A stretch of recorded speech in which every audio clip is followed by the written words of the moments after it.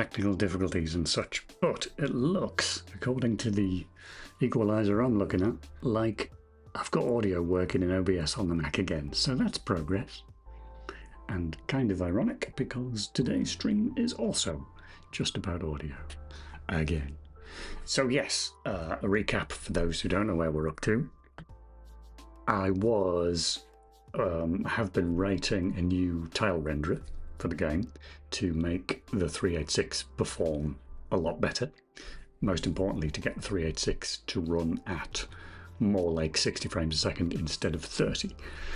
That's not the most important thing, though. That's kind of a side effect. The important part of that is because, you know, most people are not going to be running this game on an actual 386, so it's not going to make that much difference, and it is a huge change to rewrite the tile renderer. The importance is it will free up the 386 and any other retro PC, and indeed DOSBox if it's running even remotely close to the speed of a, you know, Pentium or whatever. It gives them an awful lot more free time per frame to do a lot of other effects, which I want to add for the registered version.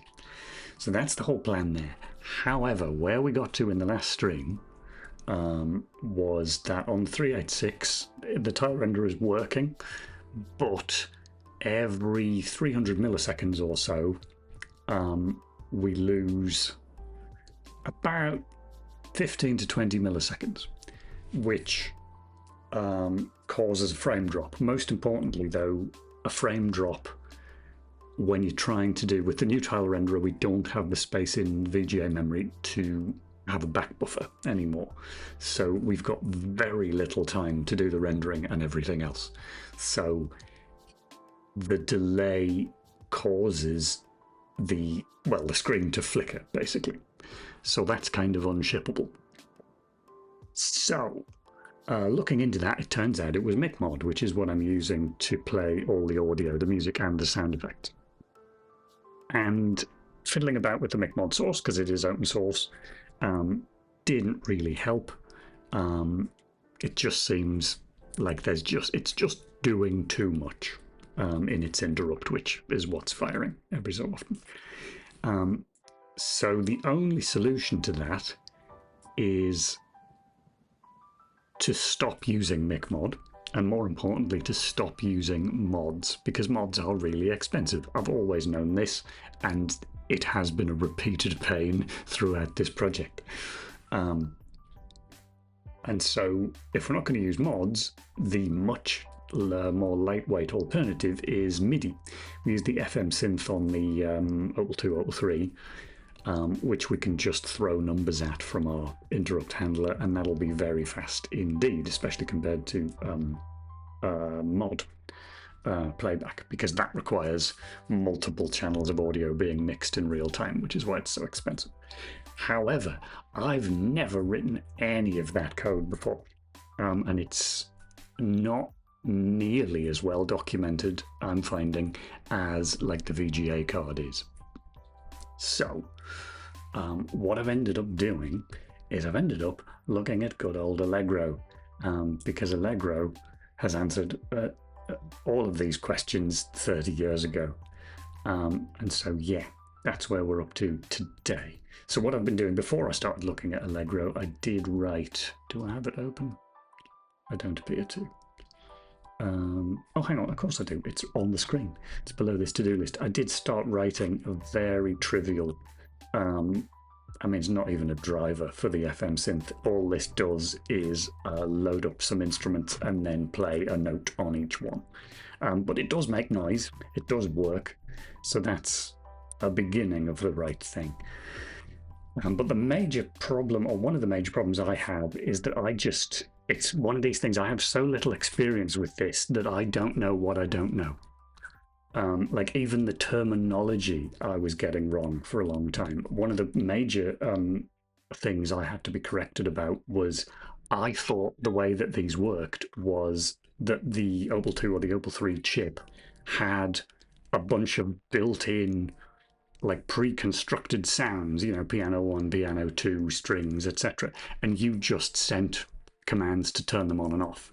But of course, the whole point with the FM synth is that it's the entire thing is it's a programmable synthesizer. You have to create the instruments that you then play. So that was the first thing I had to solve, was like, well, how do I even do that?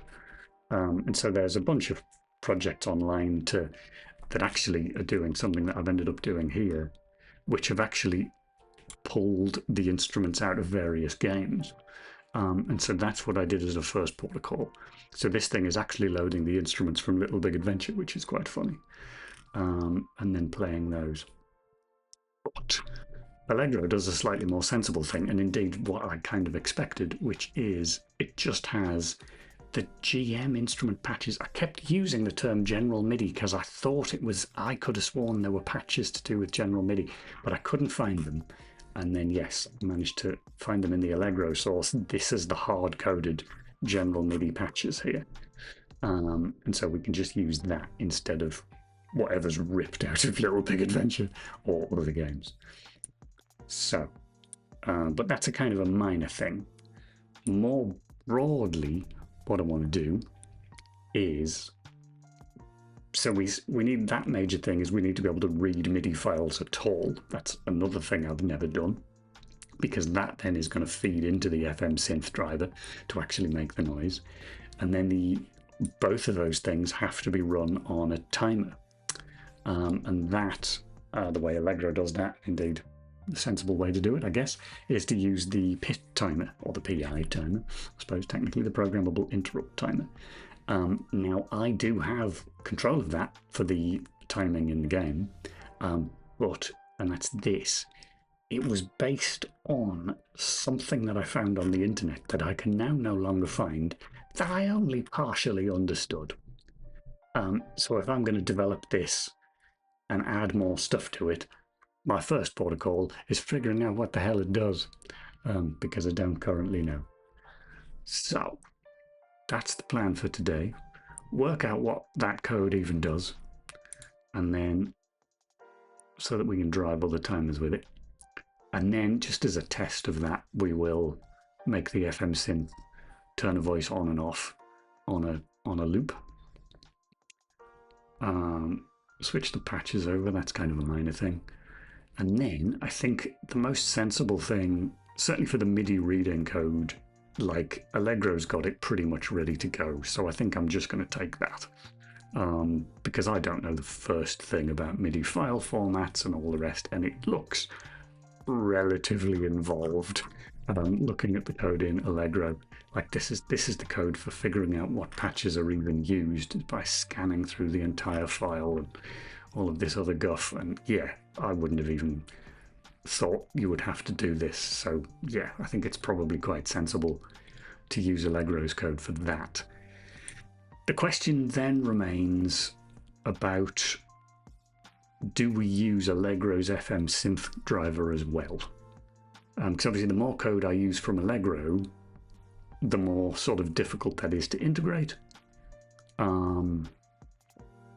But Allegro's FM synth is by definition going to be better than whatever I can write.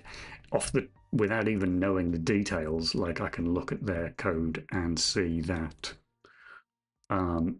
it's got support for quite a lot more hardware than I have. I mean, I'm not that fussed on that. If it works on a Sound Blaster, I'm fine with it. Well, Sound Blaster / AdLib. But, you know, this even seems to have some sort of support for OR32 and the wavetable synthesis and all that sort of stuff, which, you know, nice to have, I guess, but it's not a requirement. So, yeah, I'll have to make a decision on that later on. So, what time is it? 11:15. How much of this do I think I'm going to get done today? Well, I can look at that, and we'll see where we get to after that. So, I don't have the documentation visible on stream. And Dora is, of course, immediately screaming at me because I'm talking to nobody. Can I get this browser on stream? Probably. Studio mode. Add it in here. Really need a new scene for it. Hello there, Beam. Wazza indeed. How are you today? I think I am going to add a new scene for this.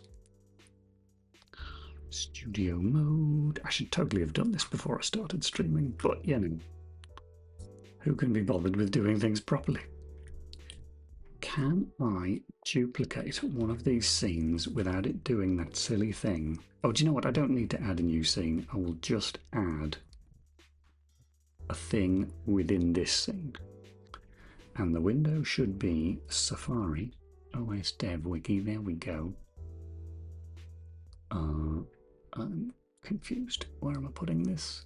I guess up to there. Is that the right size? And then turn studio mode off.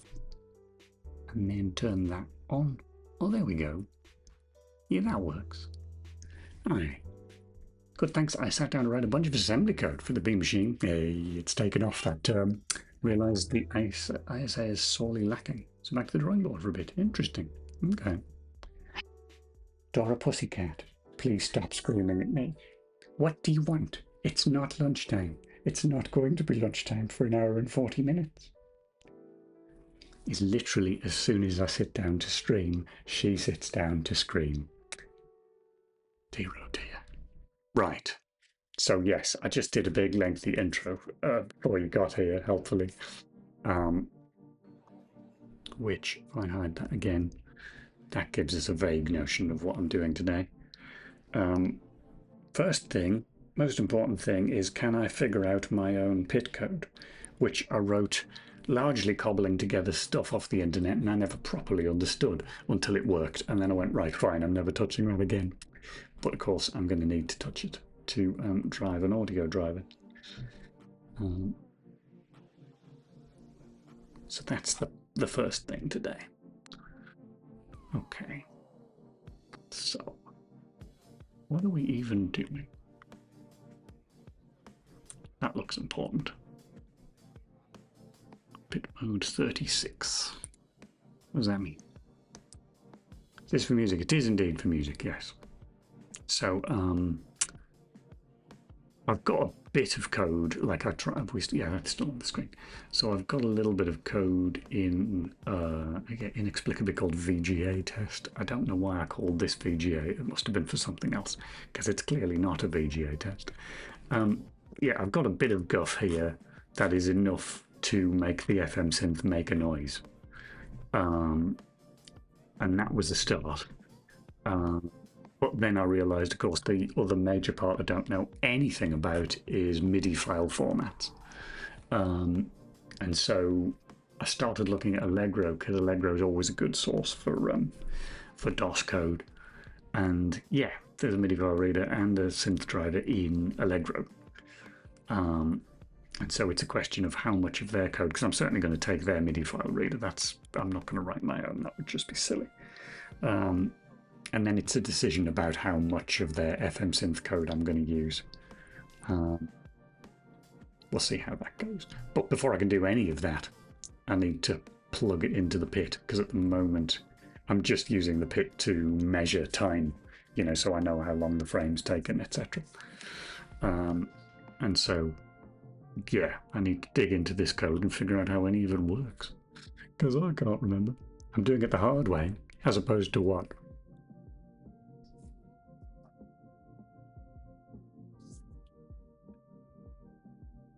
There's an easy way. I'd certainly like to know it. Look.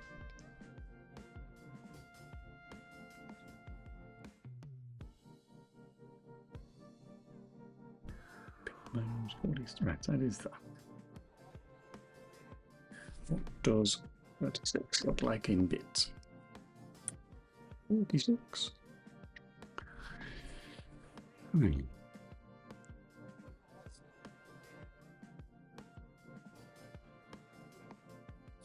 That is not 1-1, which is mode 3 square wave generator. That doesn't sound right.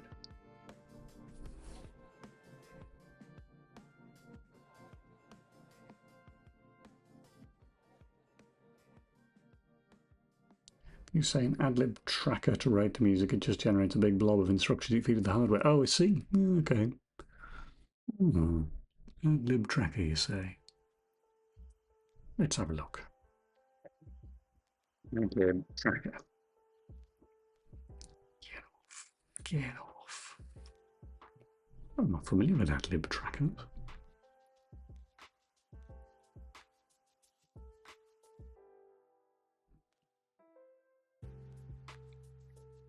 Okay.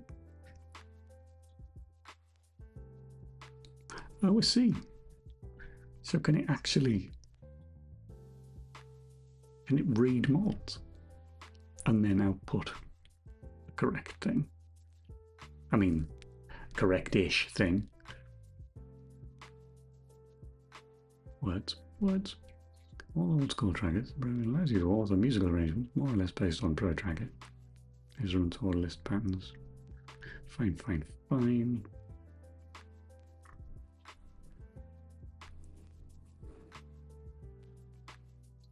Crikey.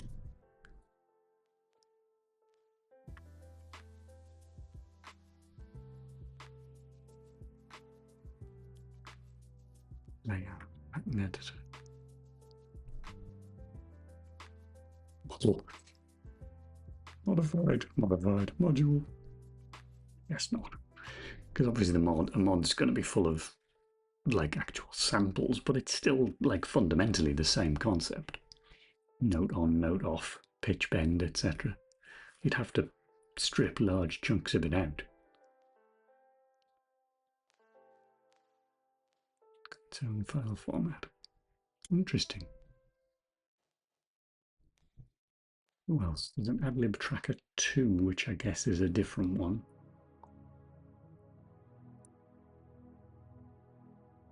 Dare we say, the most user-friendly tracker? Well, I like that claim.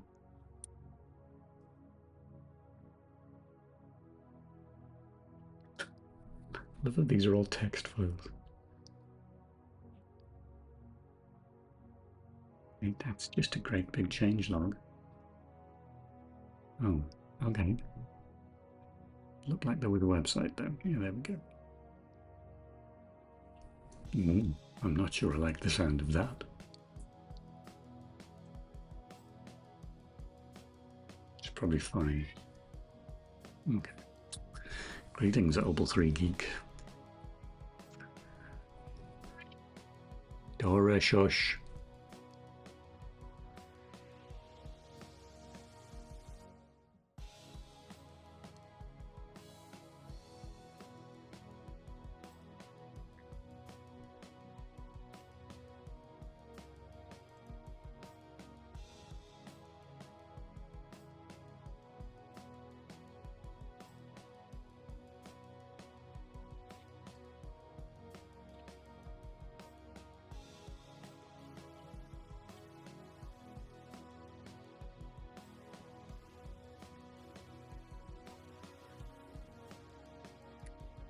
Interesting. It's not quite mod. I wonder why it doesn't load mod if it loads various other non-adlib trackers. Perhaps Scream Tracker allows you to do FM synthesis, I don't know.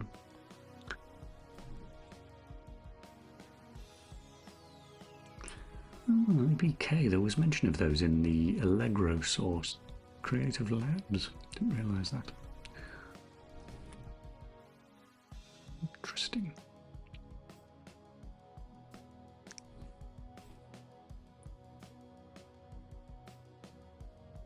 Well, I mean, either way, this is sort of just the end. This is like number 3 on my, where's the, get rid of that, wrong file. That essentially just replaces number 3. I still need to do 1 and 2 either way. Thought maybe simpler. I don't know, but we aren't going to get to that today anyway, so it's sort of fine. I was watching more recordings using Adlib FM Tracker last year. That's where I got the idea from. Okay, I'll have to look at the VODs. See if there's anything to learn then. Sounds good. Okay, I still need to know how this pit code works. I'm a bit puzzled by it already, which is not a good start. Tom?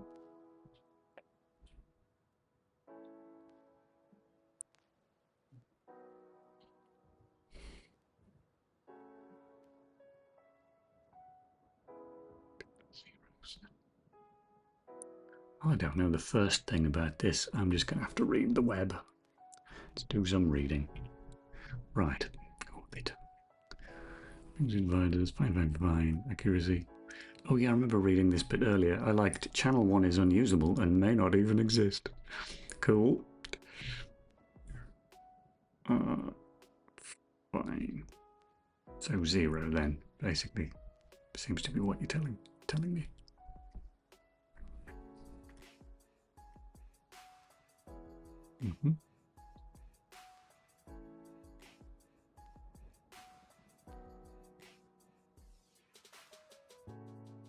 Set the reload or read the current count. Okay.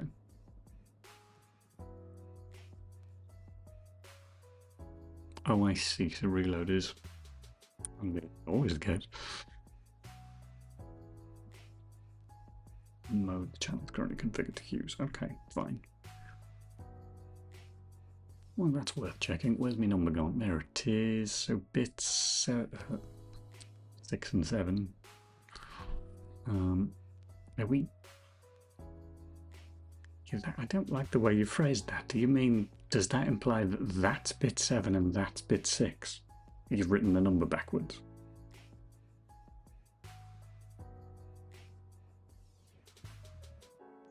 That's quite upsetting. Because if that is the case, 3 to 1. 1, 2, 3. Oh no, it is that way around. Okay. So that would be... I'm already annoyed and haven't even started reading anything proper yet.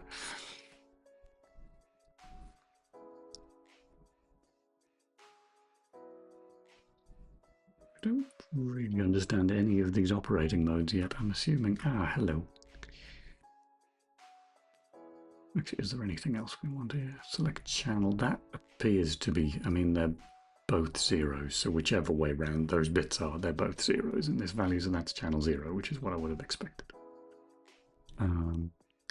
Access mode, both ones. Low byte, high byte. Okay, what does that mean? This is made you wish to use the select channel. Also specify the counter latch command to the CDC. Bits must be read on every write to the mode command register. Not using the readback command. For the remaining combination, these bits specify what order data will be read and written to the data port for the associated channel. Data was an 8-bit I/O port, and the values involved roll 16-bit IC. Okay. Very good, very good. And then 3 to 1 is probably that, but it might be that.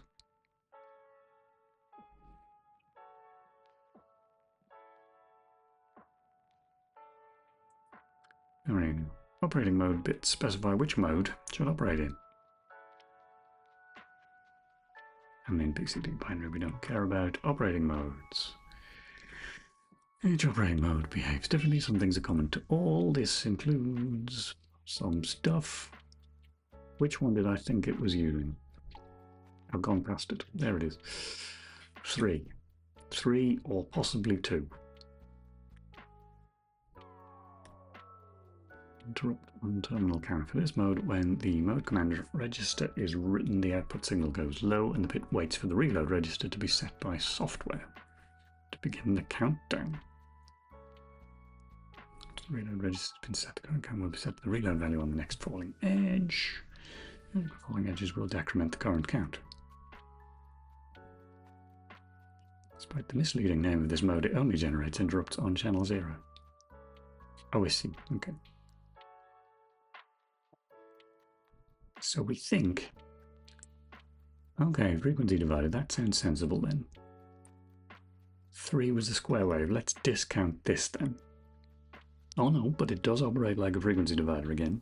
However, the output signal is fed into an internal flip-flop to produce a square wave rather than a short pulse. Well, okay. Cause the actual output to change state half as often. So to compensate for this, the current count is decremented twice on each falling edge of the input signal. Blimey, Charlie.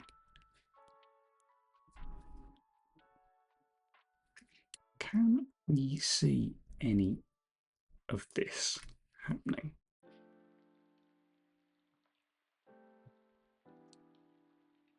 Detect node, new 8H. Going to reset. I literally have no idea what any of this code does.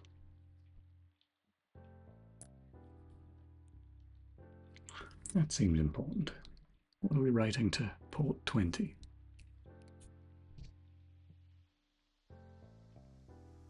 Not bad. Send the EOI to the PIC, the end of interrupt, I'm guessing that is. You would think that would be mentioned somewhere, other than just in that little bit of assembly.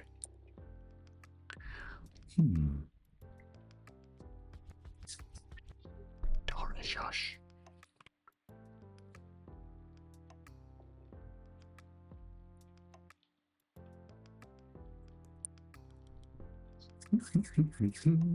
No, not in that. Let's give it another tab.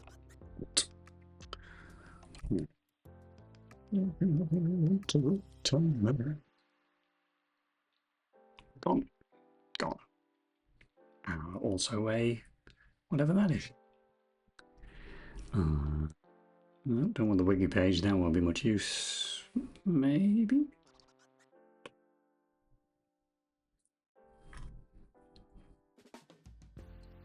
Maybe. The system clock then. Let's have a look at these. Is this in fact just a copy of the page I was just reading? Oh, no, it's not. I don't think. Okay, this looks better. This looks more like, you know, Baby's introduction to the pit. That works for me. Oh, okay, we've run out of page. Dora, ST, F and U. Can you do that, eh? You little fairy monster. Oh. One commonly performed task is setting the frequency of channel 0. If frequency of 100 Hz, we see necessary divisor. Okay, yeah, this is all fine, but yeah, we're totally glossing over any of the details.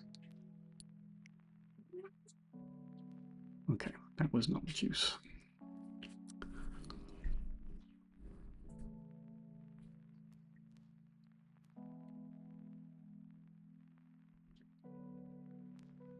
Baby's introduction to the bit, yeah, that's exactly what I want. That's why I didn't click on the Wikipedia link, because the Wikipedia link will be extremely correct, but it'll be vastly too much information. Dora, what the fuck is going on with you? Why does this cat scream constantly whenever I stream? Dora, you see this? This is my nut. You are doing it in. Shut up, please. Fuck me sideways, this cat.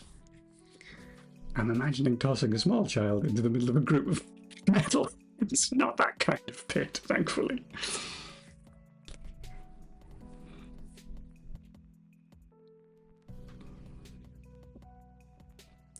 Right, let's read some of this. Charles 0 and 2. Well, yes, because 1 doesn't exist, as we've discovered from another page.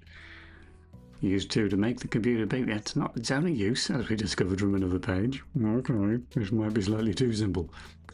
Only concerned with channel 0. I mean, that's the one we're using, I guess, so it's fine. Set the rate at which channel 0 fires off IRQ 0. Yeah, we know all of this. Command register at 43. I would like you to tell me why I am sending... I've actually lost the code now. Shut the fuck up. Why am I sending OX36 to 43? That would be nice. Command by 3. Oh, hello, here we go. Set channel 0 as data register. We need to select counter 0 and some modes in the command register first. Define the value, blah, blah. Don't care about that too much. PCT field 0. It's a square wave. Okay, so we are explicitly choosing square wave. A little bit puzzled by that, but fine. Use it if you wish. We won't use it in this tutorial to keep things simple. Oh, I see. Oh, okay, and that's because it's high byte and low byte. Okay. Because we're doing all that. Let me hide that. Dunk. Here we go. Zero value is some constant divided by hertz, which I suspect might also be a constant. Pit const. Pit const? Ah, now this is the magic number, isn't it? And then hertz is going to be 1,000. Okay. So, back to the code. I mean, back to the web.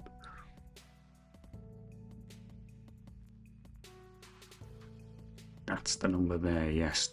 The timer will divide its input clock of 1.19 megahertz, which is this magic number, which is called pit const in this code, which is a terrible name.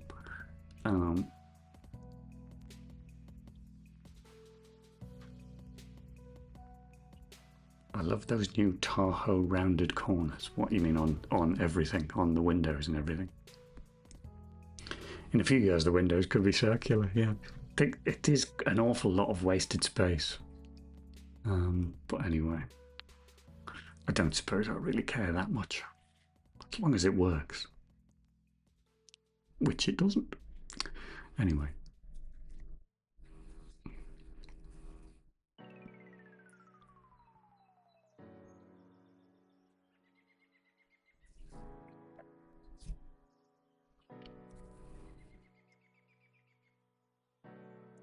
Okay, maybe I don't care too much about this.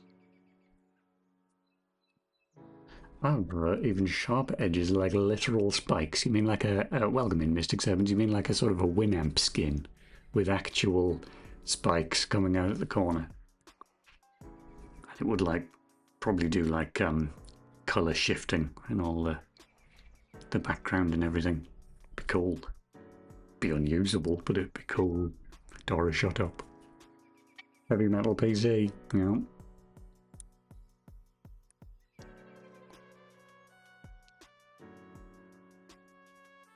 Okay, so, I mean, fundamentally, what I guess my question here is, and the thing I'm looking to change, because I'm very explicitly saying, just tell me where. Oh, heavens to crikey. I know you guys can't hear it because of the voice isolation, but I am about to strangle a cat. I really am. I'm going to strangle a cat, and it's going to be you. Isn't it, you little furry monster? What do you want from me? What? What do you want? It's not anywhere near lunchtime. Fuck's sake. It's like a firework. Would be fun to see cat paw shaped screen. I guess.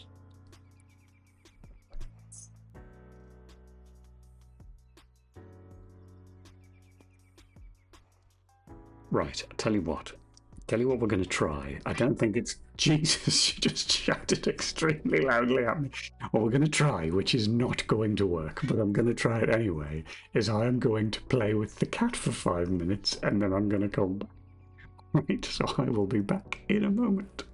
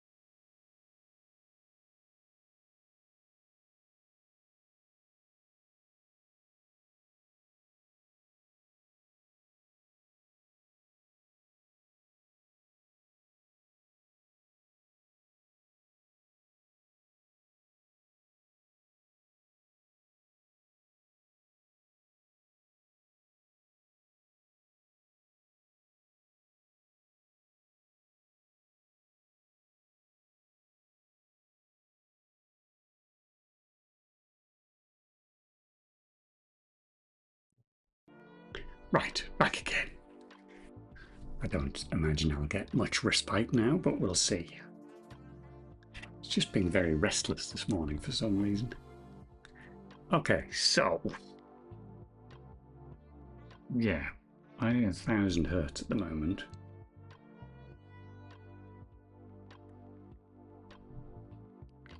So it's just updating every millisecond. Now I seem to recall very distantly when I threw this code together, I do seem to recall I tried to run that at a faster rate and it didn't work. Which is interesting, because as far as I'm aware, it should work. So I must have done something wrong. Let's put this back on again.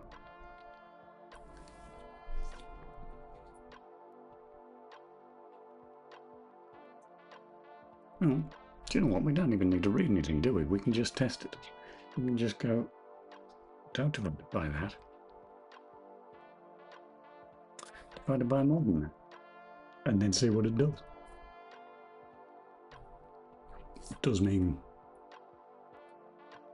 the output from the timer will be incorrect, but you know, that's fine.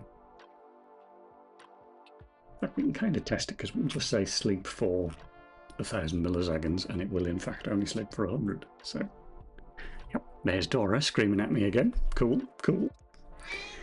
What? I don't know what you want, darling. What? We played and then you just ran away because you were annoyed. You don't want food? I don't get it. Could you stop screaming at me like a fire alarm? That would be very helpful.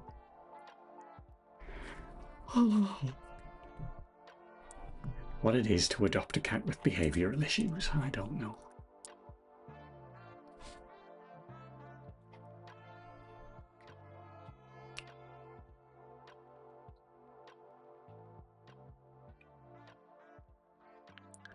What was I doing?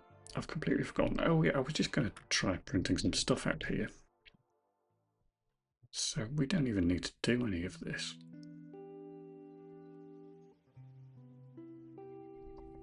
Take all of that out. In fact, you know what, I'm not going to do that because there are probably comments in there.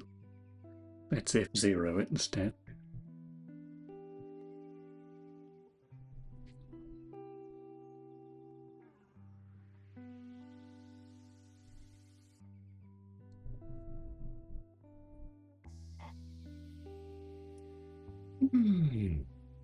Okay, so then all we should need to do then really is just tell it to sleep for a bit. So if we're incrementing this 10 times faster, then if I say sleep a second, then it should only take 100 milliseconds to do that. Or will it, as I posit, die?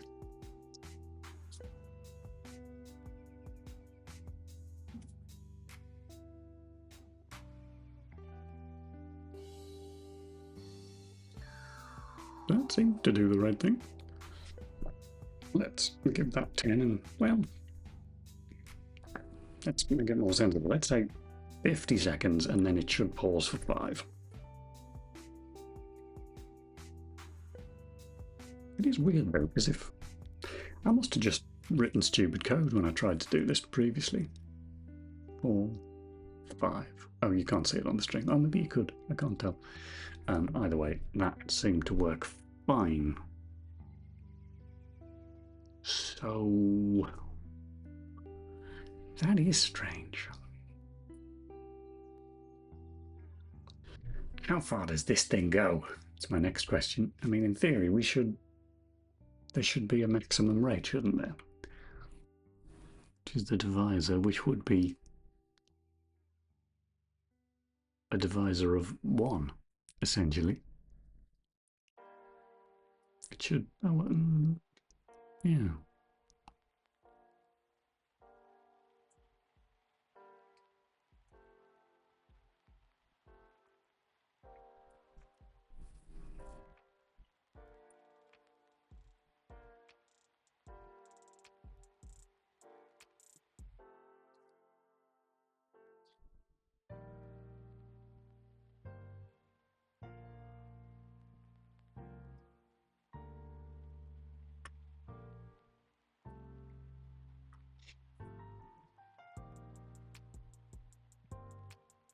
I'm just going to add another 0 to that. Oh, you can't see the code. Like, I'm assuming at some point this will melt.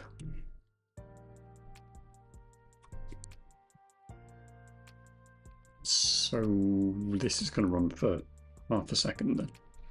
Yeah? Yeah. That looked like about half a second to me. So that would be 1 second. That's 10 seconds. How big is that number? That's bound to be unsigned in, probably fine.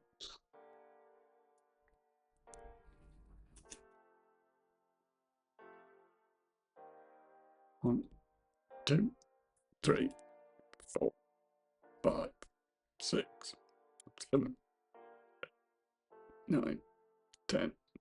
Looks about right to me.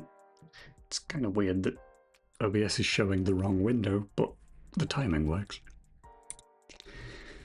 Okay, so that just means then that our counter get ticks. Get ticks, there it is. Beep. Yeah, we are just returning ticks, which is not sort of accurate now.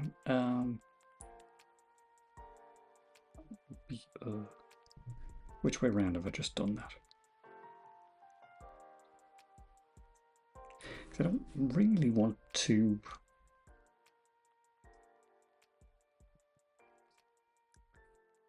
I don't massively want to do a divide or a multiply at this point. Would be divide, wouldn't it?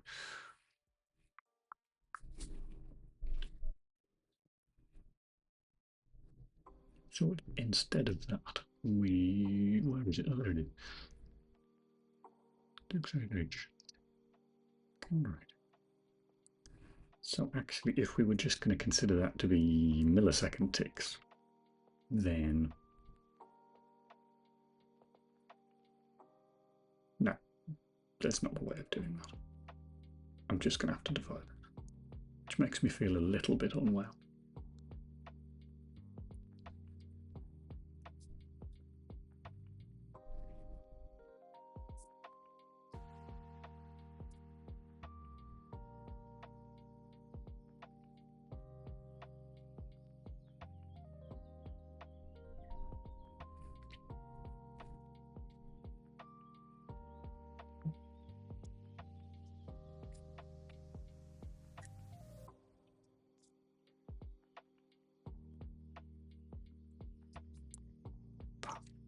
Six, 7, 8, 9. Close enough. All right, so that means we've updated the frequency of that timer and we haven't broken any of the other timing, though we have introduced a divide, which is going to get called a lot, which does irritate me. We can cache that or do something with it, though, it's fine. But then that does give us scope to attach callbacks so that we could run a sound driver on it. Okay.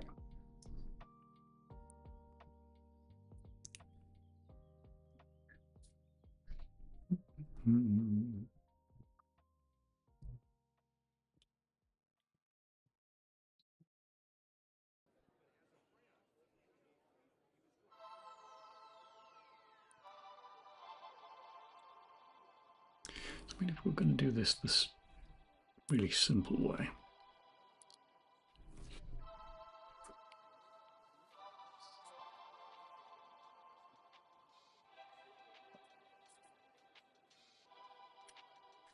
essentially just be saying if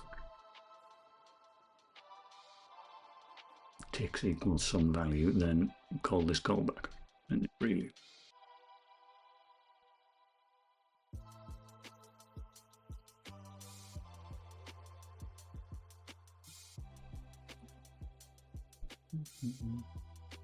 Okay.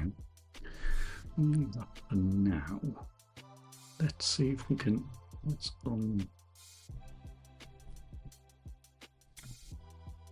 this stuff back in again. Where's my end if? There it is.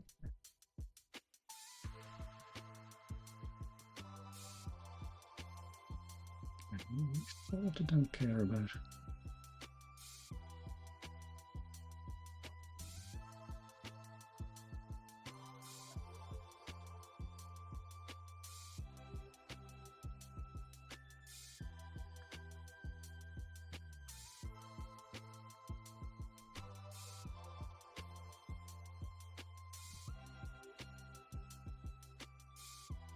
Just read one in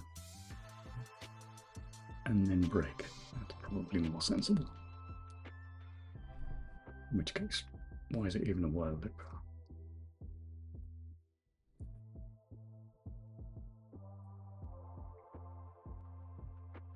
So that's going to load something.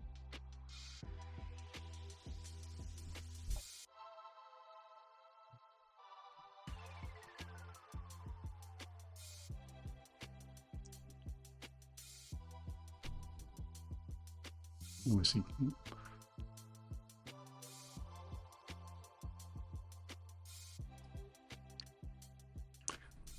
So that's actually okay. Ugh.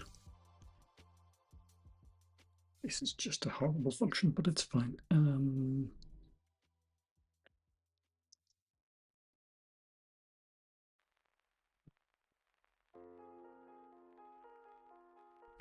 This is going to get deleted very soon, but for now, this will do.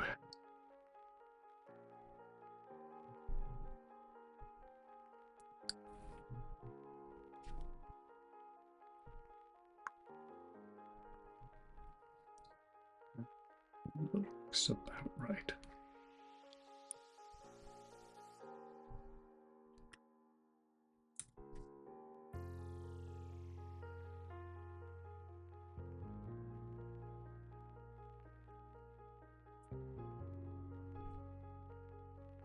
Not too much about that currently.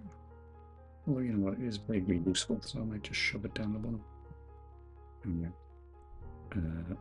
That was useful at one point, probably won't be again, but I'll chuck it down there for now. Don't care about any of that or any of that.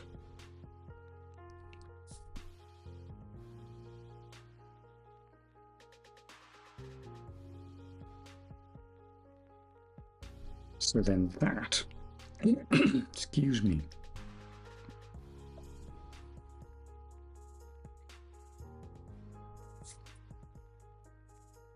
Let's, no, the timer, yeah, we are going to have to put a call back in, because otherwise how is the timer going to know what to call? I was hoping to just hack that, but there's not really a feasible way to hack it. Excuse me. Either way, I'm going to need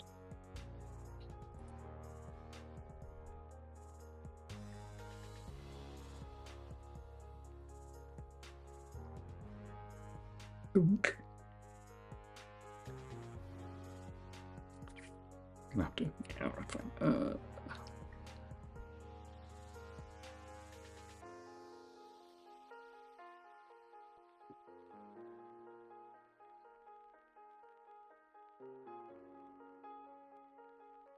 It's going to need time, isn't it? No, because we're going to be, okay, yeah, fine.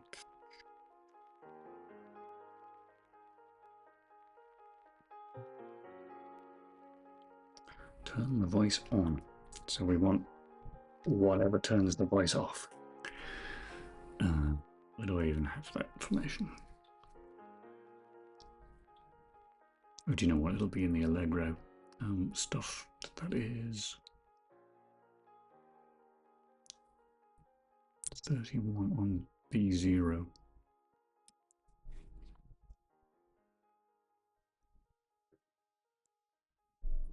Central pitch. What else have we got? Key on, key off. That sounds good. Oh, not the prototypes.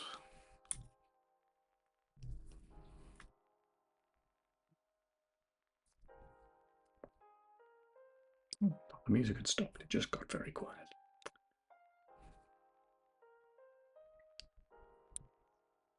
Box 43. Is that what I was doing? Right.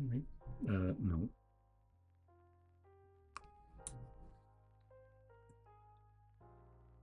You're rating a 60. Oh, I see. Do you toggle it with a 63?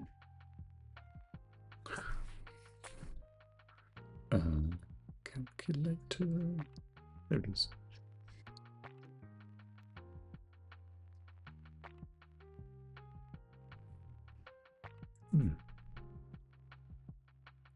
Definitely missing something here.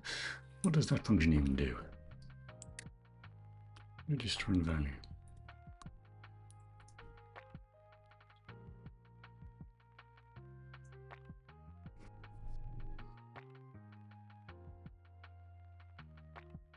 I thought I had a tab open for this already.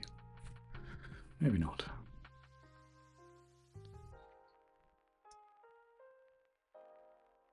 Where did I find this information?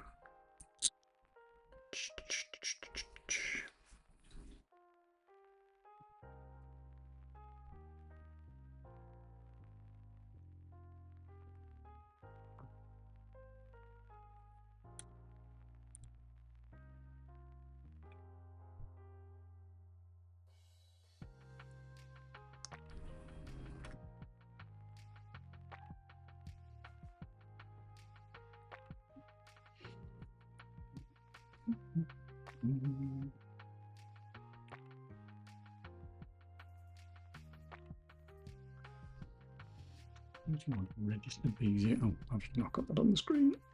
Plunk.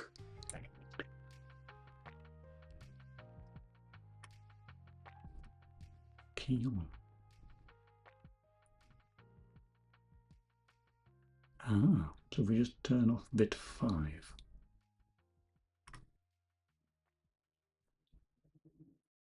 Okay, so back to the code, bit 5, you say. 31, 2, 3, 4, 5. Okay, and if I turn off bit 5, that becomes 21. All right.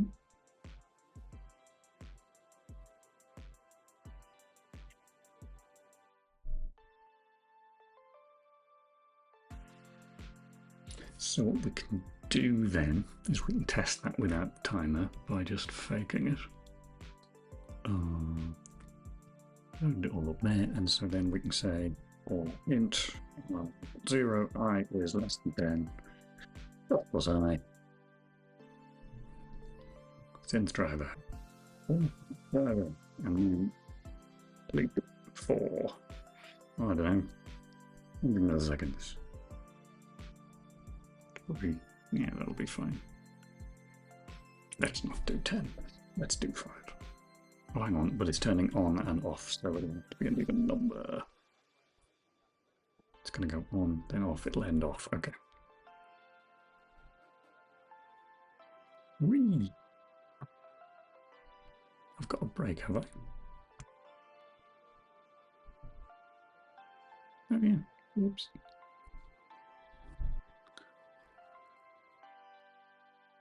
You have complaints about primary port address.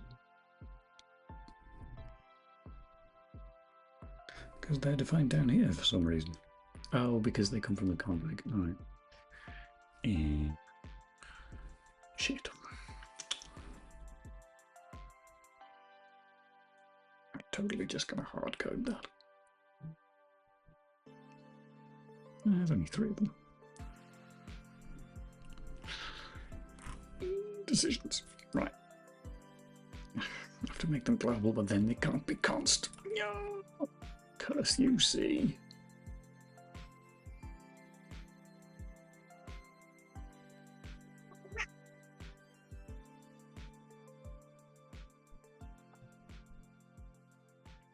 And now I've got nonsense that start with K, and that's upset me.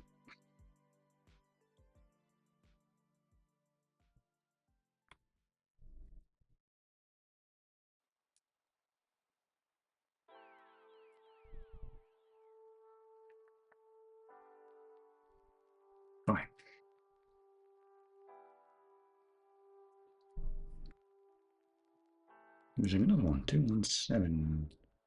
Ah, big lump of them right there.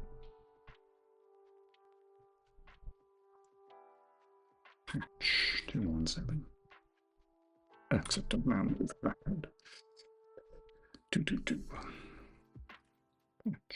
Oh, is it inside doi? That was lazy of me. Well, it's fairly sure. I think. Let's just assume that it is.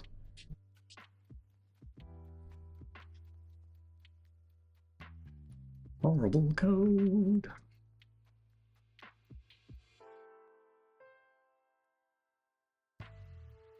Okay.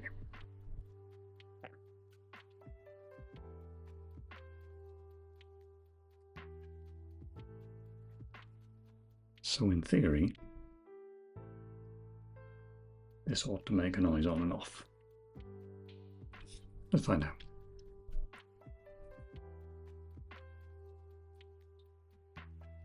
Oh yeah, that did work. It was pretty quiet, and I'm not sure it was on the stream, but it did play something, which means actually let's put that up a bit.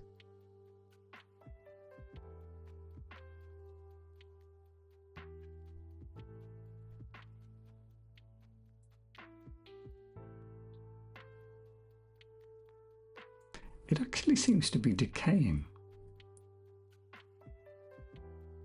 That's weird.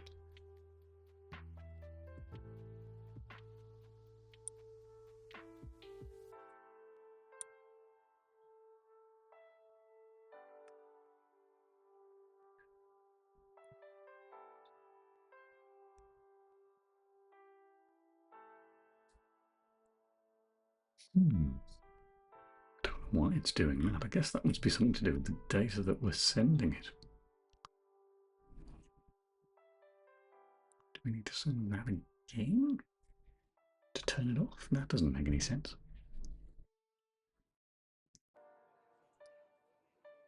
Let's slow the rate down.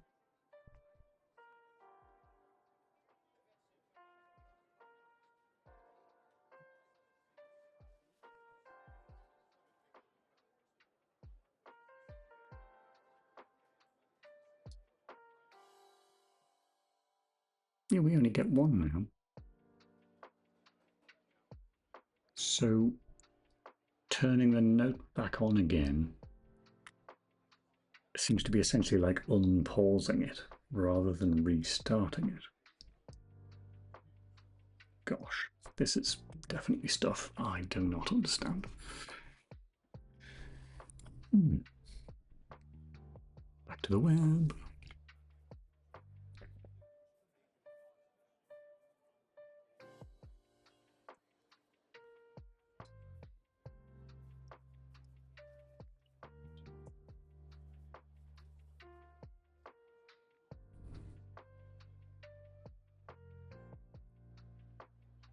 Should I just be sending a 0? Just clearing out all the bits. Let's try that. Just on the off chance.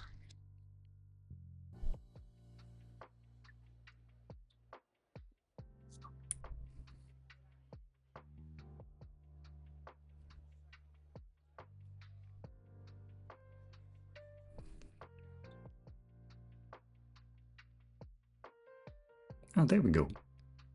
Right.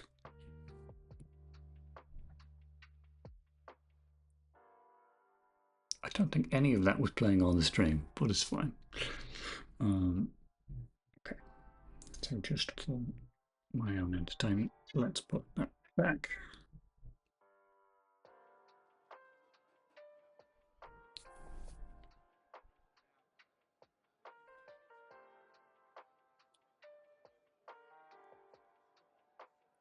Yeah, that's working better.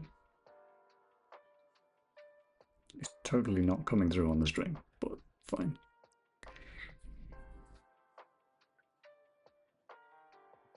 Does it come through if I play it through here?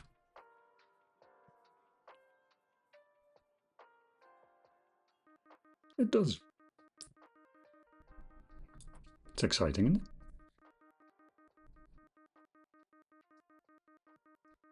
I'm glad you tuned in for that. It's the sort of quality content you get on my stream. Slightly irritating beeping. Okay, so that is all fine. So that means if we can trigger that from the timer interrupt, then that would be well good, innit? Oh, more screaming from Dora. I think she does this because she's learned that if she does it, eventually I give in and give her food early. I've never known an animal make so much noise. Right. A timer. This is the problem. Every time she does it, it completely, like, task switches my brain, and I completely lose where I'm up to. Okay, I want to have some sort of timer callback. So, this would in theory be something like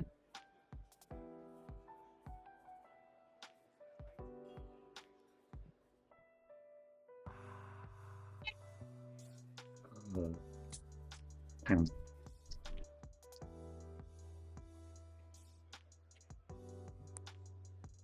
I mean, I really didn't need to write that, but that's the general idea. So I need a callback and frequency. So put that up here somewhere. We have these. I guess we need them.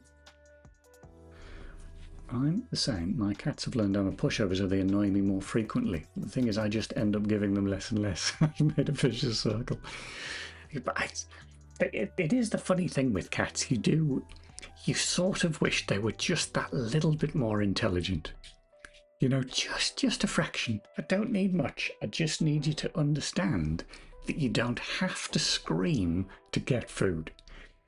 If you were a bit brighter, you would notice that you get fed whether you scream or not. Bless your furry little face. Oh, you look so annoyed as well, don't you? It's 20 to 12. You're out of luck, furry. Sorry. 20 minutes.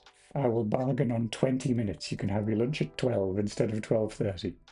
Crikey. It's what would make me a dog person, is the knowledge that a dog would just, you know, if you went, stop shouting at me, the dog would go, I'm so sorry, I didn't mean to upset you, in the way that dogs do. All right, settle down. Whereas you definitely don't get that with cats. I will not calm down. You will give me treats right now. Okay, some sort of callback info. What do I even want to call this? Timer callback info. Timer callback date. Timer callback stuff. I'm going with info. Info, data, stuff. They all mean the same thing. So that will need some sort of frequency. Int char, int char, int char, int char. Short. Not much point in using a short. I can go with int. It's not exactly. No, it's literally not frequency. It's a count, essentially. And it's a count that is entirely dependent on the frequency of the timer. So this is kind of grisly because it means that anybody creating one of these callbacks needs to know what frequency this is running at, which is not ideal, but we can ameliorate that later. Tick count. Tick is a bad term because we're essentially using that to mean milliseconds currently, which is also incorrect. I'm going to call it tick count. Fuck it. I'm saying that tick count and then some sort of callback. One of the things I discovered in writing this game is I can no longer remember how to write function pointers, like straightforward C function pointers. The only function pointer I've used in this entire code base, I cheated and used the C++ function pointer type instead, which is exactly what I'm going to look up right now so that I can use it again. Where did I use it? In the tile map loader. In the hello. I've never known. I look it up literally every time. It's one of those things like that for me is it's stored in the same part of my brain where I store that weird thing that you used to have to do in C when I first learned when I was a kid, where if you want a struct now, you can just go struct thing stuff, and then you can go thing doodad do dad dot stuff. It was one right like that stuff. But in old C, you used to have to do this really weird thing where you had to say, what was it? Type def struct. And then it was like a thing type. And then you would define the struct. And then on the end, you would say, that's a thing.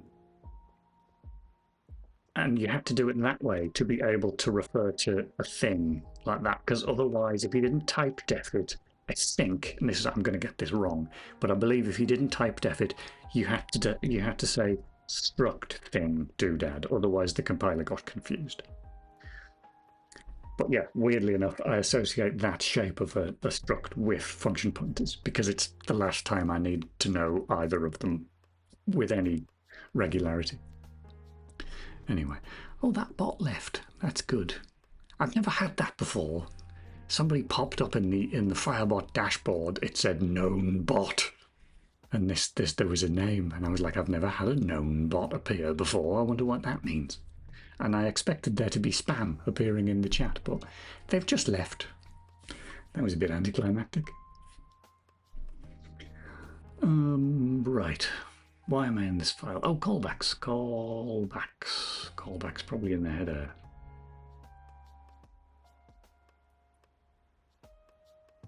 Hello. That's the thing. Standard function. Yes, of course. Which is probably very similar to what the format looked like for C, but I can't remember it, so that'll do. That'll be in the header. Look. Where did I put that one? Outside the namespace. Right. Guess I'll copy that then. Standard function. You ain't going to return anything, I don't believe. Yeah, you're just a timer. Unless the timer wants to switch itself off, I guess. We can have that later if we need it. We don't really need any browsers. Okay. This feels slightly overkillish now, but sure. It's not one of them. It's a timer callback. Timer callback. Thing. Calling it a timer callback thing. That's what I'm going with. And then I can't remember how to use it. We just pass it around, can't we? Okay. So also the other thing I need to do is I need to define that in order as well. Oh, the meowing has started again. What time is it? 11:45. Not yet, furry. Shush. Shush. I'm going to take count and then, what did I call that? Time call back. Ding. Call back.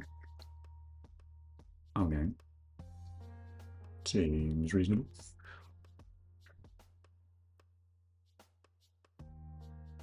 Oh, and then I'm going to need a bunch of these, at least in theory.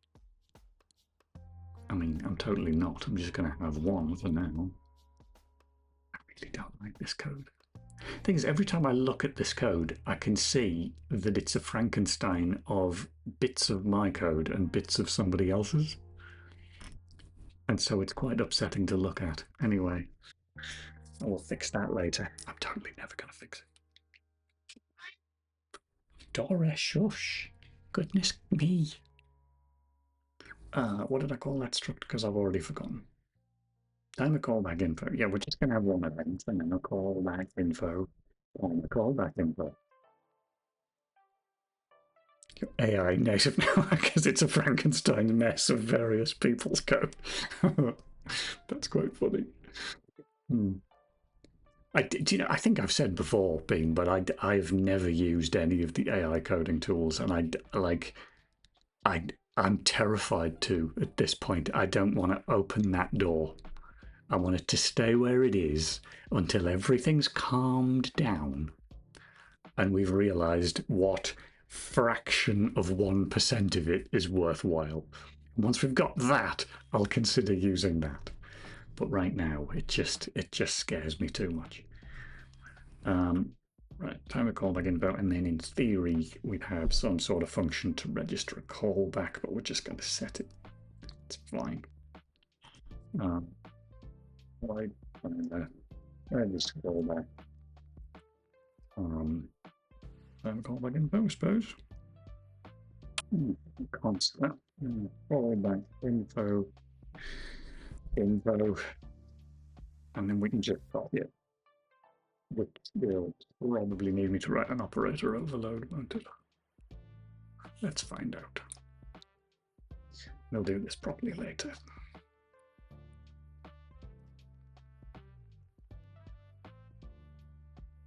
Why have we put spaces in there? The whole thing's spaces.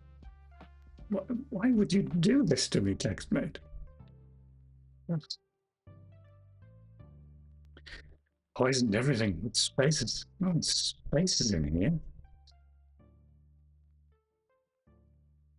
That's a bit better. So I don't even, you can tell that's not my code because it's got a stupid function in it. I don't need it to make a noise. Why is that even in there? Sound. Get out.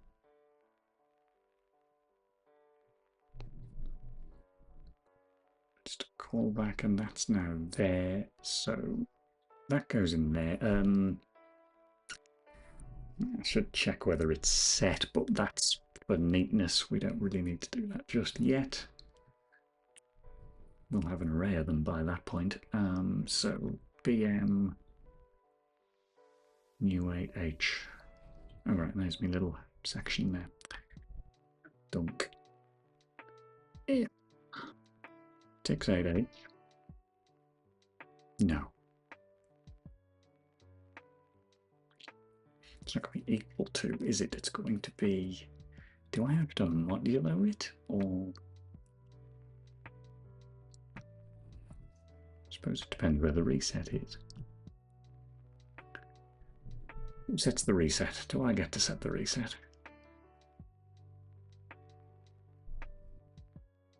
One. Really, one.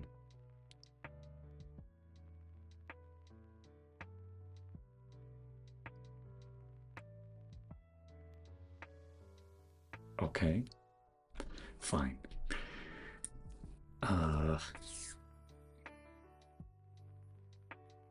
Really? I don't really want to do a modulo. That seems horrid. I feel like this should be done more sensibly. Like I should have, yeah, when we register a callback, we should just put a countdown in it. But this will work for now. What did I call it? Count? Maybe count. Tick count. E.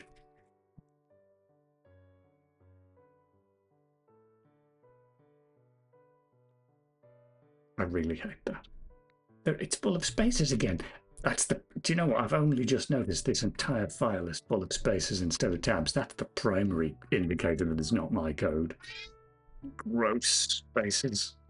Can I just get TextMate to unfuck this for me? Reformat. Is that my only option? I think it might be. Macros? No, not macros. I think I'm just going to have to say reformat and hope for the best. I don't think that was the best. Oh my god, what have you done, TextMate? You are no mate of mine, I tell you. Is there a less mad option than that? Reformat text and justify. I feel like that's going to be worse. It Christ a lot. What's that for? Okay, fuck it. I'll do it myself. Which is very much my attitude using TextMate. I desperately need to find a better text editor. Okay, fine. Fine. I'm just going to be angry about it instead. Speaking of angry, the cat started shouting again. You'll have to wait. It's not lunchtime yet. Fine. If the tick count is 0, then we want to call the callback. Time callback. Info dot. I think I just called it callback. I did. Callback. I mean, get rid of that. And then if we have this guy over here, rather than doing that, yeah, you're going to have to just sit and spin for a while, aren't you?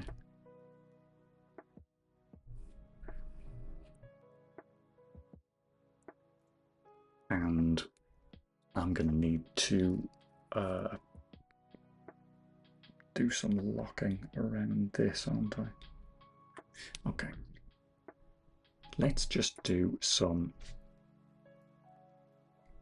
massive wheel spinning here. I don't know if that's going to help much.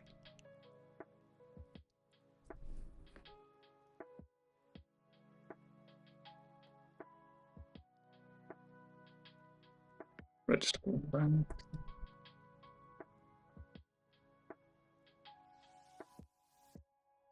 Yes, because we're just copying it so much. No, all that info, time, all that info, blurb. And that requires a tick count and a callback. Who knows?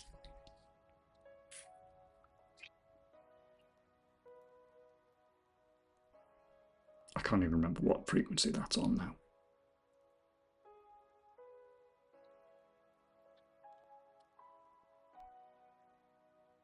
That's going to be every millisecond, isn't it? Fuck knows. Let's find out. Right, and then I need to define.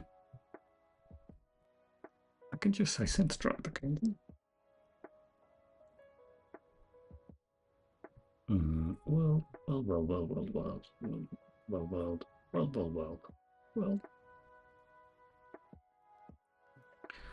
Something about the tile map.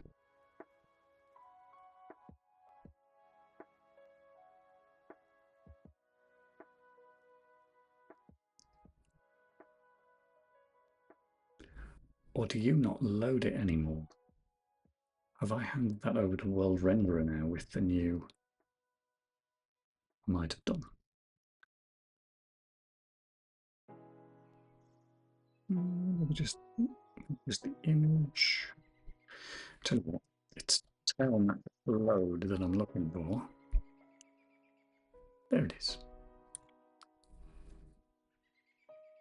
Load object binary, which is just a lambda, I think, in this case, isn't it? Yeah. All right. So I should be fine then, I think. Except that I need to put guards around this. All good lot. Right, I will be back in a minute when I have either fed a cat or put her in the bin, whichever seems more appropriate. Back in a minute.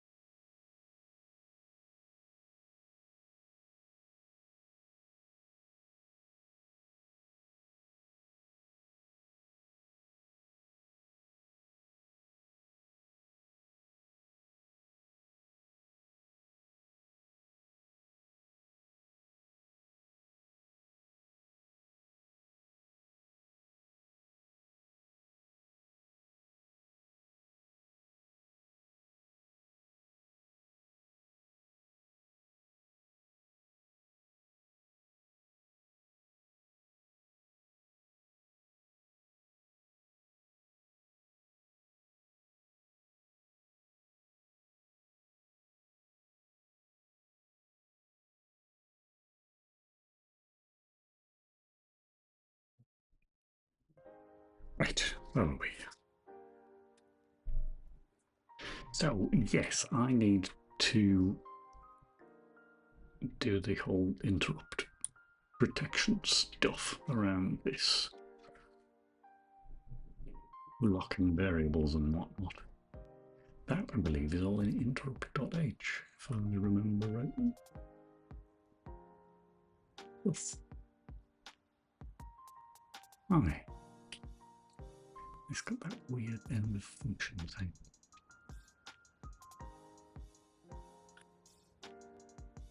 Okay.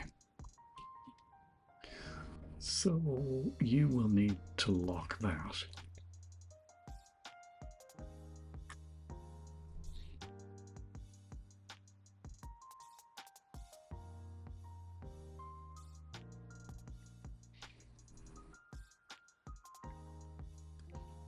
In theory, lock function as well.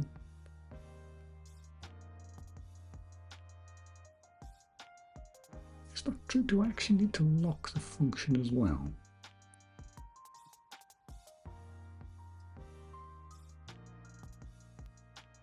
Oh, maybe I should just do it anyway for now.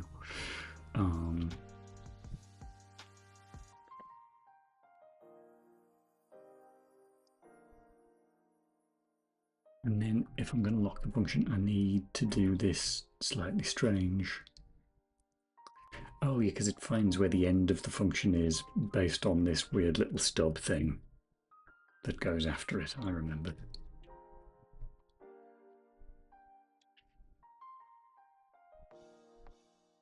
All right. Let's see what doesn't compile about now. Much. Good point. May have neglected to include.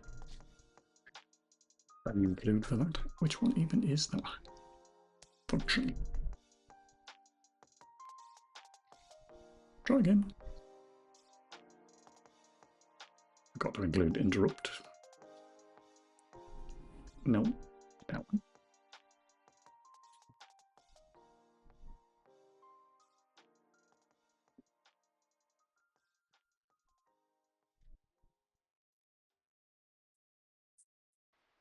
Wing.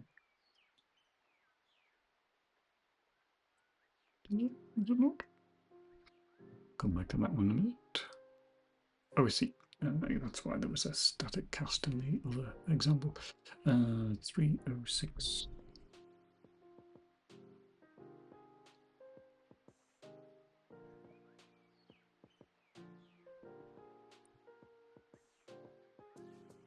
But did I not fill that in? I didn't. Oh, I didn't put a semicolon on it. I left minutes.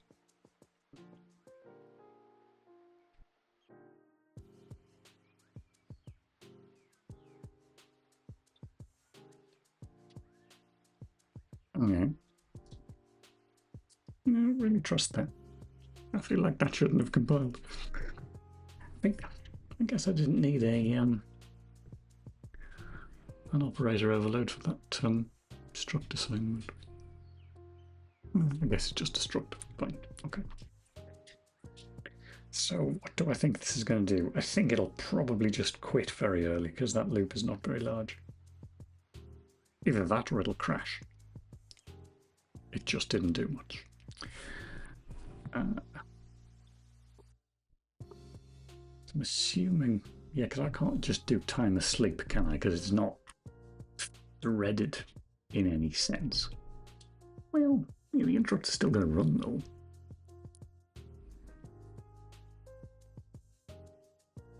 Yeah, okay. Let's just do that then. Sleep for 1,000 years. Or, 10 seconds, whichever. I reckon this is not going to produce any sound.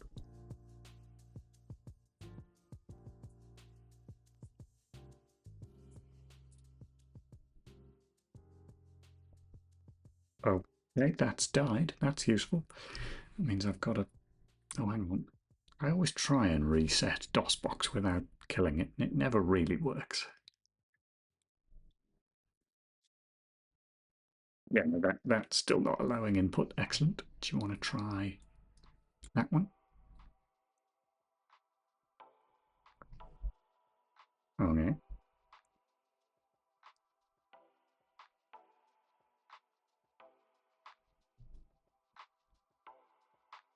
That just immediately quit. Why did it do that? Oh, and it died. Okay, so we've got something else going on here then. Mysterious. We're not even getting to that point. I don't suppose there's anything in the log, is there? There is, but nothing that useful. Except his memory corruption, so that's sort of... It's possible. I wonder if it is managing to fire...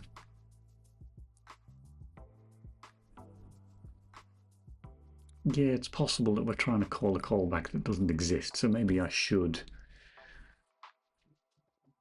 actually say whether that's set or not. Which I'm just going to do as a really crummy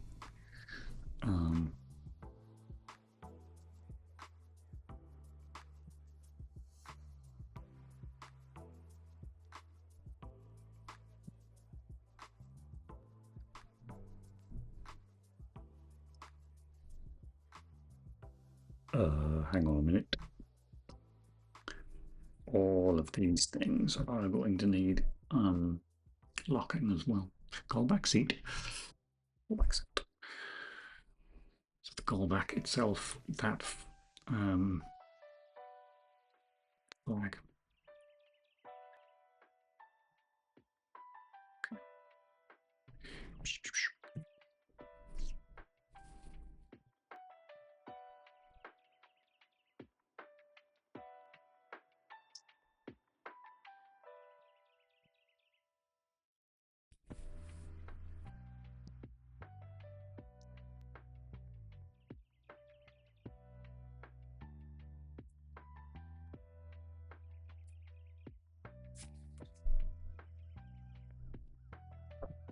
It's died again, or rather, it done it earlier. Copy.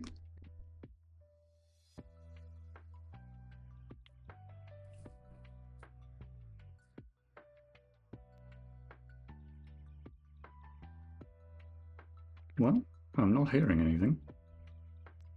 8, 9, 10. Yeah, I thought that might have died. Interesting. No, our control C out of that. But is that because DOSBox is in a dodgy state anyway, or is it because the program's knackered? I mean, the program's obviously knackered, but is DOSBox also unwell? If I just quickly run the game. Okay, so DOSBox is knackered as well then. That's annoying, because it means I have to kill it. Which means I have to tell OBS where it's gone.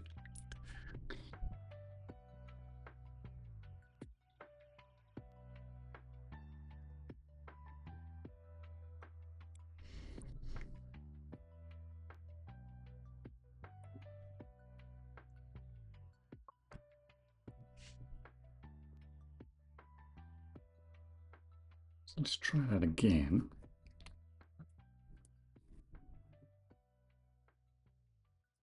Okay, that's fine. It's still broken, but 5, 6, 7, 8, 9. Very broken. Okay.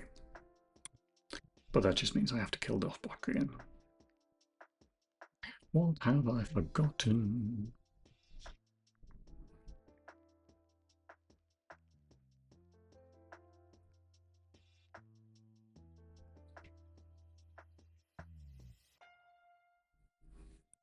Well, I'm sure if we get rid of that, it's just going to sit there for 10 seconds not doing anything.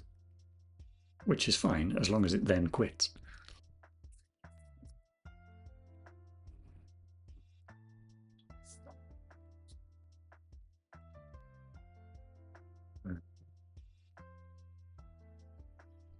1, 2, 3, 4, 6, 7, 8, 9. Close enough. Okay. So it is the attempt to call the callback that's the problem. I mean, it's definitely going to happen on the very first time through because that's going to be 0. But we've got callback set, so it shouldn't.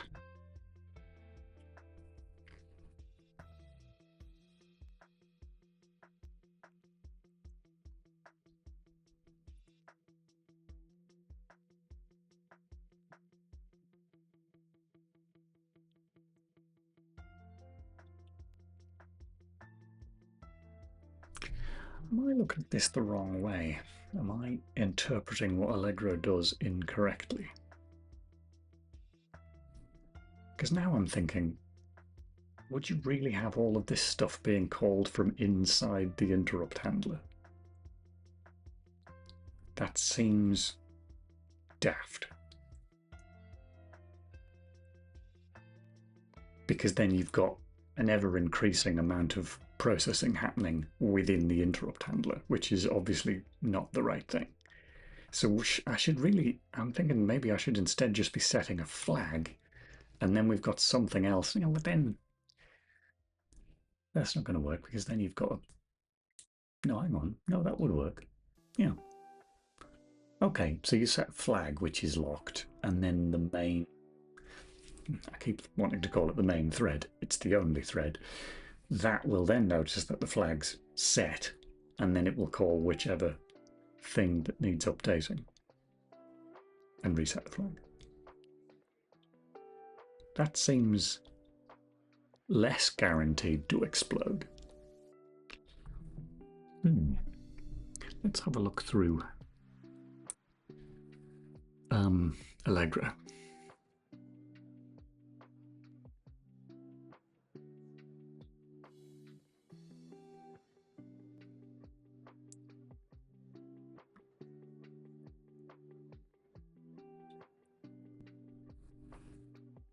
Not currently on screen, but it's fine.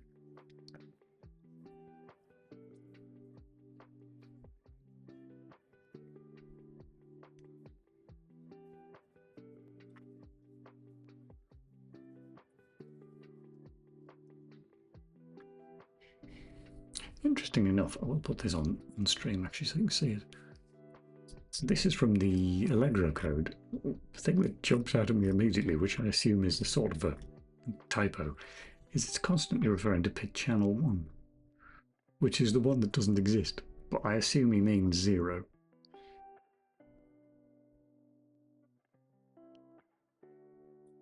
In 34. I think we were using 36, weren't we? Yes.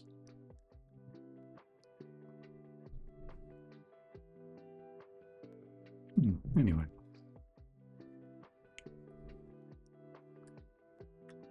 Love bill timer speed. Okay.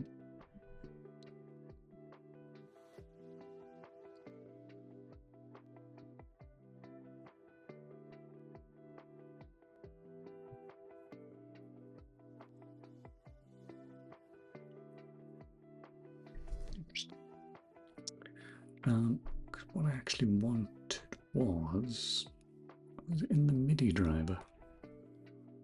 Maybe it was.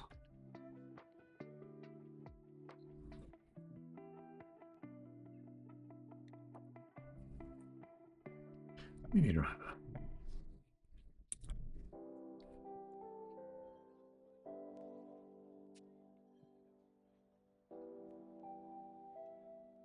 Where do you set it up? There we go. Install int. That's what I was looking for. And then that is not in there. I have to search in that window.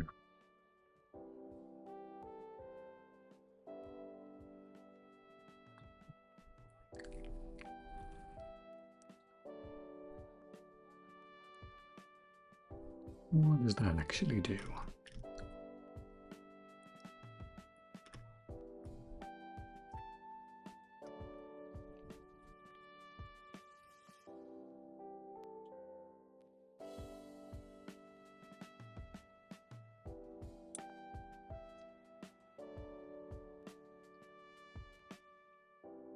Timer driver.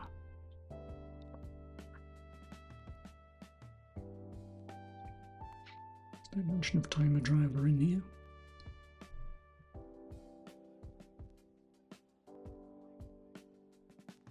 There is. 2, 3, 4, 5, 6, 7. 1, 2, 3, 4, 5, 6. Big load of nulls. 3, 4, 5, 6. Big load of nulls.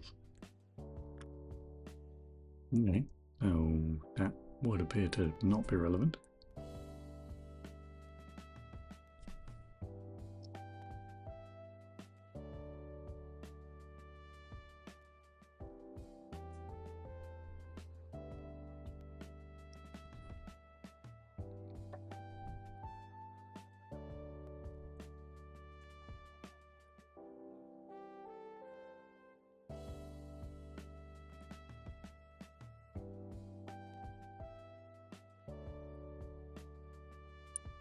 Okay, one timer code. Install here, install int, which then calls install timer int, which is this guy. Here we go. Installs function is the list of user timers. We call runs every speed time ticks. There's negative number, so there's no room to add it. Okay. So how do we then service it? Okay, this is totally platform independent.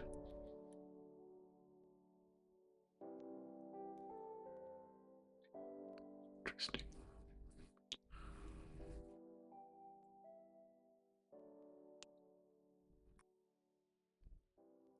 What other functions have we got in here?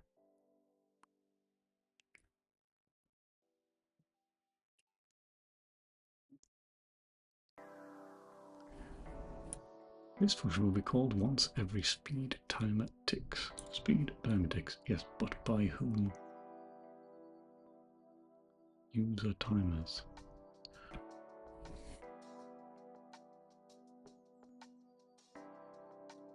Removes a function from the user timers. Installs the timer interrupt handler. You must do this before installing any user timers. Okay.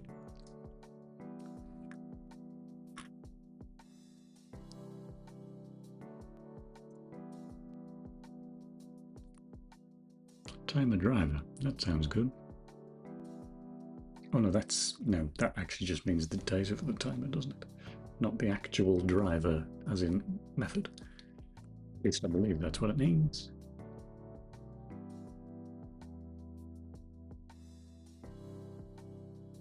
Yeah.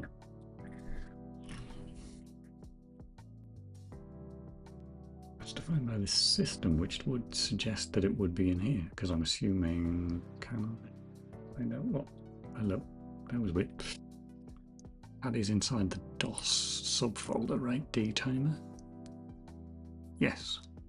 So this is explicitly the DOS timing code.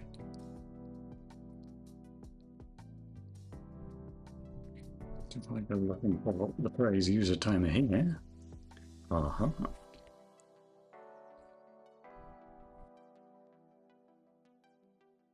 Bloody hell. Okay, so not only does it directly call those user timers, it does a ton of other stuff as well. Wow.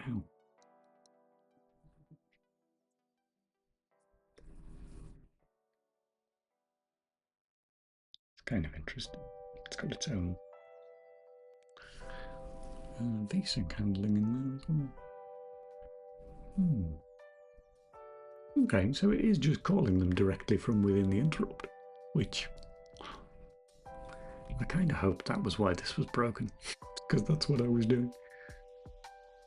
Doesn't seem to be there.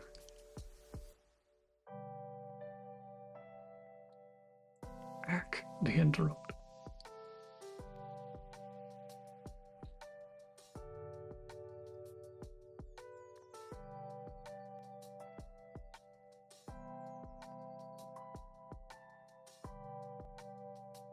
Oh, hang on a minute. Look here. Callback x equals true.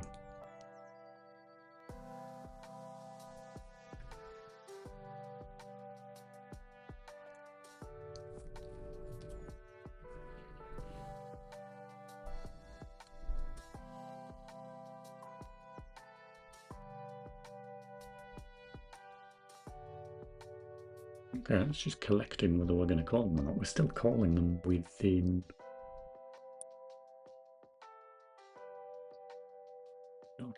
Wait, we're not, because we're re-enabling interrupts at that point.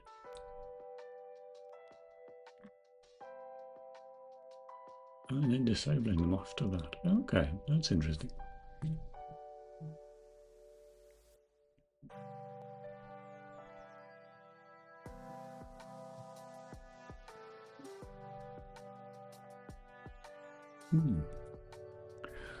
How very interesting.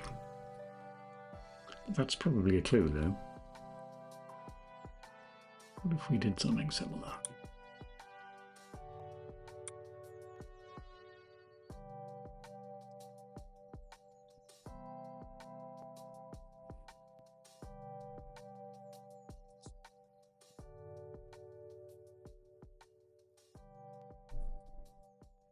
That's a lot of fucking about with interrupts.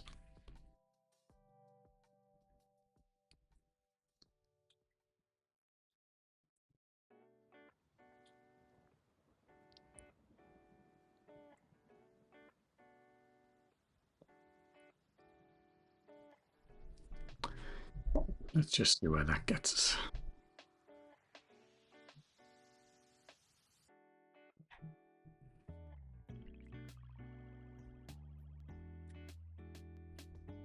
I already got one of them. That's out of date.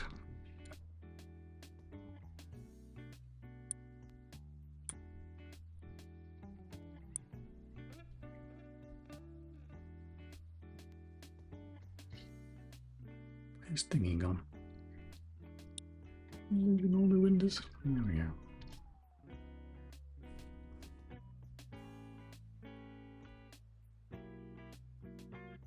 That's just died again. 6, 7, 8, 9, 10, and dead. Cool, cool.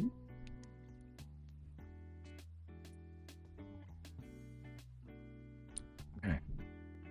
Typically something else I'm not accounting for out of interest.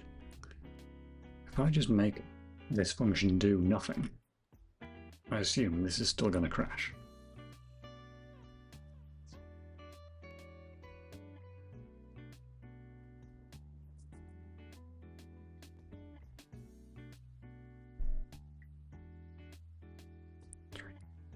Four, 5, 6, 7, 8, 9, 10. Okay, that did die. All right. Oh, actually, that has confused me.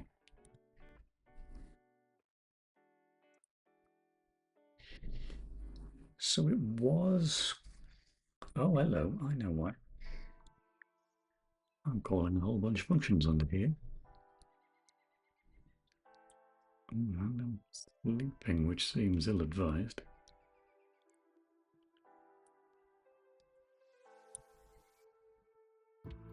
Okay. Now I'm sleeping deliberately because there's supposed to be weird issues around timings with these I/O calls. But let's get rid of those and then let's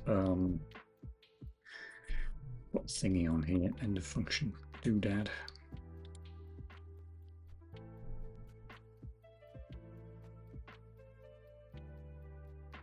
Let's be data, and we also want to. Where are my locks gone? Locks. There they are. Lock. Tune. Redstone. That guy. All right. And then that's re-enabled.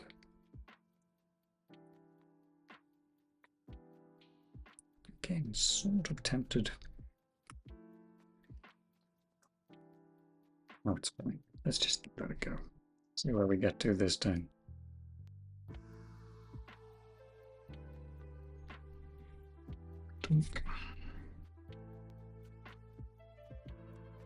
Actually, I might run it from there because you can't see it on the stream if I do that.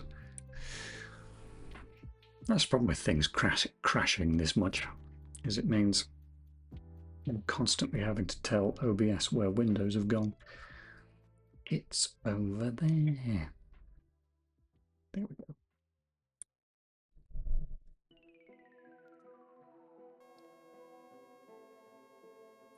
That is a permanent tone. 8. Okay. I mean, it stopped after 10 seconds, but that feels like that flag is somehow not resetting.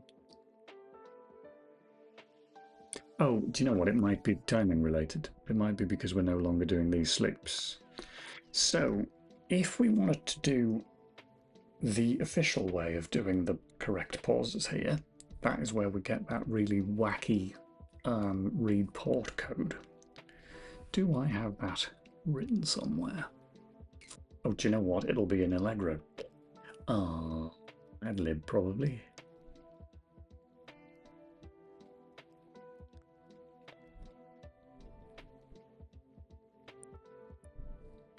Because it's got the magic delays written up here somewhere. There they are. This is fantastic stuff. If you've not seen this before, here we go. So this is the official, according to the Adlib documentation, this is the correct way to get the timings right for sending data to the Adlib. So you chuck the port out saying what register you want to write to, and then you wait 5 reads worth of time, and then you write the actual data to the other register, and then you wait, is that 37 delay to 30 something? 35. Then you wait 35 reads before then doing that again. So we're going to do something very similar. Yoink.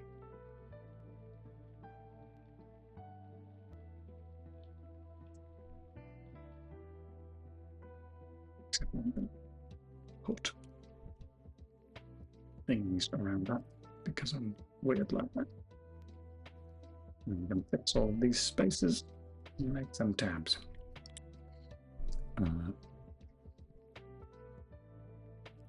That should be 5. What was that number? 30 something. 30. Wrong bit. 35. Oh, and those for magic numbers. Yeah, okay, I hate the fucking magic numbers, so let's get rid of them. Constants for a long sign. Oh, really? Address. Delay, read count. I'm just going to address, delay, constant, delay. That'll be equals 30.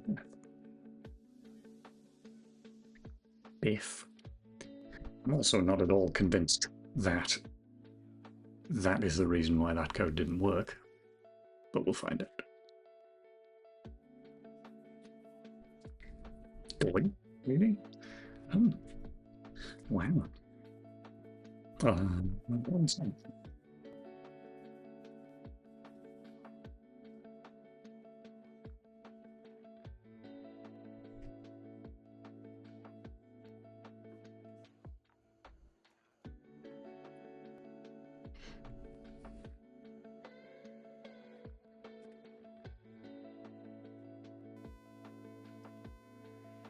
Nope, still a permanent tone. So, is it a permanent tone because we are oscillating too quickly? Is it a permanent tone because we're only calling the callback once? That feels more likely to me because I didn't like the code that I wrote here.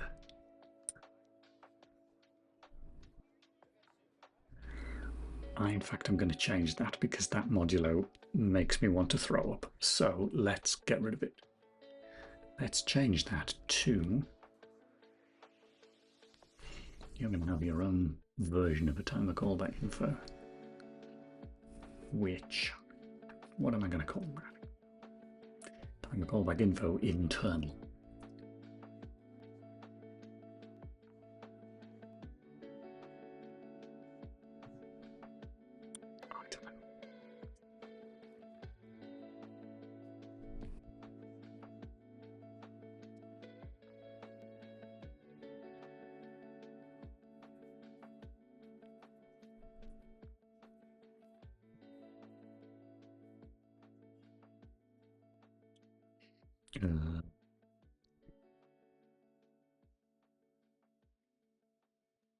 Or I could just have a separate list of counters.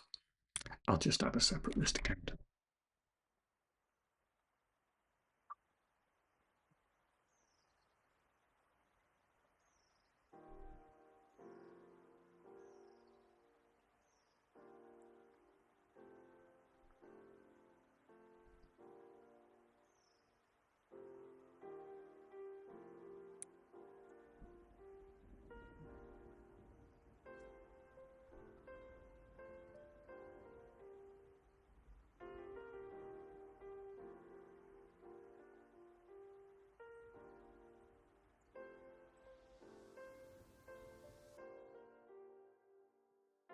Damn spaces.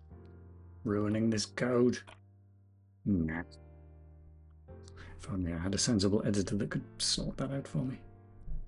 Fine, we'll just have to make it hideous. Tile that callback disabled, and then time equals time callback info dot tip count. Done. Just pick one. There we go. Is there really no way that I can make this non-hideous? No. I don't really understand why TextMate can't reformat this without entirely screwing up the file. I mean, what's that? Who would want that as the reformatting? Absolutely baffling. Anyway, fine. I'll just try and ignore it as best I can. So decrement time counter, when it's 0, call the callbacks, reset the timer counter.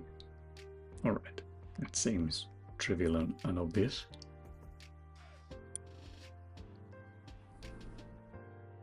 Nothing else changes, so rebuild that.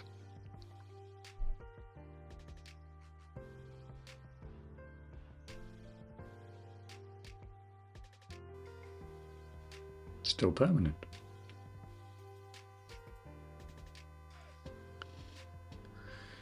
So is it triggering too often?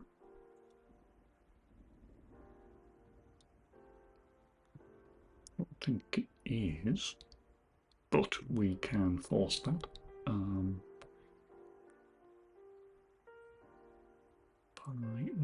There it is. Just make that bigger.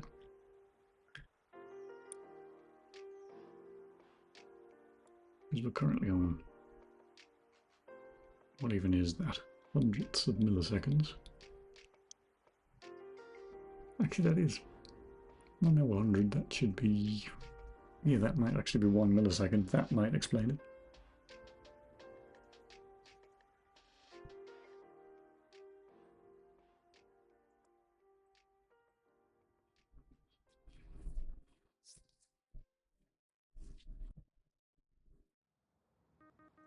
That's a bit more sensible.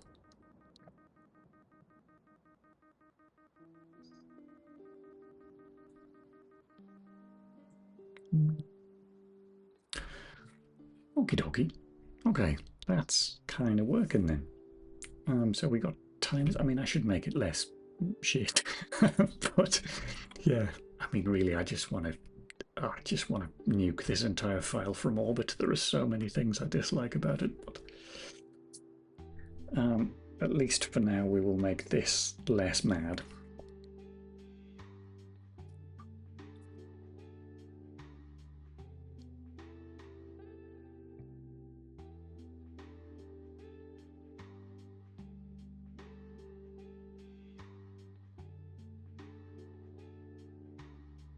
I sort of want to, having said that, now I am just going to make you one of those. And counter on the end.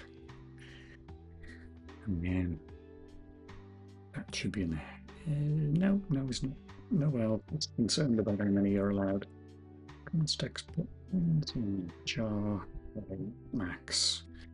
User timers equals not many. Currently, it's only ever going to be one, but we'll say 4. User timer info. User timer info. User timers. And also,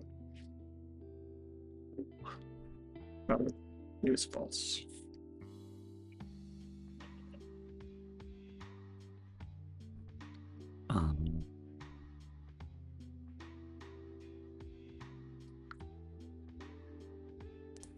No, we wouldn't keep track of a count because we'll just look for one that's not valid. Okay.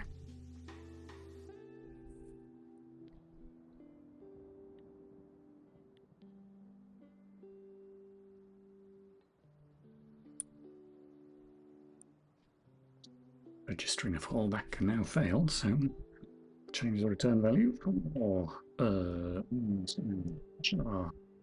T. T is less than X.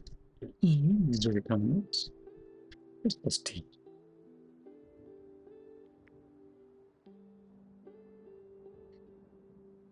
If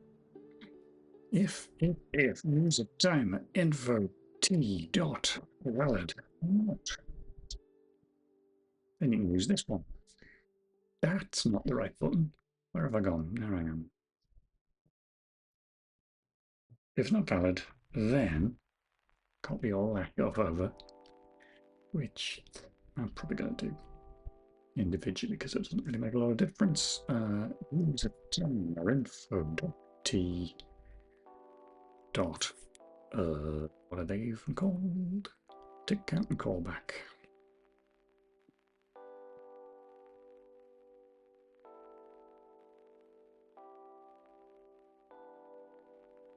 Fallback. No, fallback.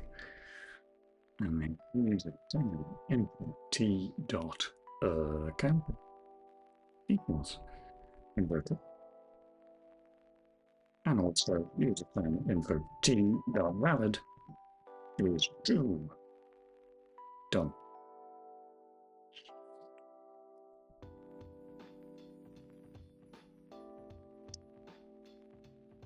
Register callback. How? Via the callback function, I suppose.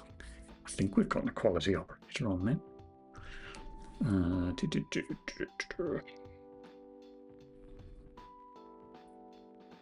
What do we want to say? Set timer with a timer to 0. Now it's fine. It's just a standard function, right? Oh no, we've got a type for it. Timer callback function.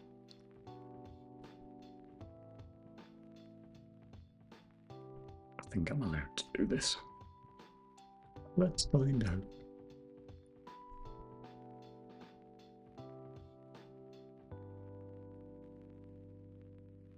In fact, you know what? You can do that as well. Why not?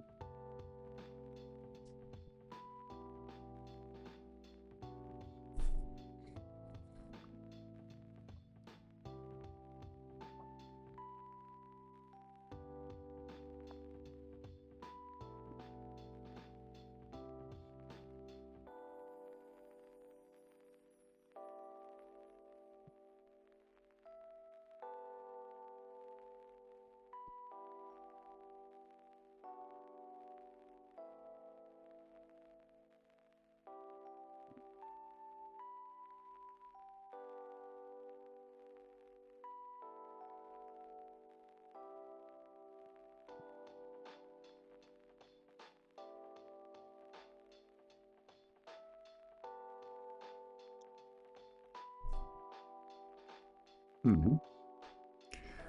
Yeah, we want to come down here. Where is it? There it is.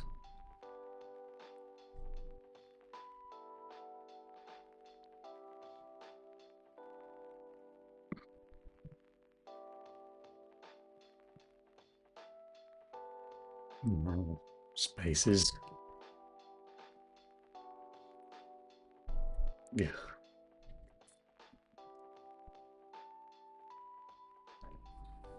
I've already forgotten what that variable was called.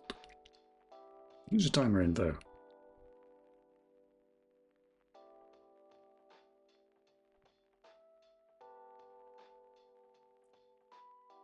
Spaces.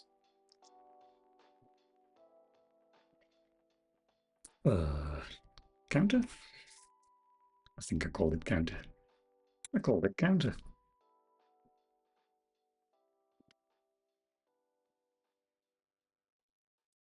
I'd turn that into one line if I was a clever coder, but I'm not. So it's 2 lines. Clever and slightly obfuscated. If counter is now equal to 0, then this crap, well, modified version of.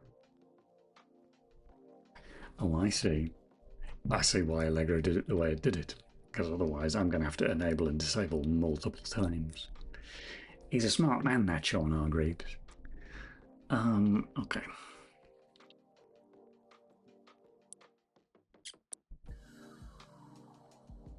Fine. Fine. I'll copy it. I'll copy it. User timer expired. What would you call it?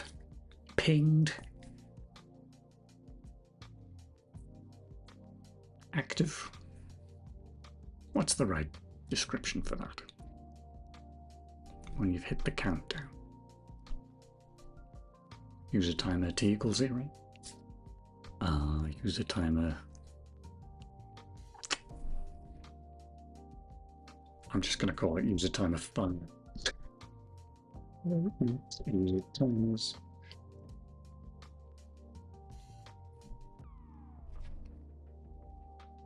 User timer via t.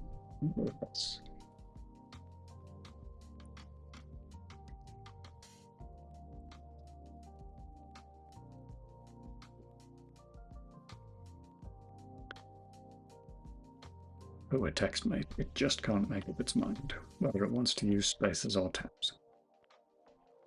Then we set that true. That's going to need locking. Timer counter gets reset. Actually, all the locks are going to need updating. Then having done all of that, then when we come down here, we're going to essentially just do that again, aren't we?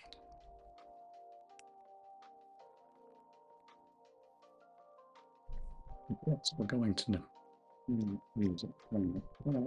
This plus. Use a timer fire rather than fired. Meet user timer fire equals true. If you use it timer fire. Bang. Me do something sane with that, no.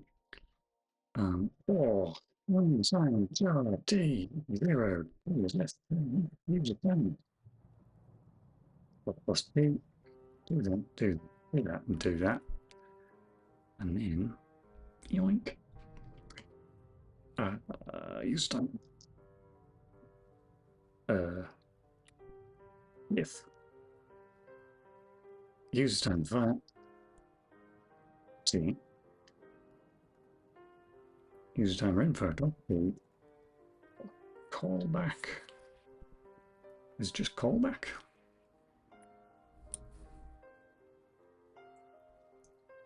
Oh, it's a timer callback info, so it's just called callback. All right.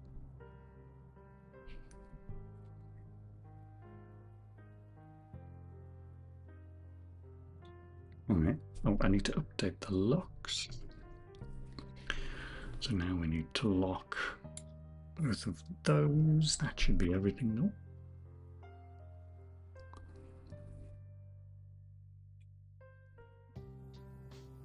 Fine. All of that stuff's been replaced, in fact, so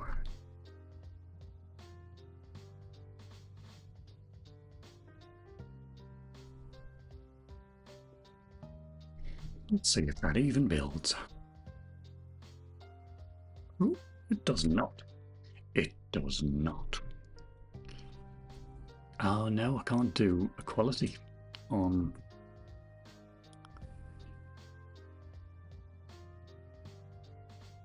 Or is it just that that one's not const?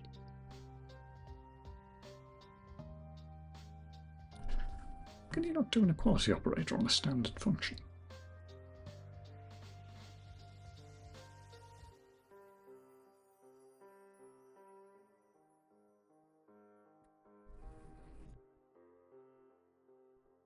Quick check.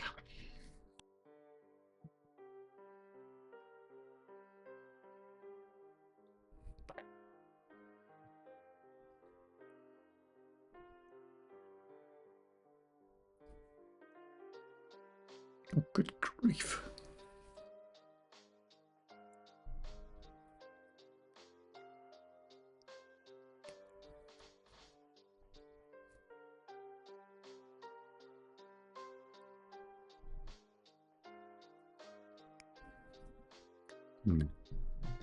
So I found a Stack Overflow post saying you can't do it, however it's 12 years old, so I don't know how true that is.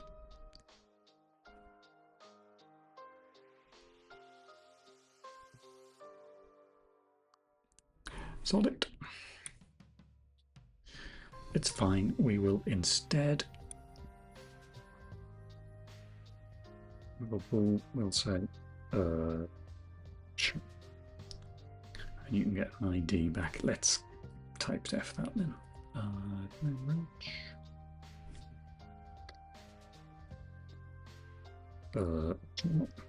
Type ID and also inst export member ID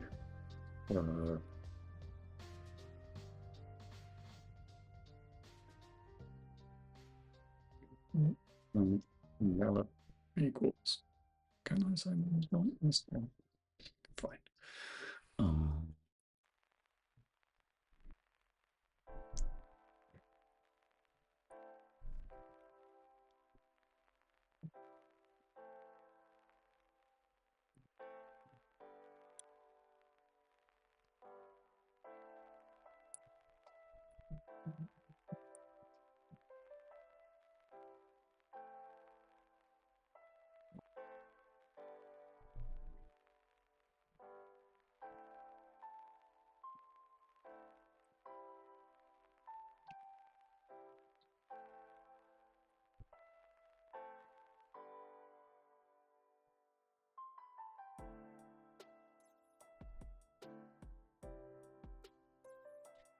Nope.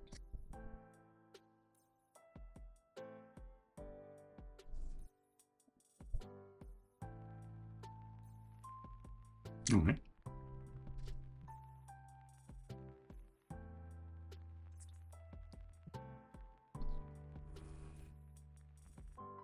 Oh, this is the thing. Oh, yeah.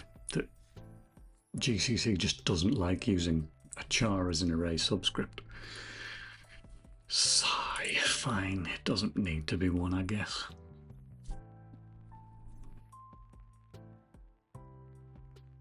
It's an int now. Shut up. Timer callback info. Timer 222. 222. Yes, that's not right.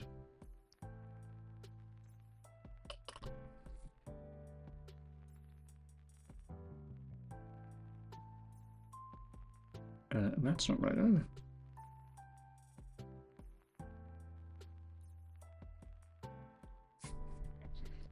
Try again, because I'm not actually registering. Oh, I am still registering the timer. I'm not unregistering it, but that's not really a problem. But I feel like I ought to, just for neatness. Neatness. Where do we even do the register? It's right there. Fine. Click 10. Camera ID. So, camera ID. Equals that. Time. So, time. And then again. God, it's 10 to 1 already. Definitely lunchtime. Right. This works. I'm going to get lunch. Not CS, CLS.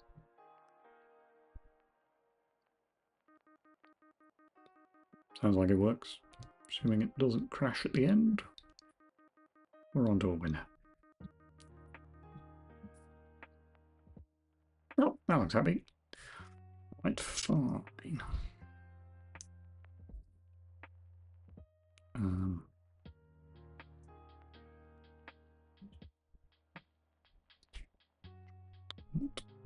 I'm gonna go get lunch. I will be back presently.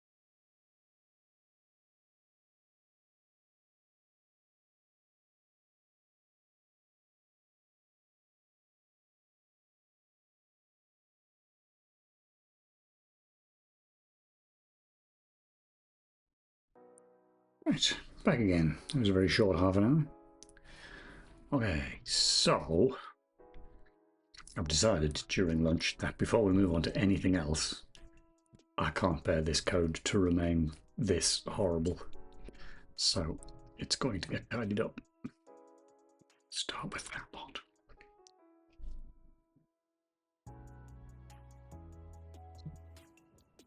Can I spell? No. No Q08. That is presumably a parameter that we're sending to something. Oh, hello there, Cat Peasant. Welcome in. Thank you for the 5-string streak. And the whole series of the guy out of Bubble Bobble. Is that what that is? I think he's out of Bubble Bobble. Bubble Bobble. Oh, hang on a minute. Dora is pulling the blinds down. 1 second. Oh, hang on, don't destroy my house. Thank you. There you go. Really have muted the microphone before I did that. There we go. Ouch. Is that his name? Bubblon. That's pretty weird. Or is that the species? Because there's 2 of them, isn't there? Trying to remember.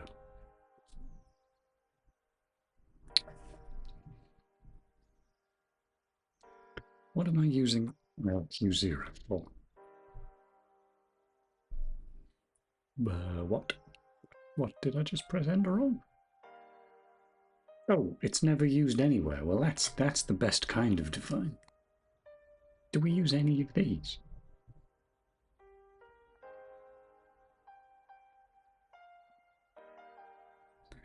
Pit const, pit mode.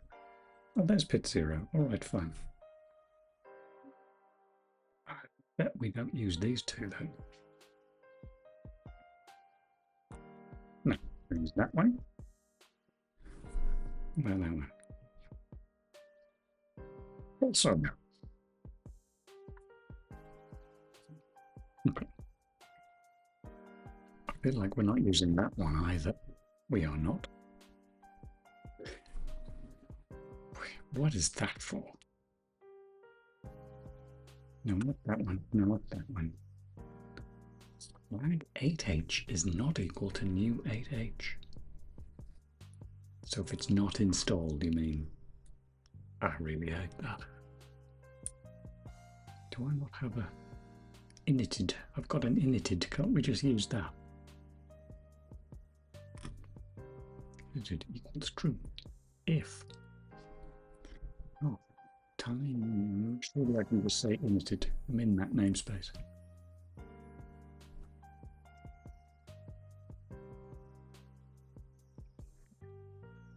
I'm using it there. There's some guff there. Actually, there's some other guff to get rid of. Okay, back to the top. Bublin and Boblin. Oh, okay. Well, it's nice to know the deep lore.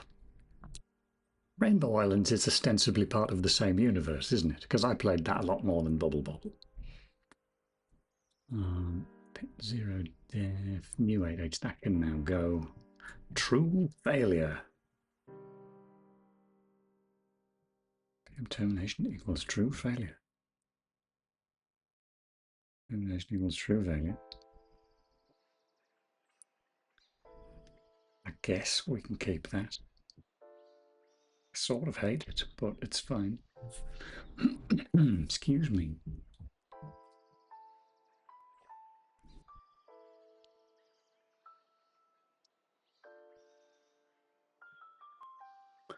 Actually, that could probably do with being a channel, depending on where we use it. That's not what I meant.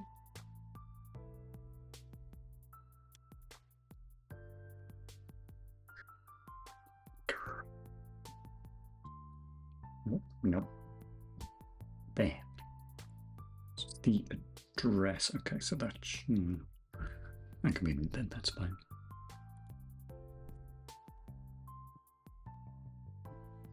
Pit mode though is going to be a bug.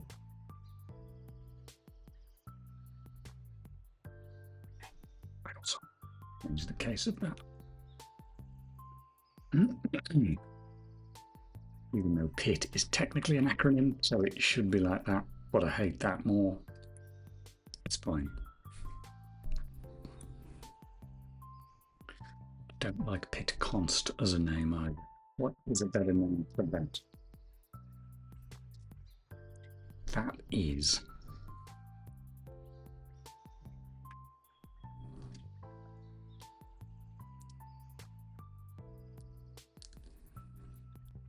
It's the input clock speed.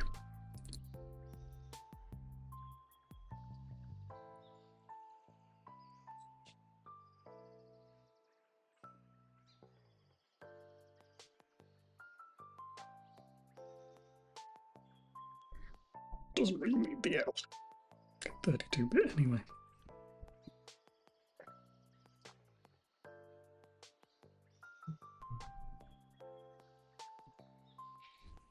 Def, that's the default, right?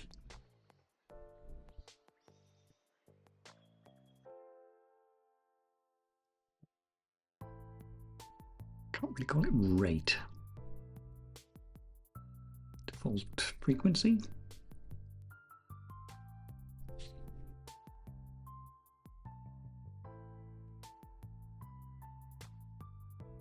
That's also clearly a double. A double, you say? Where are we using that? Bit O def.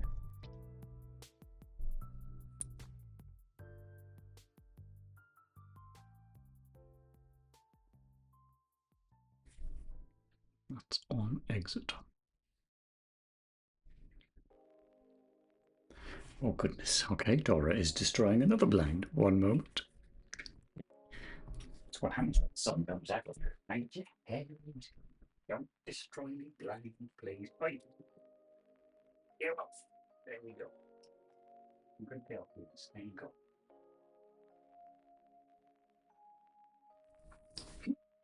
Excuse me.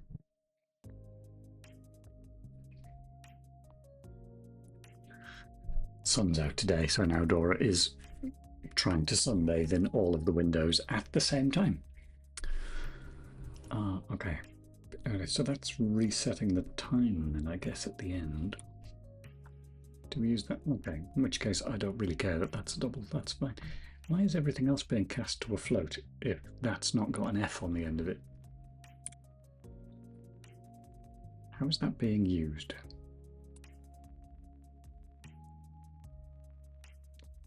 Tick. That's an unsigned int. So it ends up being cast to an int anyway. And go ahead and say that only needs to be a float. True failure. I love the name of that.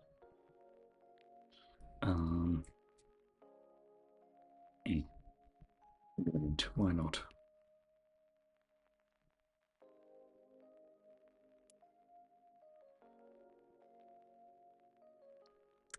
That feels like it ought to be an eno. But whatever, I should really be changing the names of these where they're used. I should have been doing that already. Whoops. Fine. Excuse me. Bit mode. Bit mode. What did I rename bit const to? Bit clock rate.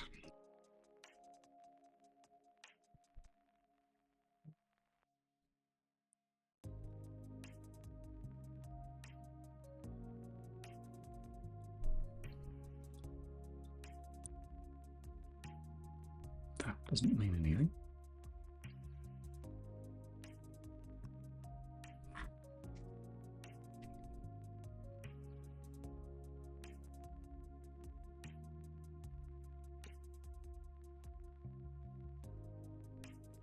I'm going to change a bit of the frequency.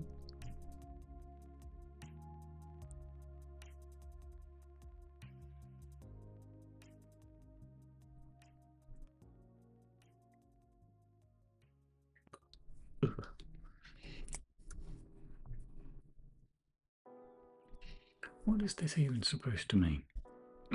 Excuse me.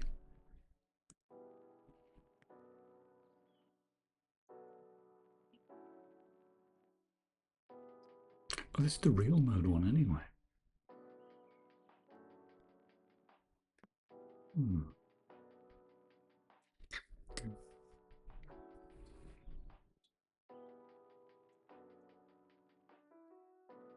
No idea what any of this means, and that's good.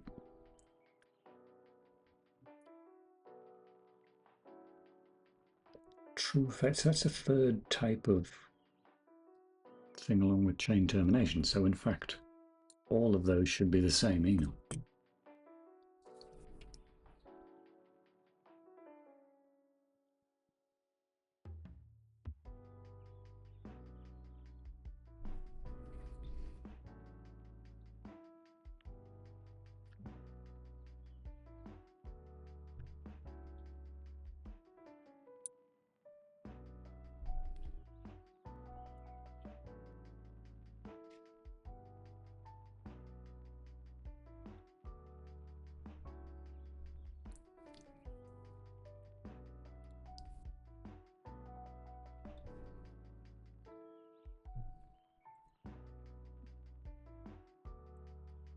PM termination.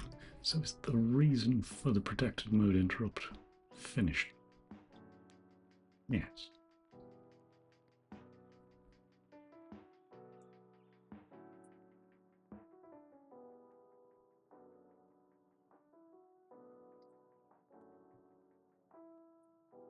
Interesting. Excuse me. So let's just call it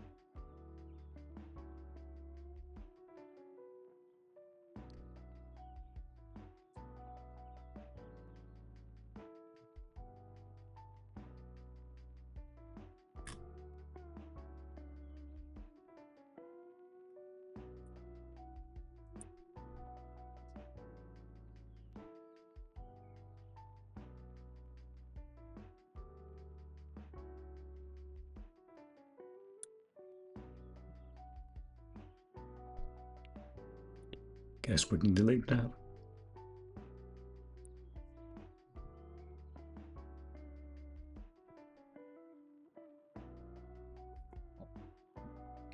It's neat.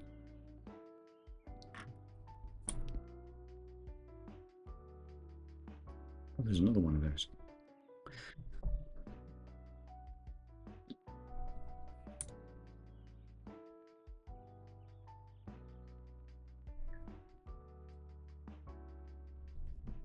Oh, it's the same one. Sorry.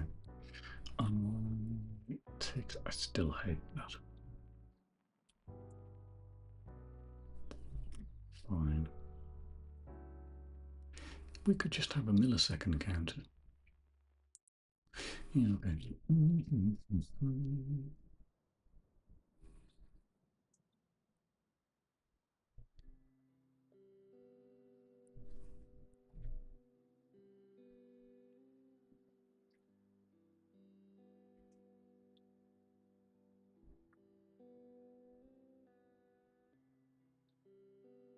All right. Oh, has my music finished? It. No, it's just gone quiet. It's 12 hours long, so it's not going to finish anytime soon. There it is. Excuse me.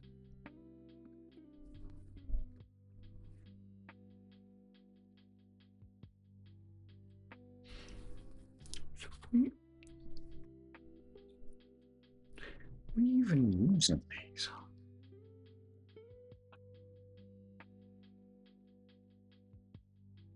No.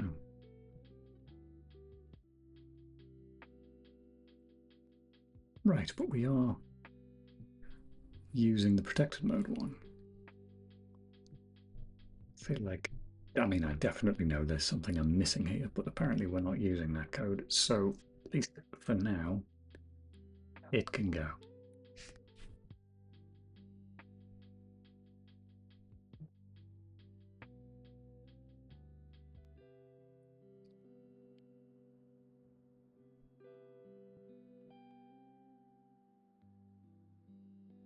Done. All right. Let's make sure that still builds. Bet it doesn't. Oh, thank you for checking in, Mary-chan. Welcome in. How are you doing today? Oh, that did build. Okay, I'll take it back. What do I want to change now? Everything. Everything.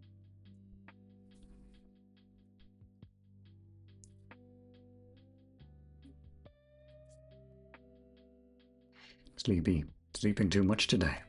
Oh, I can't remember the last time I slept too much. Sleeping's not something I'm very good at. Otherwise, I'm fine though. Thank you for asking. The sun's out. My cat stopped shouting at me. So those are definitely positives.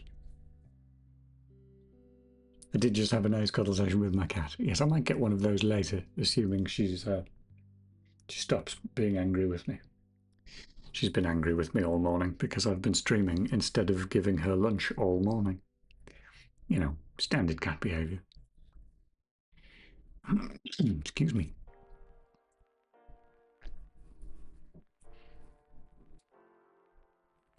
I'm still using. Oh, that's the actual counter of the interrupts, right? Yes.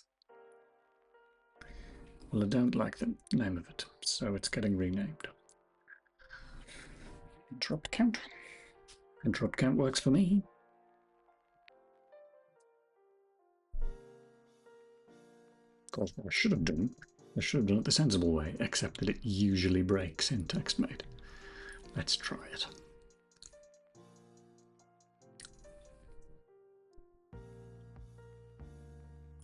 Oh Lord.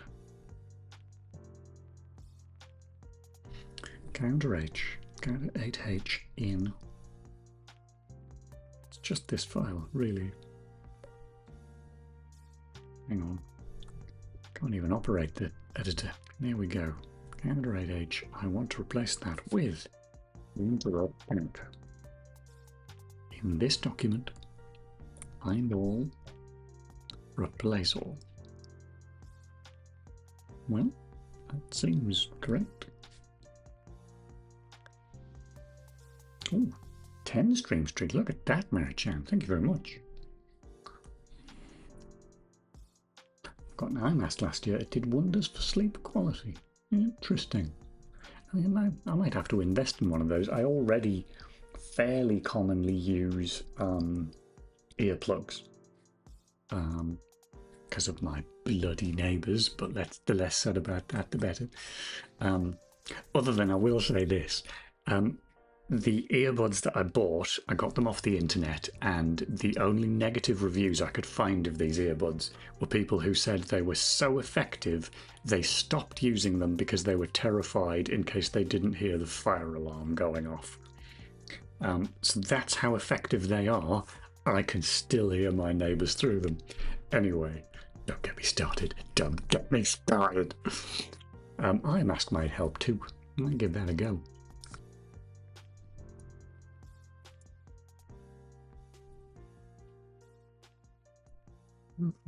Alright, so I'll rename that interrupt count.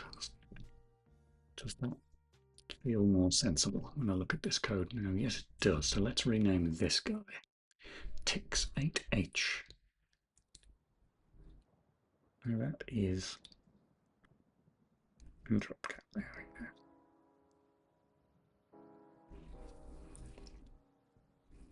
So if we're using... Do we use ticks to mean interrupts? In which case, that's a valid name to call that ticks. The problem is, all the way through this game, I'm calling a function called getTicks, which I'm assuming returns milliseconds. And I don't want to do the conversion at the point that I ask because it would require a divide. And that means I'd be dividing many times every frame, and that makes me feel a little bit unwell, so let's not do that. Let's continue to call that ticks. It's fine. Ticks 8h, I'd like to just call ticks because the 8h doesn't mean anything. I mean, it does, but nothing relevant. Here we go, ticks. Then I'm going to add another one. Millies. And then that, yoink, is going to be incremented. Well, it would be every 100. I'd need another counter. I'd need two values, wouldn't I? I'd have to have millis and then like a milli-ticks countdown. Or milli countdown. That sort of works. Milli countdown. Milli accumulator. No, not really. Fuck it. Milli countdown will do. I used to work with a woman called Milli Countdown. I didn't. That was a lot. Also isn't going to be 0.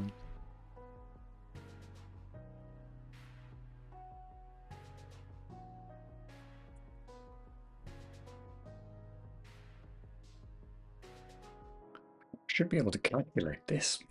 Excuse me, because we've got hertz there.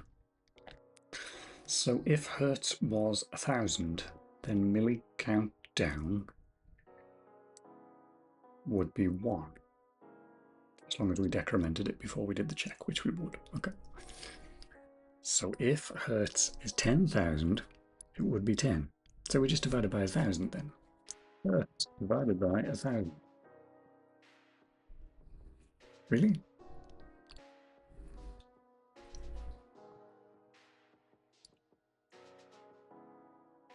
Okay. Still having to do a divide. In which case that needs consting. Okay, let's inside int hello. Okay. Milli set equals, let's divide by 1,000. Does that look right? So that would be like 100. I think that is right. Okay. Don't really like how long that is, but it's fine.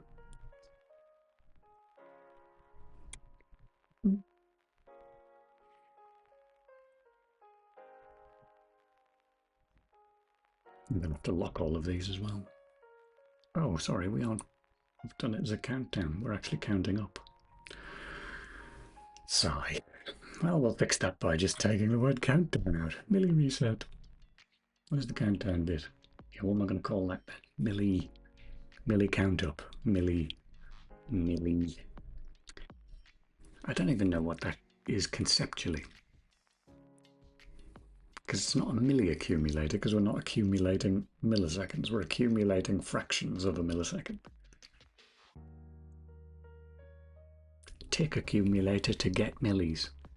Yep, that's not a good name. I'm going to call it milli-ticks and damn the consequences.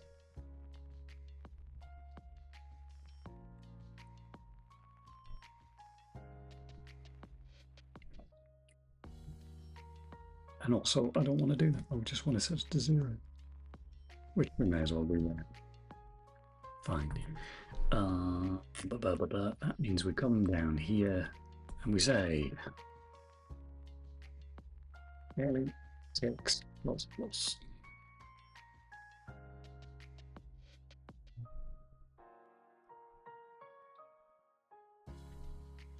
If milli-ticks equals a milli reset. Milli reset? Yes. Then milli-tick is now 0 again, but millis is incremented.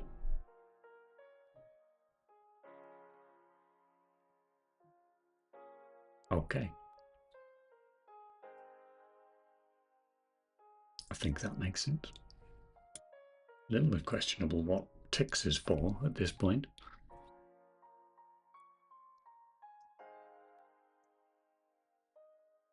Does anybody actually want to know the ticks if you've got the millie?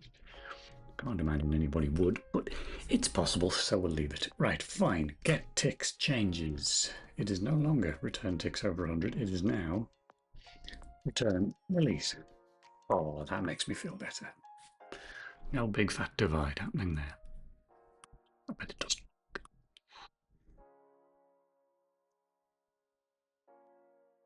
It's horrible that it's called get ticks, but that's just going to have to stay that way.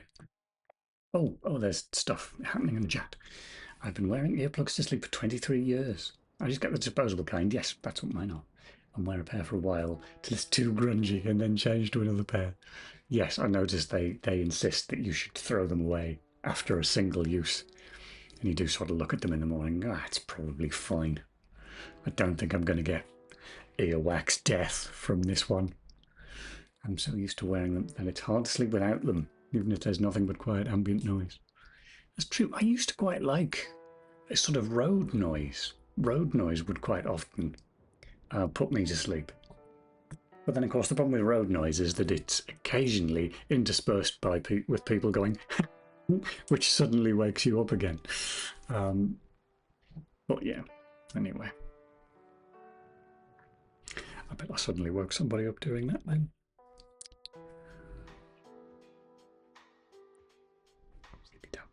That's called get ticks. But it's called get ticks all the way through the code base, so that's quite a big change to fix that. These things are all fine.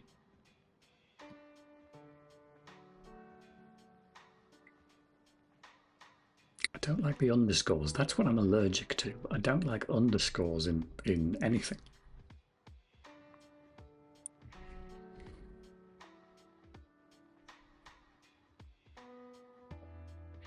PM, and I'm going to go with protected mode because it always takes me a minute to remember what PM means.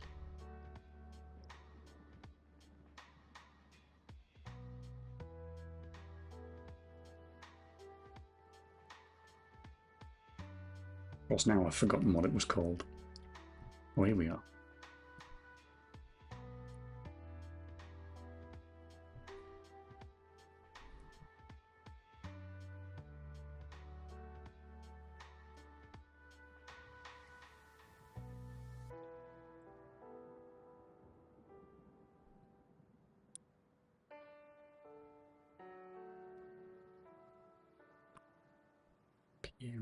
Oh, that's the function, isn't it?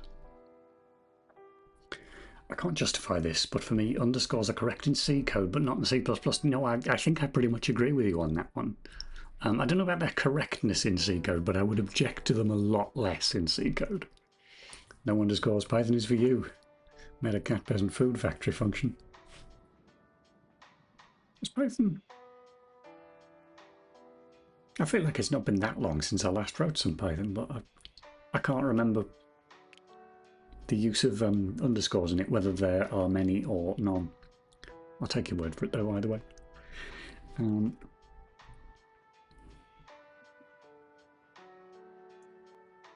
It's the greatest thing, in my opinion, that Java gave the world was the use of camel case.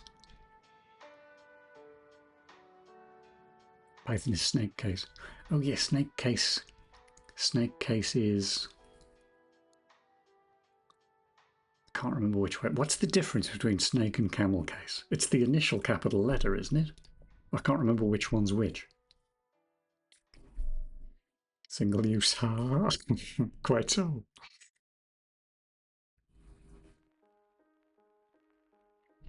If you've been wearing them for 23 years, though, Mary-chan, you must by now have got used to that feeling of when you wake up in the morning to find that they've both vanished from your ears and you can't find them anyway. And partially wonder, did I absorb these earbuds into my brain during the night?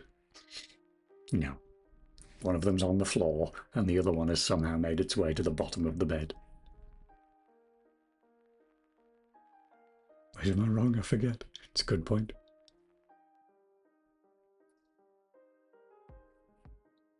I genuinely can't remember what the difference between that is the difference, though, isn't it? It's the initial capital letter, but I can't remember which one's which.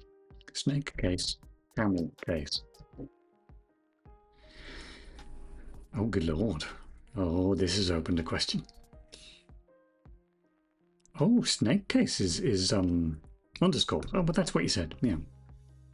Oh, see, because the underscores are a little snake, and then the fat bits are the words. I see.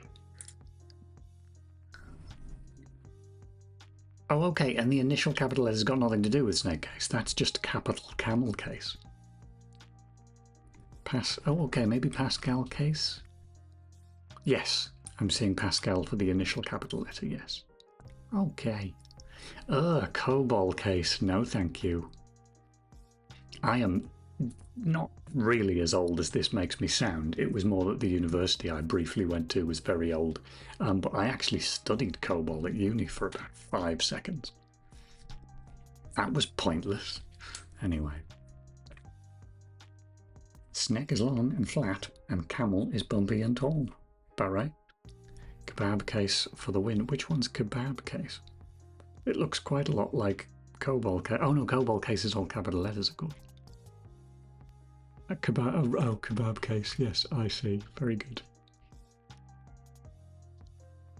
Mumble case. That's when everything's lowercase. I guess because all of the words are run together, and it looks like you're mumbling. That's quite funny. Anyway, enough of this. I don't need to be reading this if you're fixing this code. Think of all the bank jobs you could have had with COBOL. That's true. Kebab is the most delicious of the cases. This is kebab case. Now, that makes me want to go to the local Turkish restaurant. Tasty Turkish meat. Anyway, that's clippable to be taken out of context. Anyway, right, that probably needs a better name because PMU8H is a stupid name. I was trying to find this, where I got this code from earlier. He said, going off on another tangent, maybe if I search for PMU8H, that'll find it. No, nothing. I don't know where I got this code from. But it's safe to say I don't like it. I was just reaching for the click button. I need to be careful then. Oh, right. PM new 8H. What do I, it's like the interrupt handler, the protected mode interrupt handler is what it means. So let's just call it that then.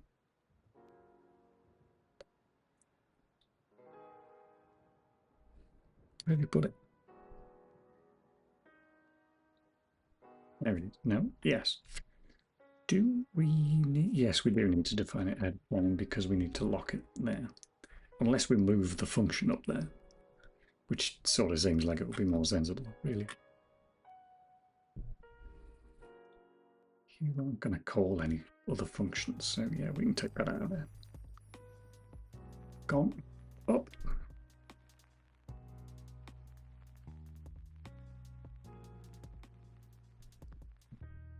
Which means we can now get rid of these. Let's give that a sensible name. Protected mode interrupt handler, protected mode handler. Let's call it handler. And that one becomes end function protected mode handler. And then we say lock function protected mode handler.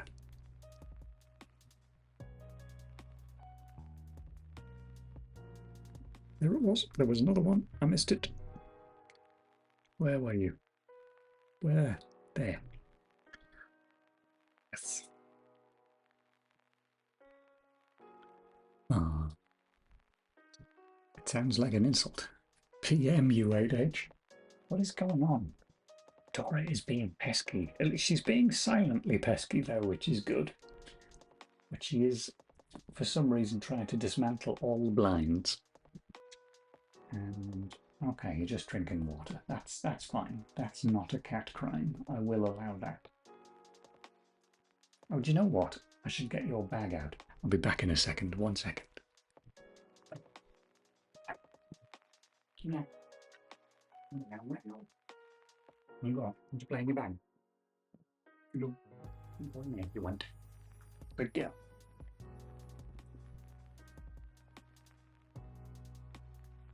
Go. Our favourite toy out that's not normally on the floor because it's huge and gets in the way. But it was just a packet, that contained, I think it was a shoebox. It was a huge packet that it came in. And of course, she loves playing in that. Anyway. PM, U8H. Right, where are we? Let's actually just make sure this still compiles. Build. It does. Well, okay. The things with underscores do I want to obliterate from orbit? I don't madly like things being called R and R1, but they are registers, so it's not too terrible. Do I even use these? Would be the next question. But in it though. Exit. Sleep. That's got to get unfrigged. Oh, look, we're using them here. Are we? Oh, do we need those to be global? And also, where's R1? We're locking it for no apparent reason. But we are locking. It's very difficult to search for an R. This is the one time where I could do with speaking regex, because another one of the many things that I hate about TextMate is it doesn't have an option in the find for just searching for R as an individual token. It expects me to be able to speak regex and write my own. I don't speak regex, so I can't do that. You bunch of... Anyway. That can go. The variable doesn't exist. We have renamed that, haven't we? We can't have done it. Just built fine. Oh, no, we didn't. All right. What's going on with this then? Get seamless time. That's not called from within any interrupt, though, is it? It's called on exit. So, and we're perfectly happy to define these things here. So the R can go in here as well then. Static. What are you talking about?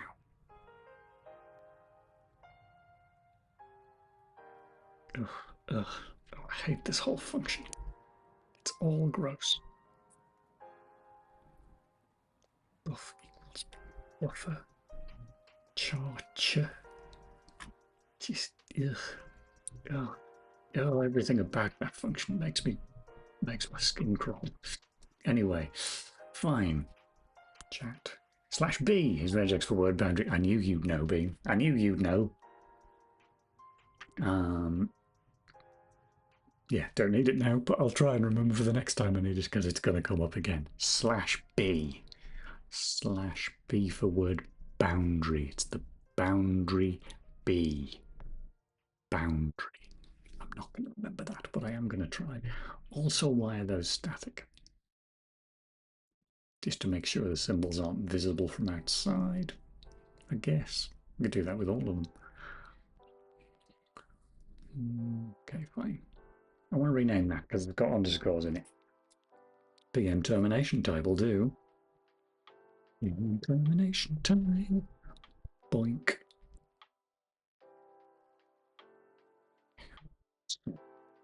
Because who needs find and replace when you can just spend 10 minutes doing it yourself? That's what I always say. It's quite enjoyable to type. I don't think so. Why does that need locking? I guess it's... Maybe it did at some point. Hello, counter reset. You've got an illegal underscore. Right, and that is presumably inside the interrupt handler, which is at the top now. counter reset, there it is. Just 1 minute, really. Probably just that.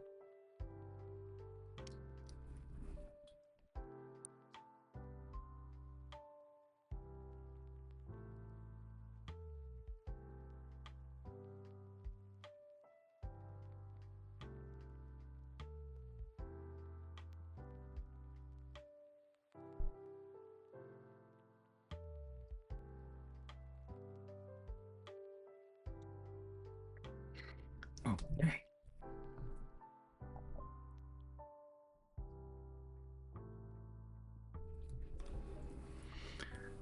Be right back. Registering illegal underscore as a Twitch username. That is a good one. Illegal underscore. I'd probably ban them if they came in here just immediately.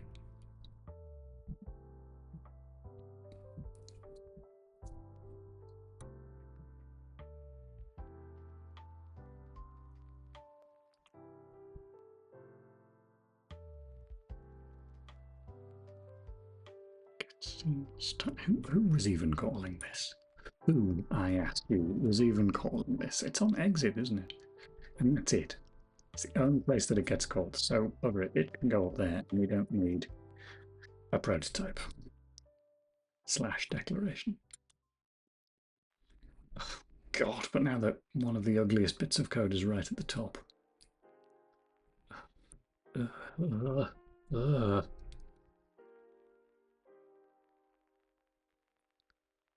I don't even want to put the time in to figure out what it's doing. It upsets me that much. I'm just going to take its spaces out. That's going to make me feel better.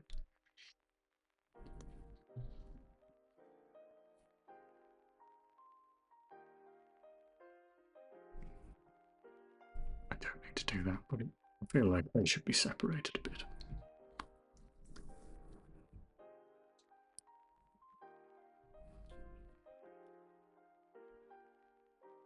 Fine.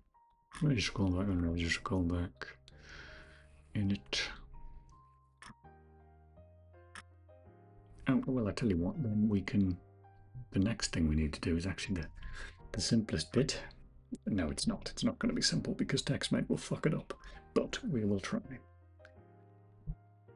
Yeah, okay, good. Should we see what it does when I ask it to format it? Let's see if it shoves it all on one line again. Almost. I don't understand what the formatting rules are there. It's so arbitrary.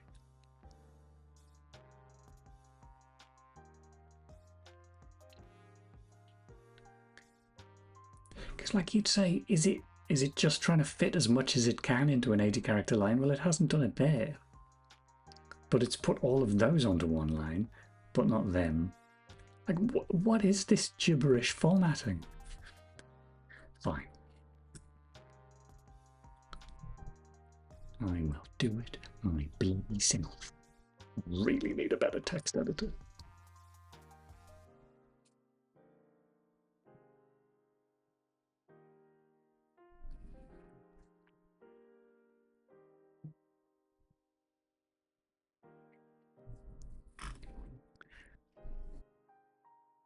Bet if I was a Vim user, I could have done this in 2 keystrokes. Well, probably 12 keystrokes, but nonetheless 12 keystrokes.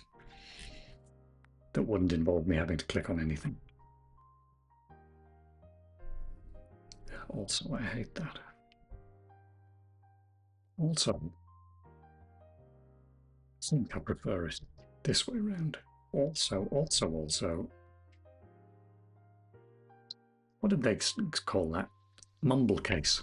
I don't want it to be mumble case. Thank you.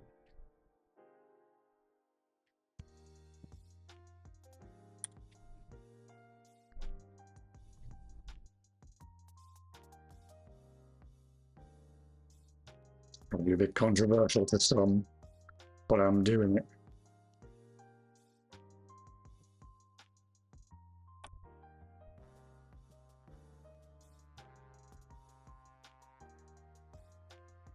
It's just the same thing, isn't it?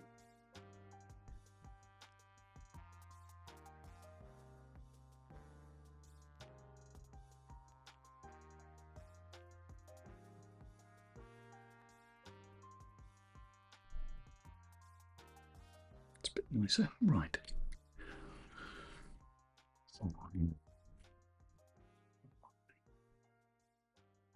We all... No, there's still some horrid spaces left in the handler. Blunk, blunk.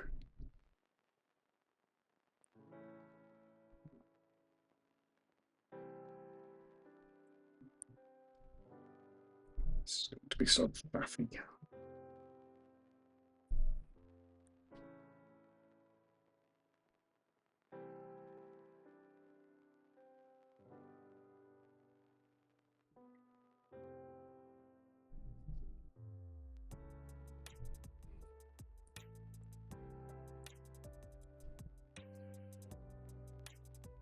Ah, that was the wrong button. That was the wrong button. There we go.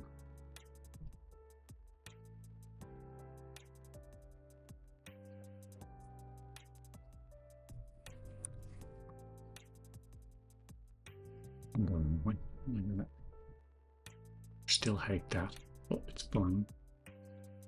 Okay. I reckon I've made that file at least 12% less horrid now.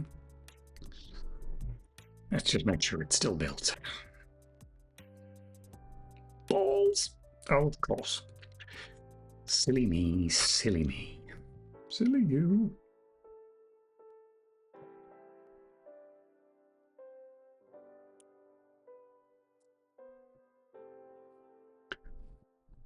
Why are we doing that? Oh, because there would have been a conversion previously. Okay. Fuck it.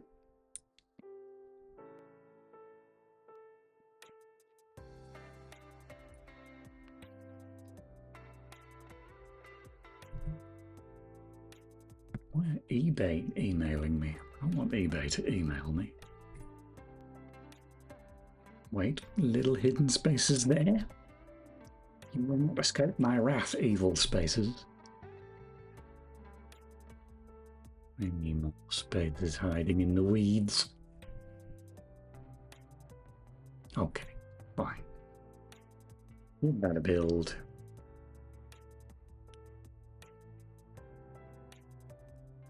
All good. Should probably check to make sure it still runs and doesn't do anything mad. Prepare for beeping. Sounds right. It's quite a good "the computer is fucked" noise, isn't it? Anyway.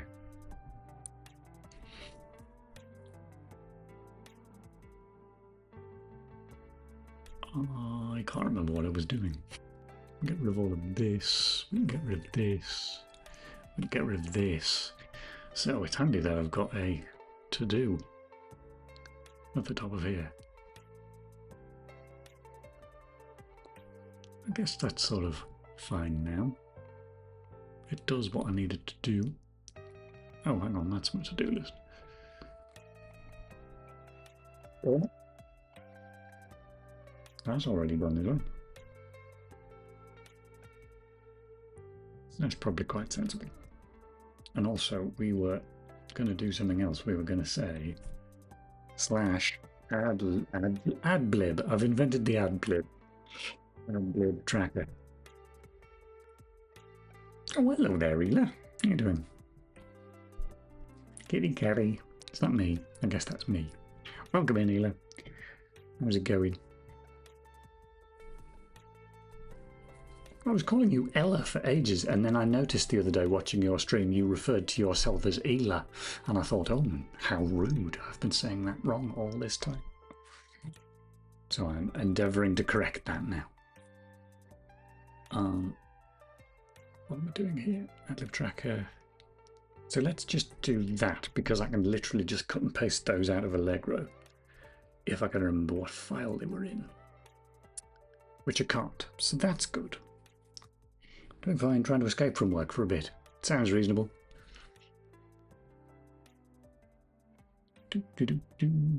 Looking in the window that isn't on stream. It's not that one. Where is it? It was called like FM Instra, I think. No? Oh, that's source. It's in the headers. FM. There was definitely something. It had Instra written in the name. I can remember that much.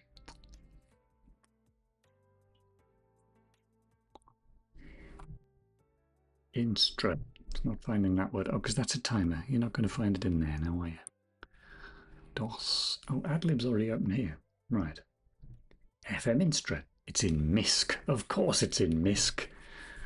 The desktop of coding folders. MISC system stuff. Oh, where's MISC? MISC. There it is. MISC FM Instra. I'm looking in the wrong MISC. Is it actually inside the source and not the headers?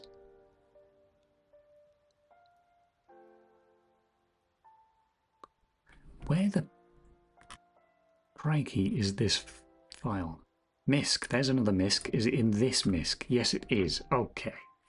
MISC handler entity thing manager stuff. The one I always end up typing, and indeed I was doing about half an hour ago, is my structs always end up having info written on the end. Because my first thought is data, and then I think, well, it's all data, isn't it? So that doesn't mean anything. Info doesn't mean anything either, but it makes me feel better to put it on the end. Anyway. Right. This is the file I wanted. Clunk. The general MIDI sound back. Although, if I've understood how Adlib trackers work correctly, then I don't need to do this because the Adlib tracker will contain this data anyway. I think I need to do some more reading. Everything is data, it's true. Which is why we call it data data, to make it clear. And any data pertaining to the android from Star Trek The Next Generation is data data data, etc. Right, bring that back up again. There we go. Not you. We want to talk about Adlib trackers. Need to do some reading here because I don't know what the hell these are. Well, beyond the most basic of notions. Most importantly, what file formats does it cover? What can it export?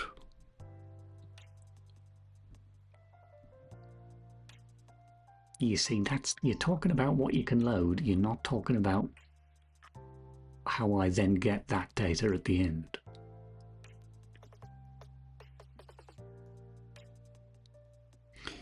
Input. Is there a way I can play the songs I created in Winamp?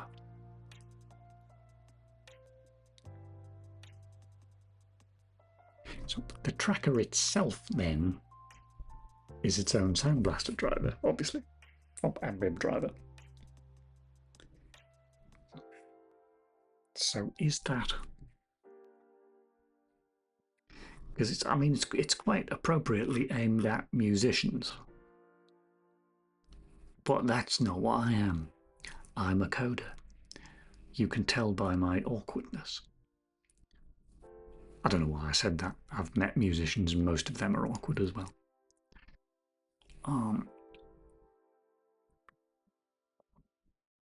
This is not helpful.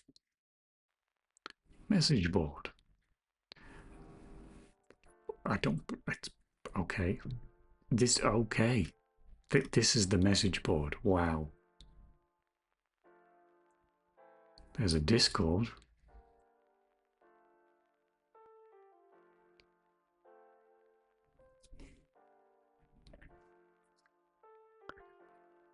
Who's talking to me on Discord? Oh, no.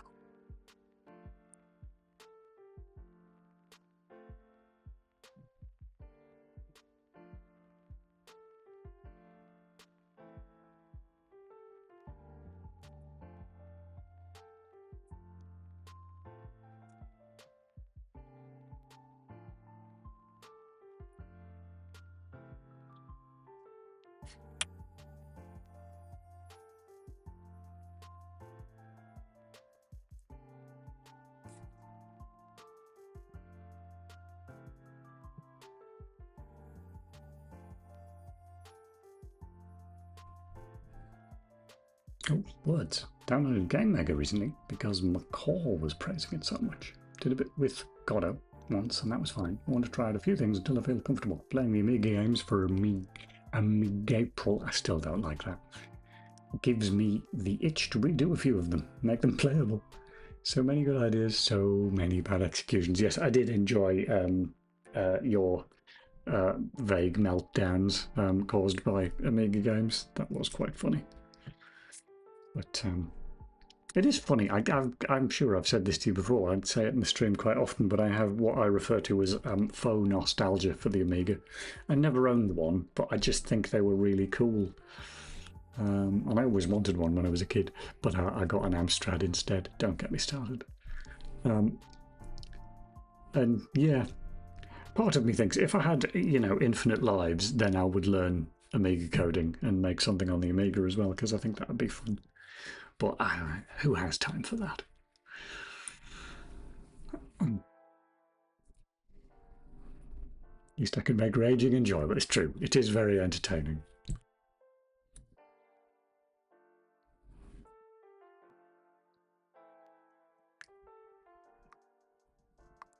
I mean, maybe I should just download this.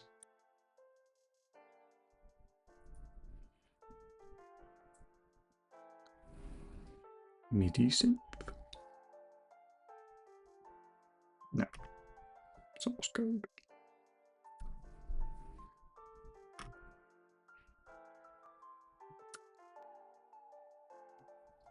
Oh, I see.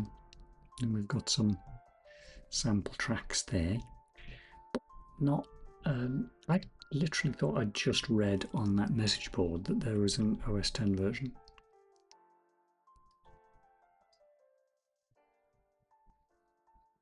From not that many months ago. That remark in the revision history is BS. Right, no idea. Give us another one of them. Adlib Tracker. So that's Adlib Tracker 2. And then we've got Reality Adlib Tracker. Rad.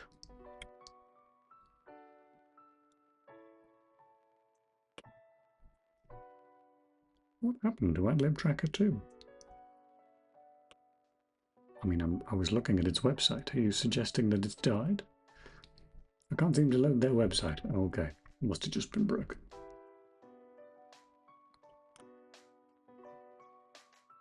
Hmm. It's feature complete. Webs.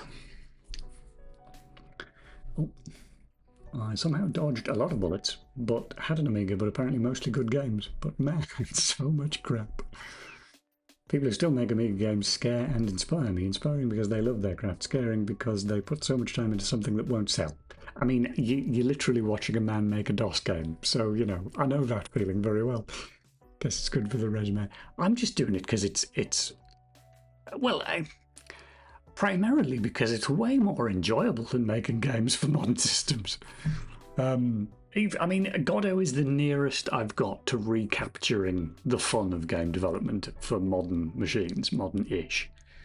But my day job is Unreal, and is a great big pain in the neck, and gets worse with every new version.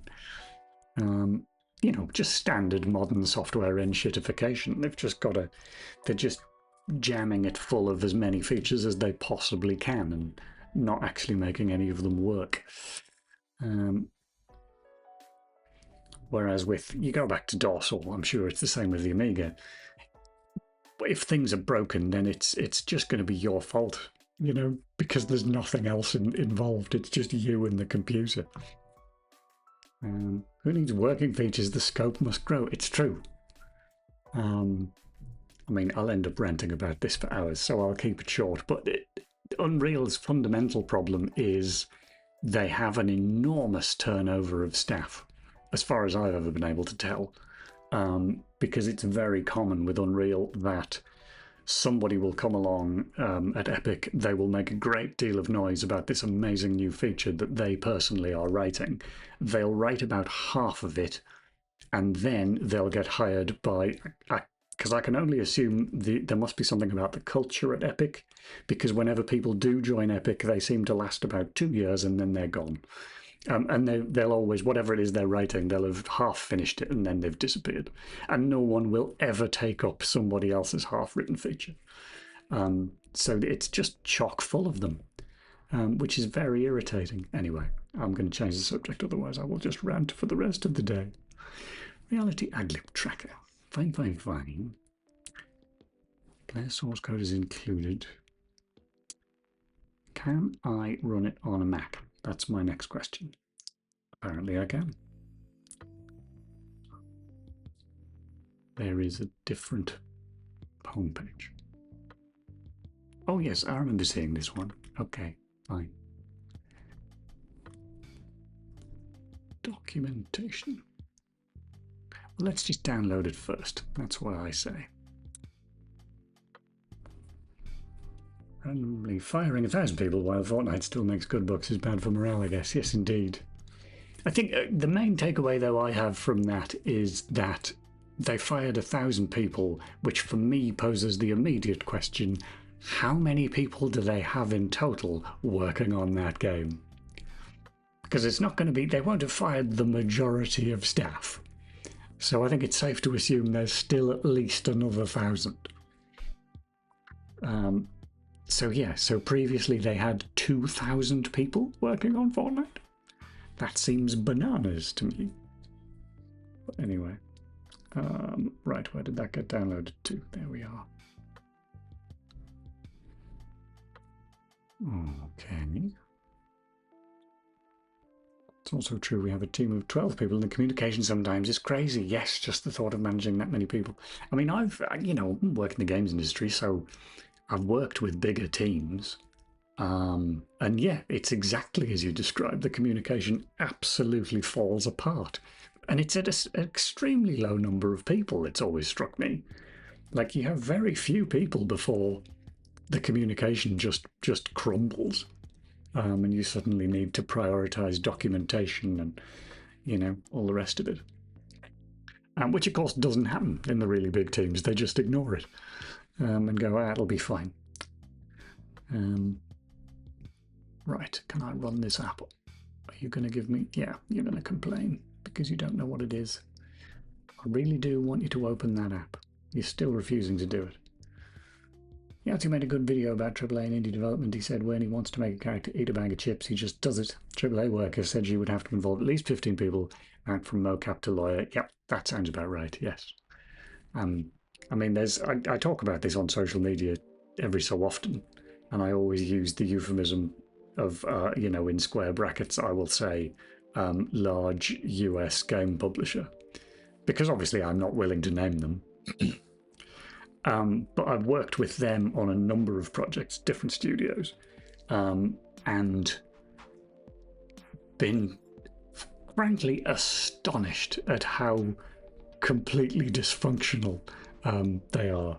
They're sort of, it is kind of a miracle that they manage to get games out the door at all, in my view.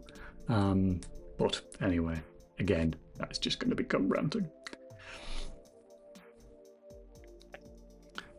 Right, I need to do some fiddling about in the background to make OS X not be upset at this app anymore. New window. Oh, you've switched to that automatically. Where am I going? I don't know where I'm going. In fact, I want to get rid of that, and I want to go... You... Oopsies. New terminal folder, there we go. Now then, can I remember? I think it's xatra-d com.apple.quarantine on that app. Can I run it now? I can. It would like access to my microphone. Well, it had better not break OBS. Why would it need access to the microphone? And it's saying don't allow. Okay. Keystroke receiving. Yes, that's fine. You can have my keystrokes. Right, it's not on the stream, of course. I mean, not that it's that useful to put it on the stream. I'm just going to put code back, or I can put that back on the stream. Don't mind me while I talk to myself for a minute. There we go, there's a screenshot of it. I'm looking at that on a different screen. This is all going to be keyboard controlled, isn't it? Yeah, there is nothing in this menu. God. Question mark for help. It's a good start. That has not shown me any help. It has changed the screen, but it's not showing me any help. Escape. Do you really want to exit RAD? No, I don't. I just wanted you to go back from whatever it was that you were doing. Shall I click on the question mark? No. Shall I? Because have you put a question mark, but actually you mean /? No. F1? No. Okay, this is not going terribly well, I'll be honest. I didn't imagine it would, but I just want to know what it outputs. Okay, that can fuck right off. Yes, I do want to quit, yes. And you appear to be... Oh no, you're just taking a very long time to quit. Please don't format my hard drive on the way out. That would be quite rude. Is the mixer still going up and down? Yes, it is. Okay, the system's not crashed. Oh, there we go. It's come back to life. Right. So this is not terribly helpful, is there? About productions member contact. Documentation. Let's look in here. Why? I don't care about the why. What does it do? It allows you to author musical arrangements. I don't care about that part either.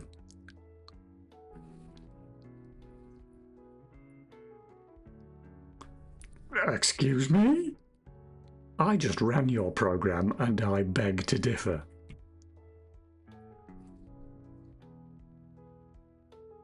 Fine. Getting help while using RAD. To make learning these keys easier, you can press question mark or F12. So F12 might have worked, question mark certainly didn't. Layout, yeah, this is not terribly useful.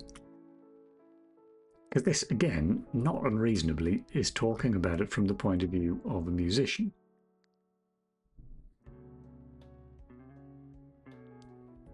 It's not that useful. Coding notes, maybe.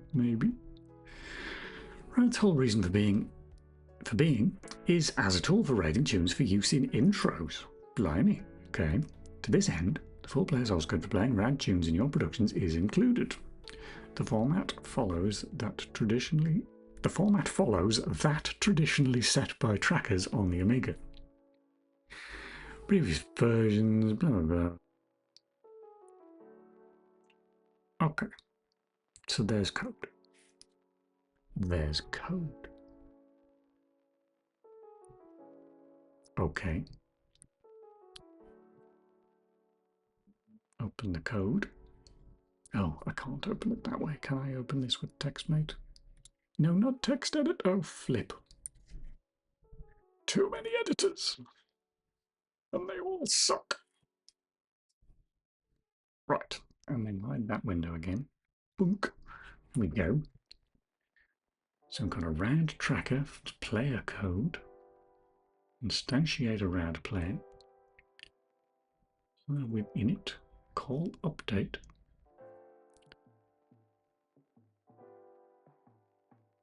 Okay. Reset the Opal 3 hard. I mean, are you actually talking to the Opal 3 hardware? You can tell this is a bit more modern. No underscores here. Not a big fan of the use of the word Chanham, though.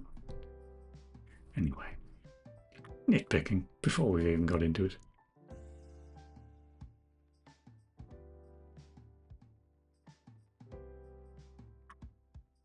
So, are you actually talking about interrupts, or, I mean, are you doing I/O? Is this DOS code? I guess is what I'm asking.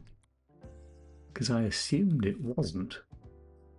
But you keep talking about the Opal 3 like it's a real thing that you're really going to talk to. Registers, set Opal 3, configure Opal 3, that looks pretty good.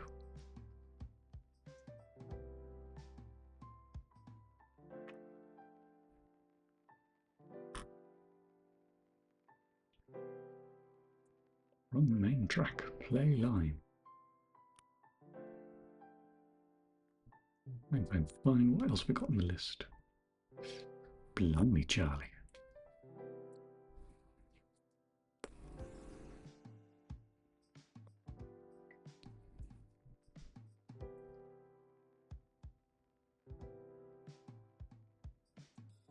What is this set Opal 3 you keep talking about? Where is that? There. Where am I looking? Oh, it's there. Okay. You've got an Opal 3 function, which I think was a function pointer. So I remember I seem to recall seeing that being set at some point.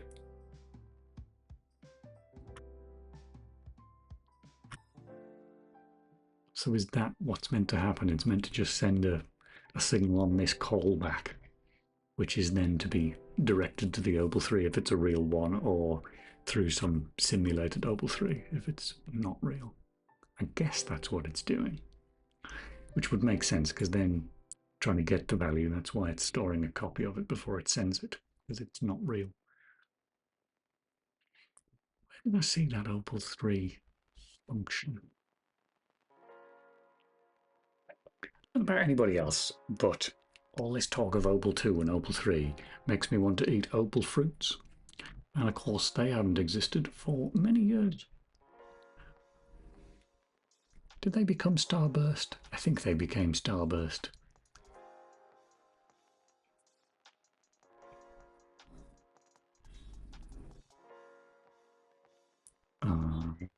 Hitting the wrong button.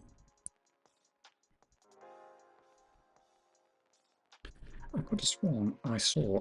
Haha, it's time to use my regular expression. /B. Magic. Opal 3 /B. Okay.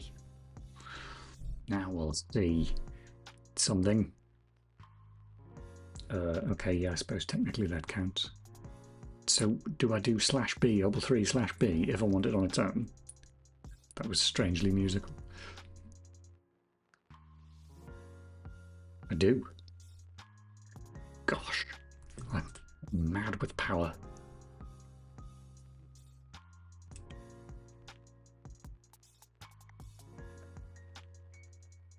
Playing under Opal 3 hardware. It's called set Opal 3.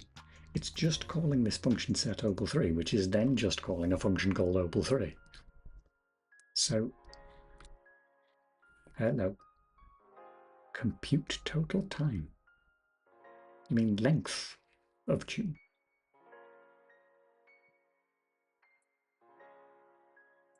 Right, player dummy Opal 3. Where is this? Oh, it's there. Okay, now.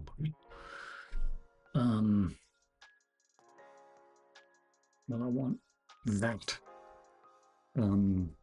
prototype. It's the only place it appears. So I guess that's what you're telling me. You're telling me I need to define one of them and deal with this myself, in which case, job's a good one, mate. Oh, there, it says right there, supply a pointer to the tune file and a function for writing to the Opal 3 registers. Well, okay, and it seems quite adamant that this is all I need. Which is quite nice, if that's the case. I like things that are single file. I mean, it would have got bonus points if it was a header file, but, you know, you can't have everything.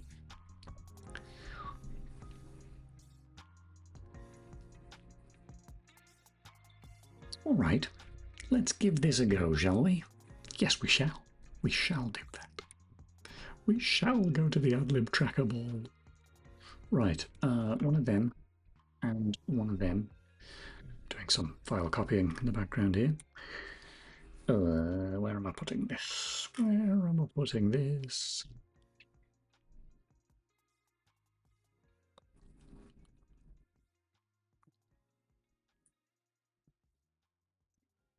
Sort of engine-y, isn't it? It will ultimately become part of the engine.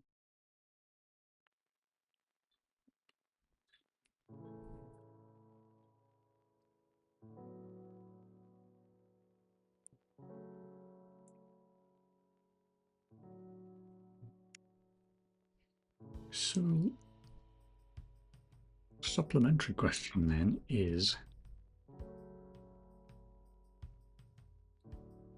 oh, we see there's a little example thing as well, which would have made this all much more obvious, immediately obvious. Text mate, example CPP. Yeah. So yes, looks like we're doing this as some sort of Windows wave writing output.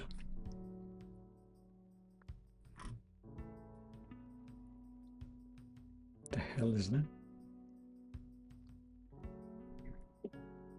Rather weird looking lambda.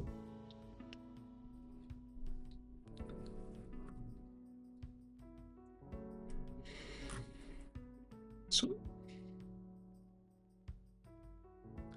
oh, it is a header. It's just not got the right extension on it. Oh, okay. I don't like that. That's a bit grisly. You can't go including CPP files.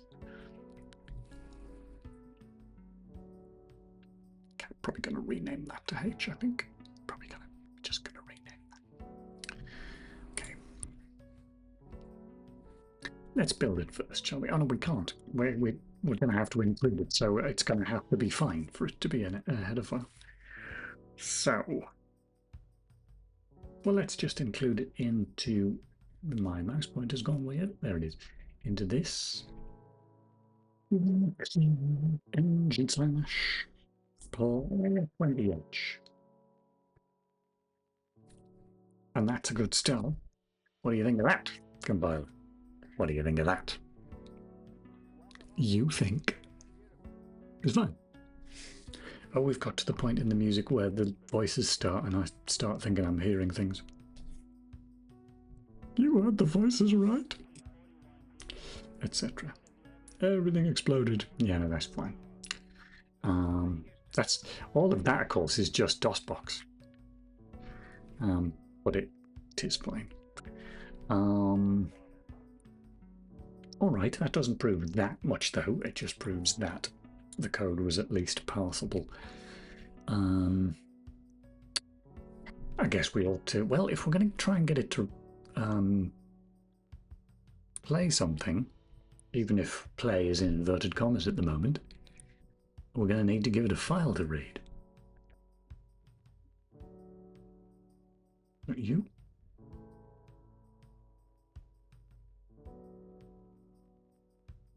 Where did I find that list of tunes? Was it for this tracker or was it for the other tracker? I think it might have been for the other tracker.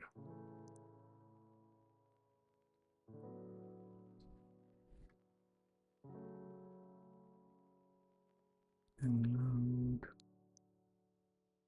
public file system. Demoing music releases. So that sounds like they've got some tunes available.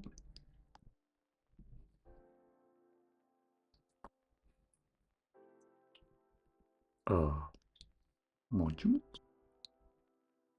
Okay, does that literally mean as in Amiga modules? It does. So therefore a rad one. Extent of the jam.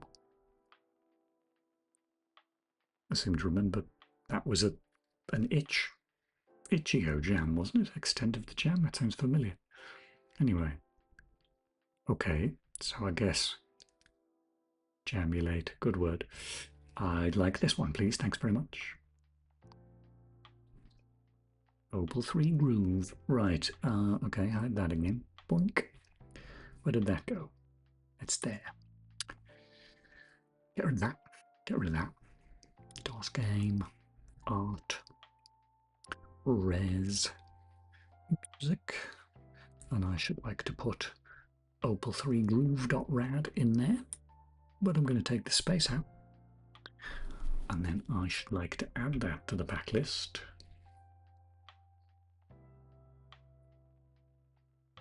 There it is. What was it? Opal3 groove.rad. Right. And then, where's my thing gone? Okay. So that's that included. Oops, I didn't mean to click on that. All right, well, let's try reading file then, shall we? Let's try reading a file.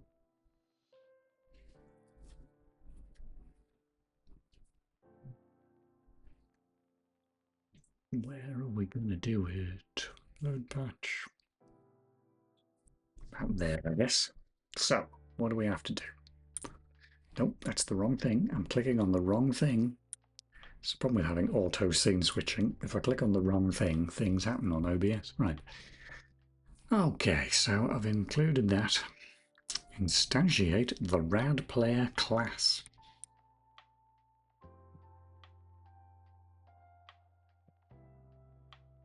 Auto's a bit lazy, but I'll allow it. Also,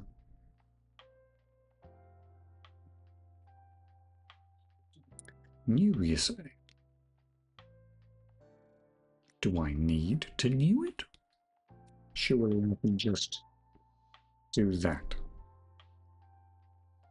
How big is it? Is it not going to fit on the stack? What are you talking about, new rad player? There's some stuff in there. I'll just struct them. Might be a bit lengthy. I might have to do this using the memory arena stuff instead, which would require a placement new. I'm just going to try doing it on the stack and hoping for the best. Well, that'll break it already if that's not going to work.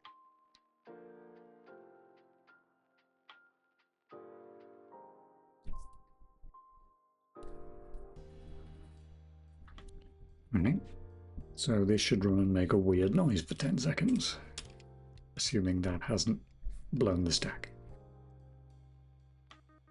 It's making a weird noise, it has not blown the stack. Unless, of course, the optimizer has realised it's unused and taken it out. Guess we'll find out in a minute. You need to prepare the instance to play your tune. You'll need a pointer to the raw tune file bytes. File bytes. It's a good term. People should say file bytes more often. And a function for applying values to your opal3 registers. Well, I don't have one of them yet, but I'm sure I can make a fake one. Okay. Rad init.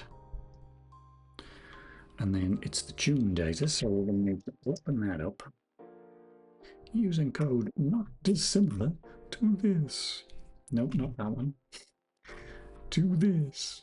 Nope, not that either. To this. Finally, got the right bit of code. Okay, file. What we're gonna call that? We're gonna call that tune stream. Stream. Stream res music. 3 delicious opal fruits. Dot. What was the extension? Because I can't remember. Rad. Of course it was.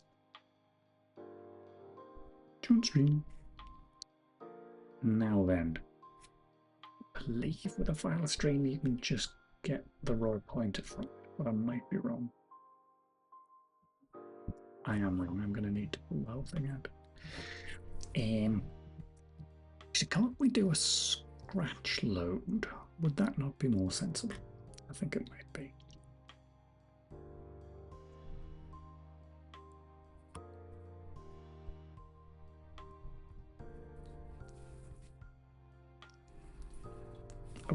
load it all into Scratch anyway. So once we've opened this, if I can just get hold of the Scratch buffer, I could have sworn I could do that. Scratch close, Scratch load. Oh, okay. We can just do it that way then. File Scratch load ID buffer. Fine. None of that crap. Yoink. Well.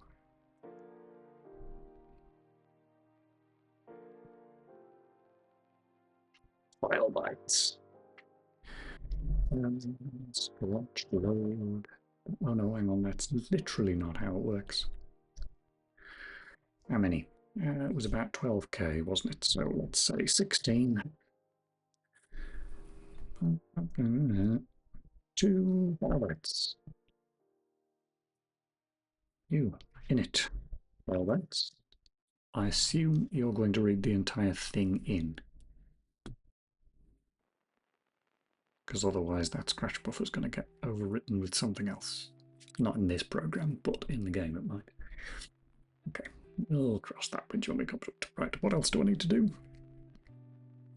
An Opal 3 setter and an Opal 3 setter argument. Oh, hello, prototypes. Lovely. Cut and paste, cut and paste. Doobie-doobie-doobie-doobie, cut and paste. So, carried away there. Ouch.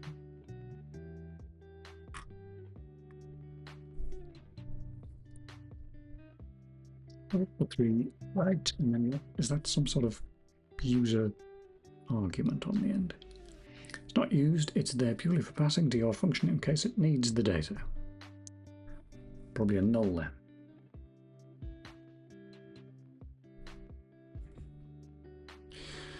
Function rad get hertz returns how many times a second you should call the rad update method to keep the tune playing correctly. If your tune does not have a BPM set, then this value will always be 50.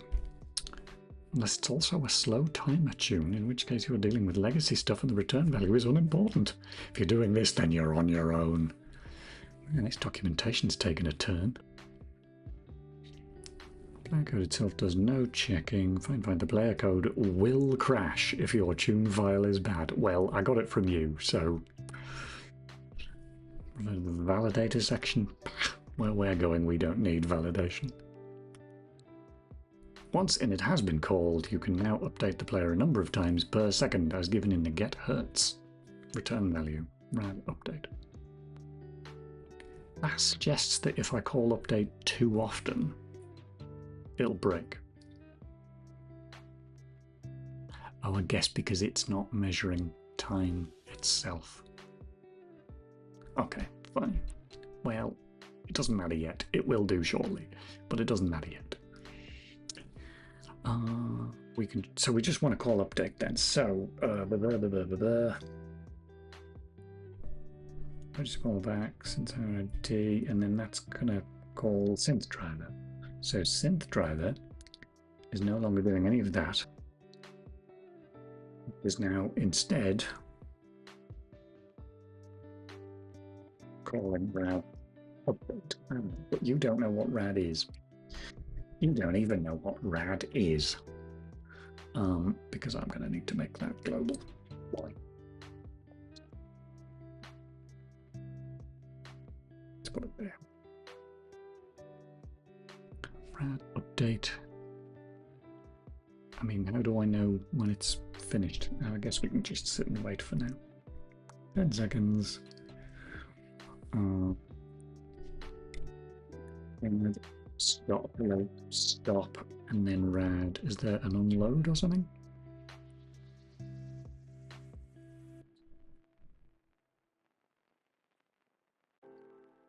Well, I don't really care about that bit, but sure.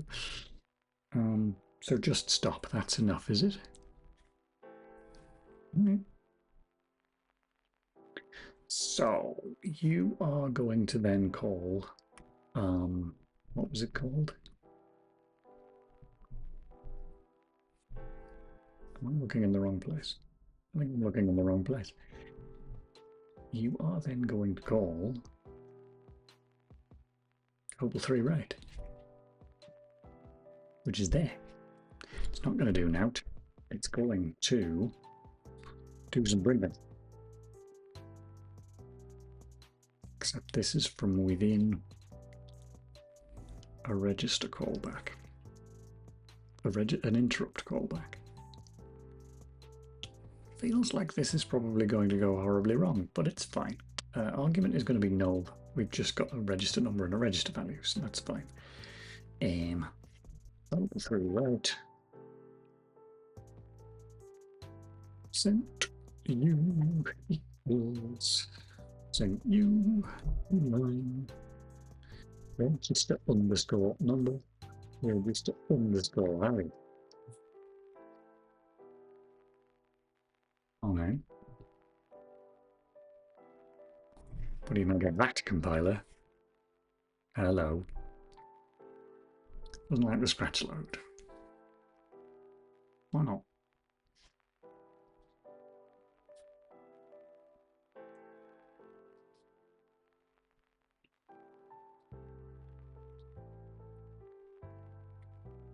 Oh. Terrible code there. Terrible code. Still knackered.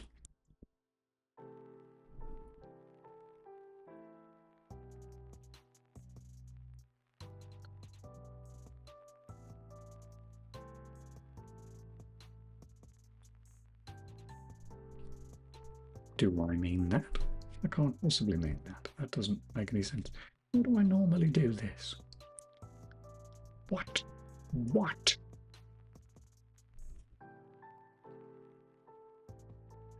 Oh wow, I don't actually call this function anywhere except here. Oh no, I do scoped scratch load. All right. Probably should do a scoped scratch load, come to think of it. Come to think of it. Okay.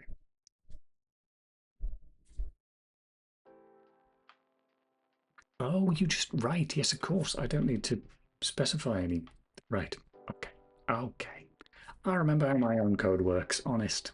Honest. I don't know. Oh, small pointer. What did I just copy there? Scratch load, yes. You take that and party.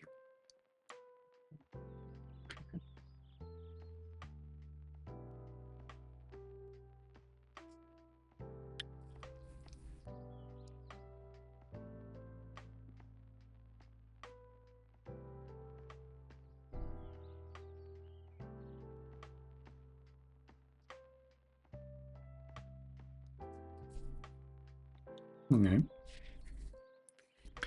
So, what do we think is going to happen here?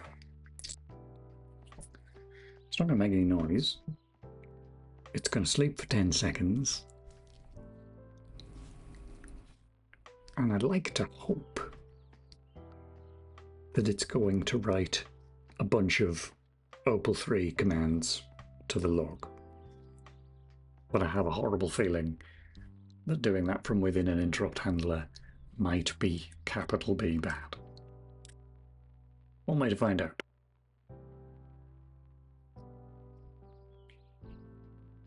Well, that certainly didn't take 10 seconds. So something else has died there. I guess the log will just contain a crash then.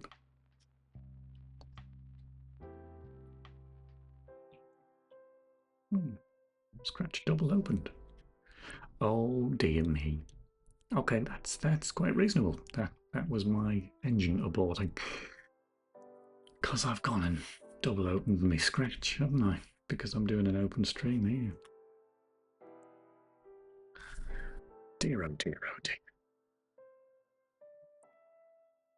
Because that shouldn't be a file stream. That should also be a scoped stream open or whatever it's called. Yes.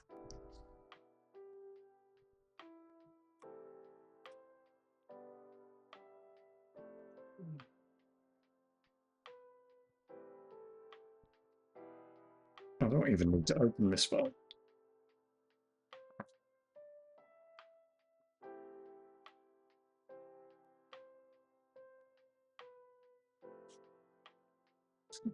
None of this matters. That's no longer a file stream. You mean dot stream. Stream.stream. Lovely. Totally readable. The stream, you know, the stream.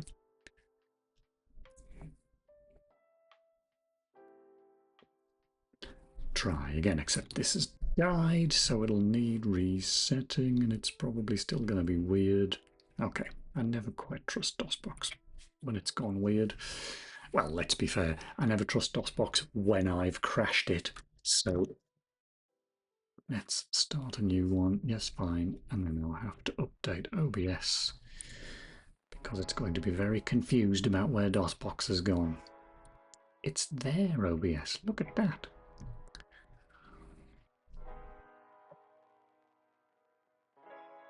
I did rebuild, I think. That'll be fun. 3, 4, 5, 6, 7, 8. Close enough. So, did the log spit out a bunch of Opal 3 commands? What now? But oh no, okay, those were initialization value. This seems. Oh, there we go. Now we're getting some sensible numbers. Well, okay. I mean, in theory, I can just plug that straight into my. What was that function even called? Write SB data function.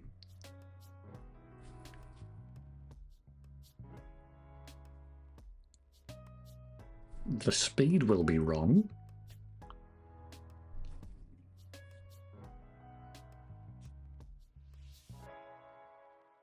Okay. God, this is quite exciting. Quite exciting. Everybody else excited? I know I'm excited. Terribly excited. If only I had a cream egg to celebrate with, but I've eaten them all. Now I've made myself sad. It's fine. I'll carry on. Okay. We don't need to do any of this. We don't need to do any of this. So let's just get rid of that completely. That's going to open that. It's then going to call that function. Don't log anything. Instead, call some of this crap.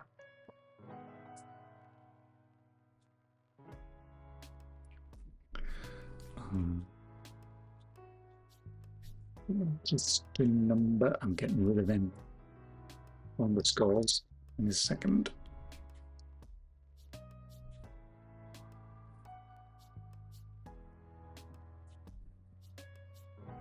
So let's just have a think here.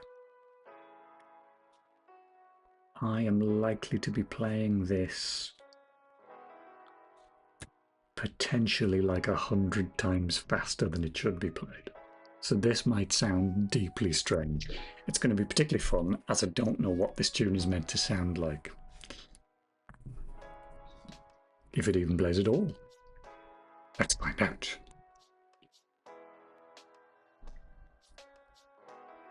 I'm going to have to pause the music, aren't I? Where is it? Oh, I can still hear it. Hang on. Let me pause the actual application. I mean, mute the actual application. There we go. Oh, okay. It's exciting. It's terribly exciting. I think this is going to make a bad noise. I apologize in advance if it makes any noise at all.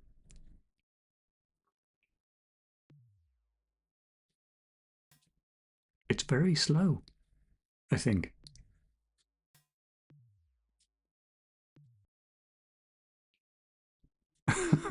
Okay. Well, let's see how fast it thinks it ought to be played. Obviously a lot faster than that, I think, but unless it was just some sort of extremely slow intro. Whatever. Right, so what was the function to find out that bit? Also put the sound back on again. Where has my documentation gone? There it is. Get hertz. You don't want to call that function. That's how you get hertz. So anyway, and that will tell me how many times a second. I'm assuming that's an unsigned int.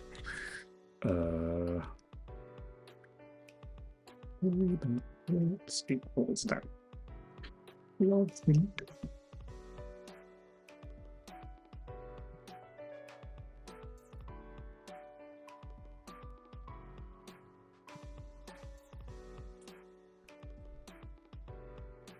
Take the delay out actually because I don't actually want to play this then.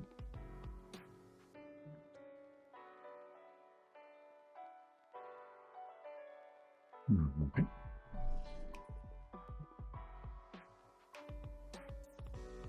And what did the log say? It said 50, i.e. default value. So 50 times a second. But we are running out. That's not 10,000 times a second. That is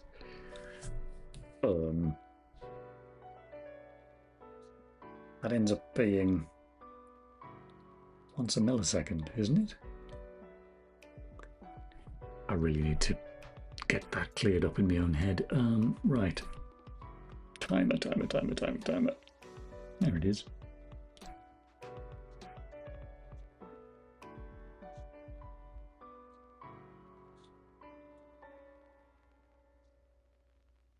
Yes, sorry.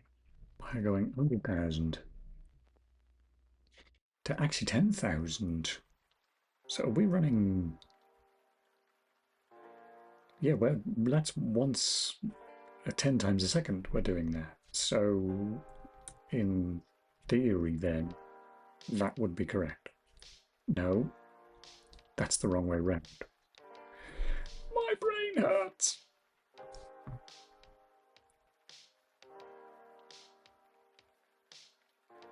So this is 10,000 iterations of 100,000 times a second.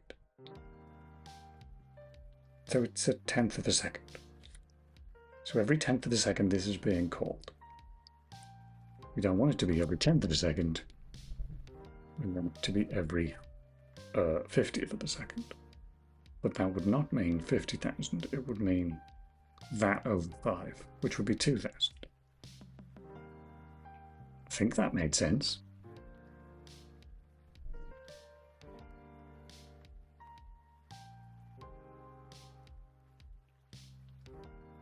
There we go. Stop the music for dramatic effect again. Shut up, cheap copyright-free music. Install me Windows again. There they are.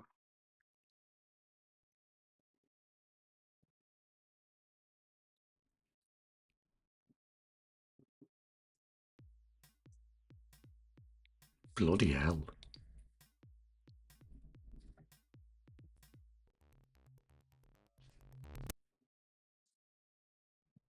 All right. Well, we need a bit longer of that, don't we? Let's. Oh, hang on. We can get the length. There was a function to get the length of the song. Somewhere.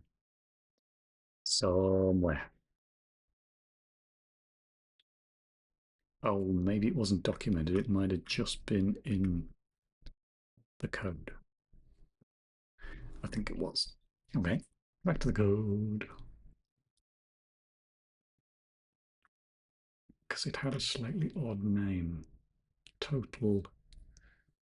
Does it get playtime in seconds? Oh no, that's the current playtime. I mean, compute total time. That was it. Which is presumably in seconds. If you're having to compute it, I guess it must be.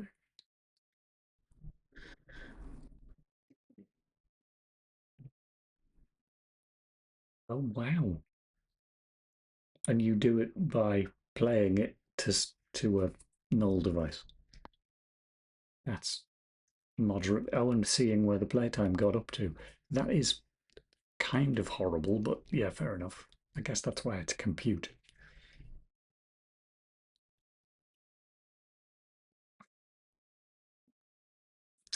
Also, oh, it is over, which is what I was doing there, wasn't it? Yes, so that gets us the time in seconds. So compute total time will get us the time in seconds. M, M, M. Not inside there. We'll have to calculate. Oh, God. Me and me scopes. Me and me scopes. Length, seconds.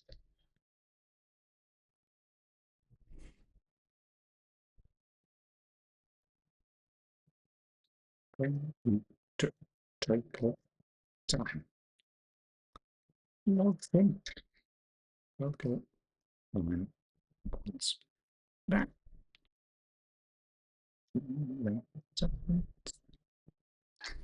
And then you sleep to length seconds times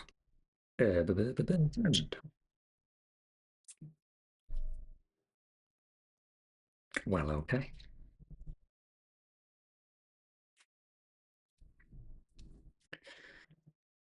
Claire has no member named compute total time.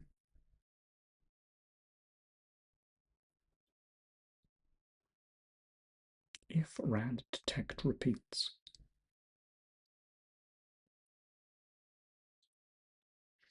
That was in the example.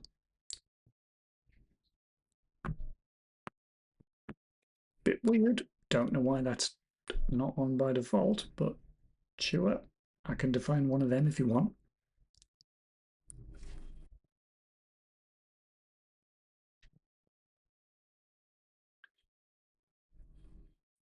I tell you what, though, I'm pretty impressed with this code in terms of how easily it's just worked. Because it just worked. Oh, oh, sound effects. What was that? Oh, was that a follow? Thank you very much from that follower. They are anonymous here, but do feel free to say hello in the chat if you would like. Or, don't. Lurking's also fine. But if you are going to lurk, you do have to cackle evilly every so often. And then disappear into the shadows. Right, enough talking shit. What am I doing? I was about to run this. Get rid of that. Off we go.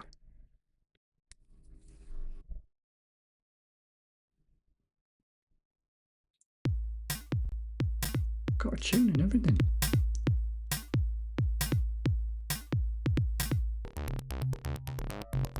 It's a bit strange, but it's playing a tune.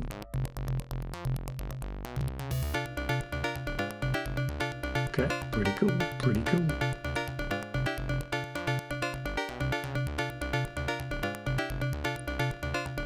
Just gonna leave this up.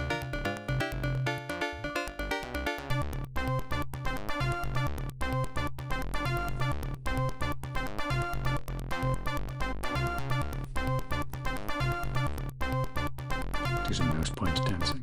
Not that anybody's actually watching, but it's for my own entertainment.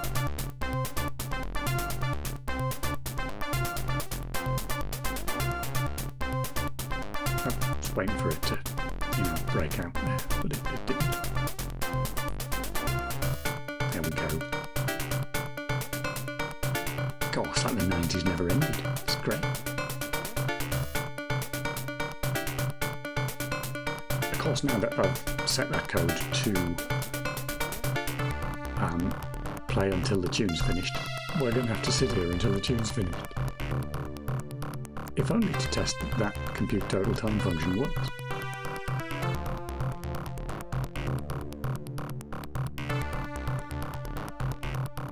Of course, the punchline to all this is, I bet I get a copyright strike for playing this MIDI tune.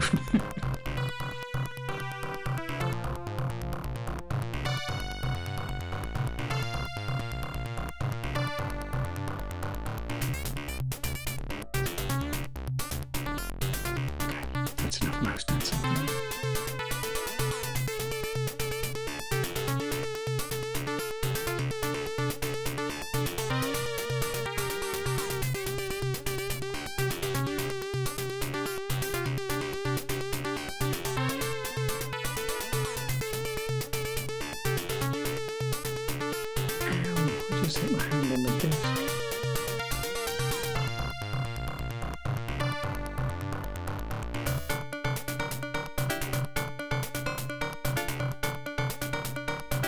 Just back from post-lunch walk. This is sounding dope. In it though, thank you so much for the tip on the ad-lib tracker. I did not imagine I would be getting... Okay, that did not... Well, maybe that is the end of the vial. I don't know. But I did not imagine I would have anything audible and tuneful by this point in the day. So that's very cool. Because it turns out that tiny stub of a synth driver that I'd written is enough to then plug in this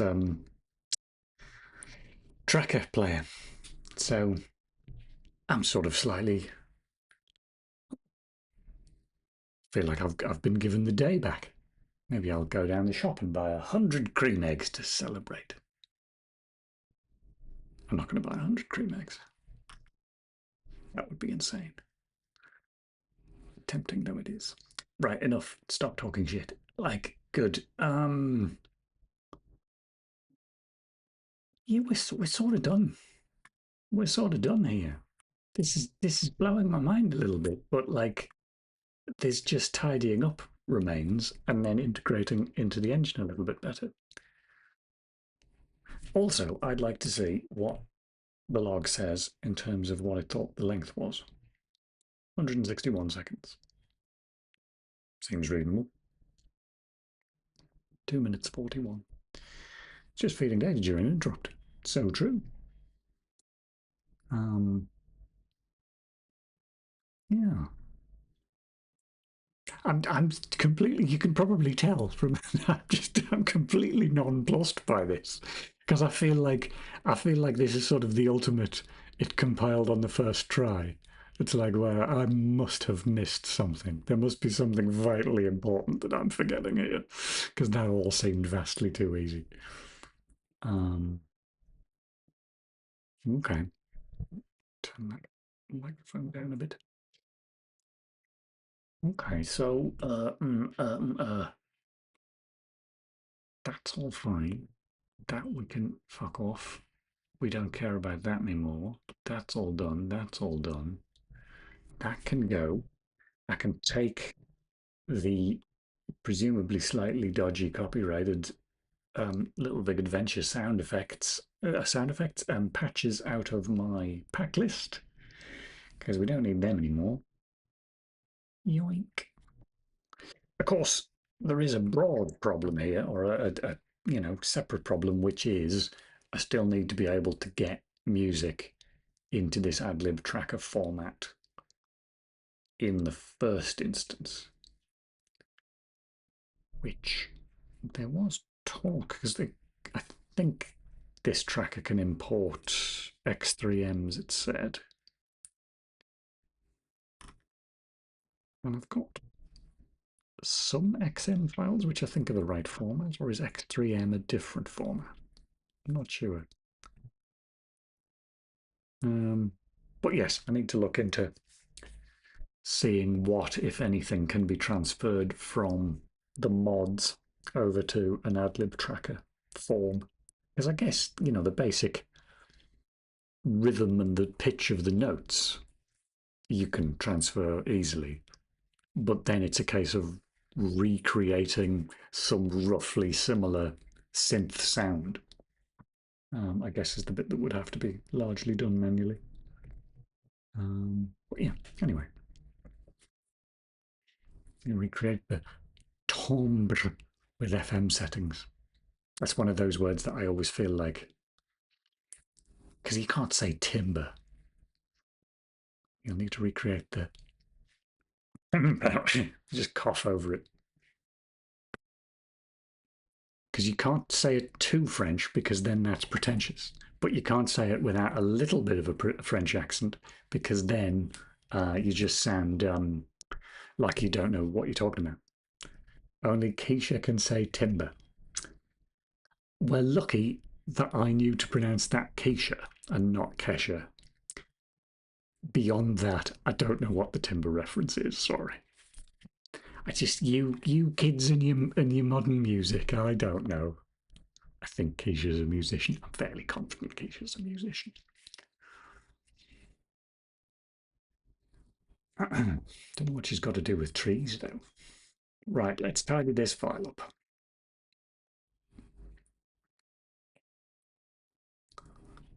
Can I know? I can't really pass that through on its own.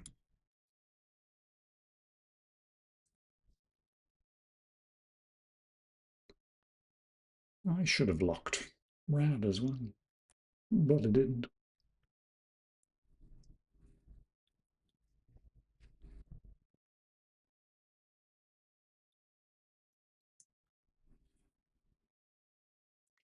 I don't think we need to do any of that because it looked like it was doing all of that for us anyway.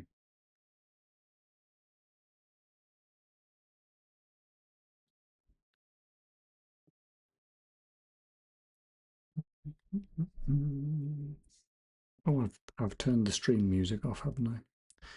Volume too quiet? Let me know in the chat. Uh, there it is.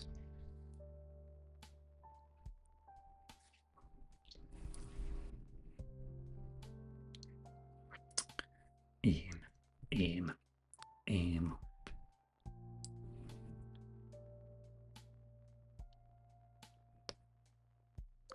I need to make that less mind bending. So, oh, I've gone and closed that file. There it is. So it's that guy. That is not the right button. That's also not the right button. Oh, my brain melted.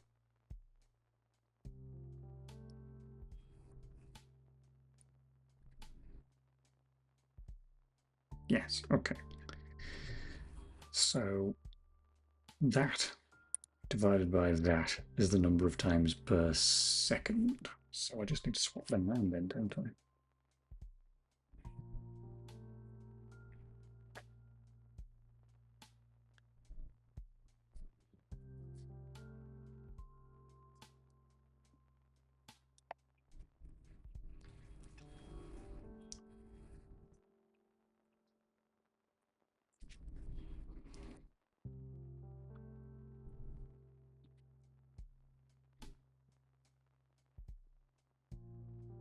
Yes, okay, fine.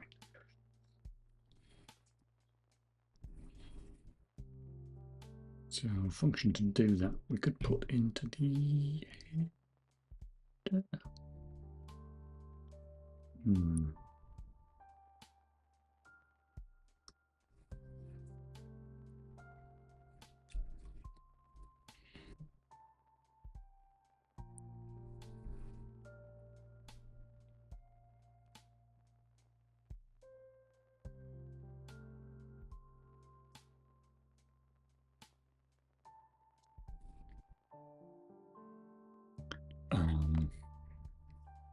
what would we call this function? Can we call back info tick count? No. Oh, it's gonna have to be tick count or ns. That just looks like get tick count forms. Some of these. I like that less.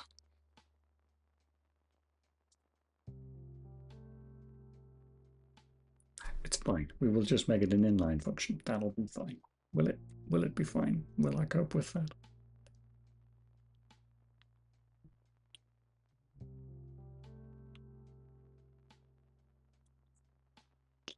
Paralyzed by lack of choice. Let's tick. No, it ought to be a capital letters. It ought to be a defined macro. Fine. Fine.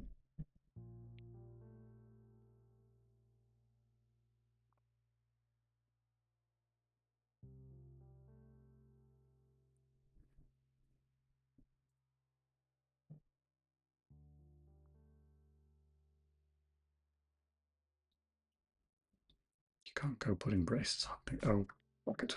Let's just make it an inline instead. Inline. And from these. Blah, blah, blah, blah.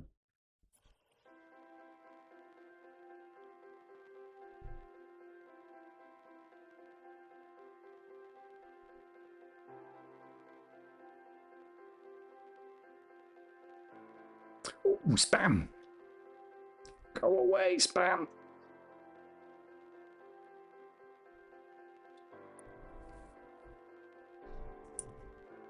Okay, return to release. Right, fine. Also, we can, never mind inline, I believe we can say const expert on that. I'm sure I've const expert functions before.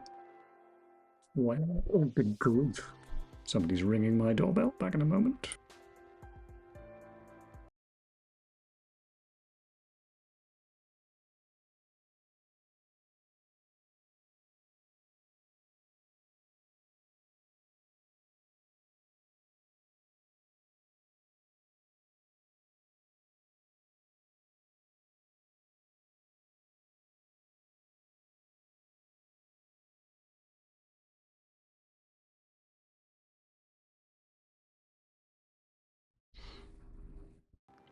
Back again. Right, what was I doing? I feel like, do you then put...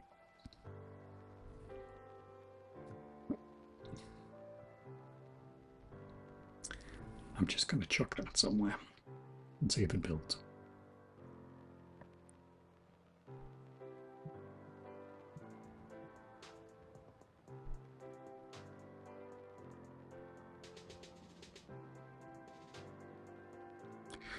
Doom. Oh yes, that's because note on no longer exists. No, that is going to be here. 315. That should be rand instead.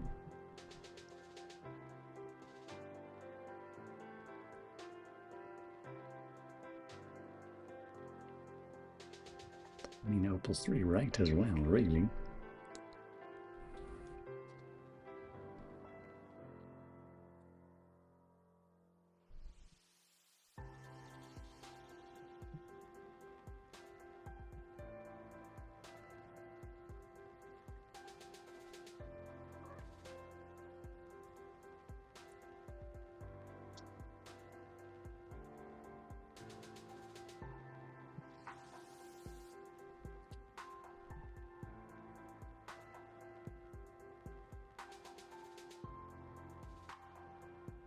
Alright. No. Very much not that. It's not milliseconds anyway, is it? It's hertz. Because the number I would be putting in there would be 50. Is it not?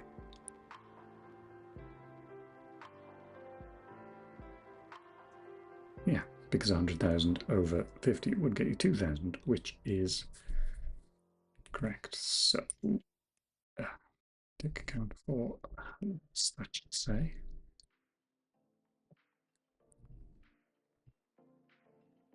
Hertz or frequency. But no, frequency hertz is the... I know what I mean. It's fine.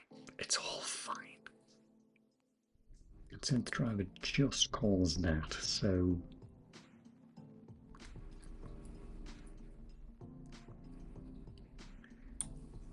Could pass that through? No, no, that's all silly. Let's not do that. Is that the opposite of mumble case? Shout case. Yeah, that's old-fashioned. Well, it's macro, isn't it? That's what it would have been in the old days. It would have been macro, and I actually was initially writing it as a macro, and then I got confused about how macros work, because that's how often I write macros, and so now it's just a const expert function instead.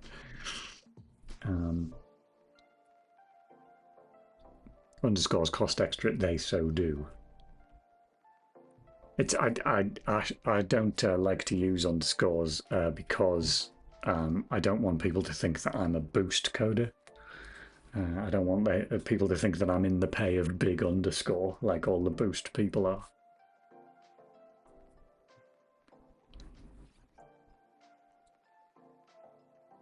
That's I've said this before. In fact, I'm sure we've had this conversation before because I'm quite fairly sure I remember saying this previously and watching somebody literally leave the stream as I said it.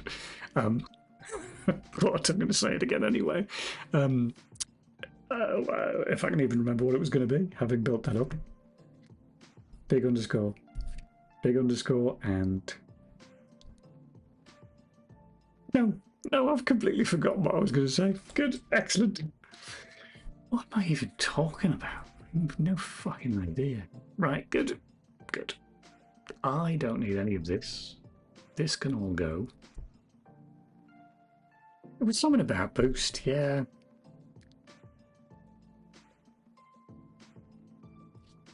I can't think what it would have been.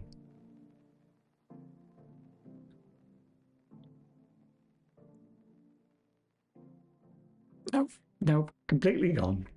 Oh well. Must have been a lie, as they say.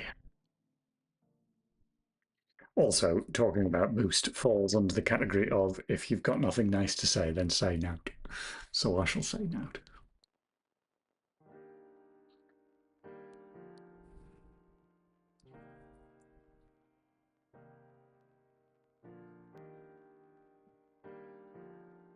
That's my blaster detection. We don't need any of this.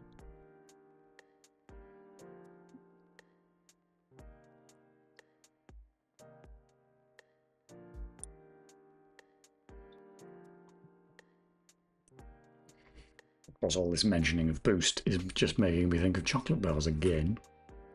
Oh, do you know what? Never mind a boost. You know what I want? I want a double decker. A double decker would be perfect right now. Cup of tea and a double decker. Oh, yes.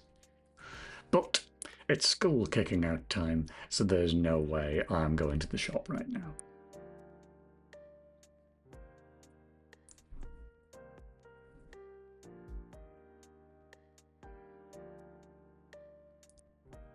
It's basically all done. Basically all done. What world we live in.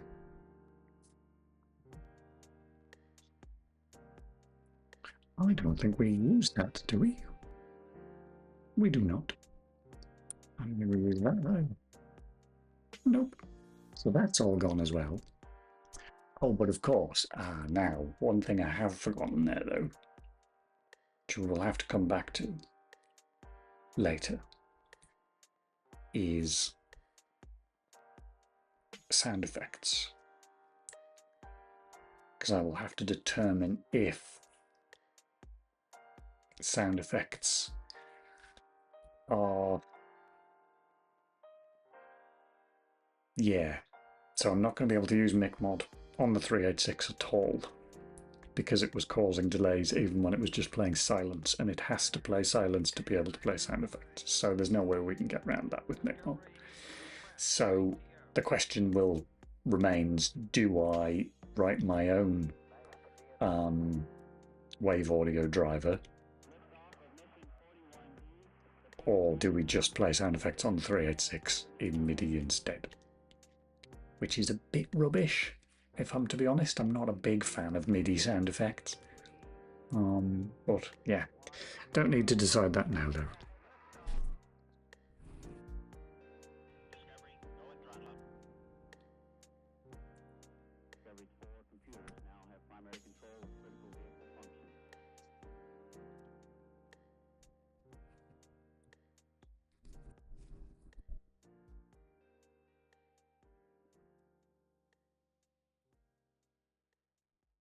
Oh, no, don't go calling it register.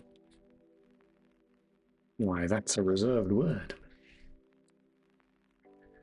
Will you want to mix multiple sound effects or just last wins, etc.? Yeah, that's a good point.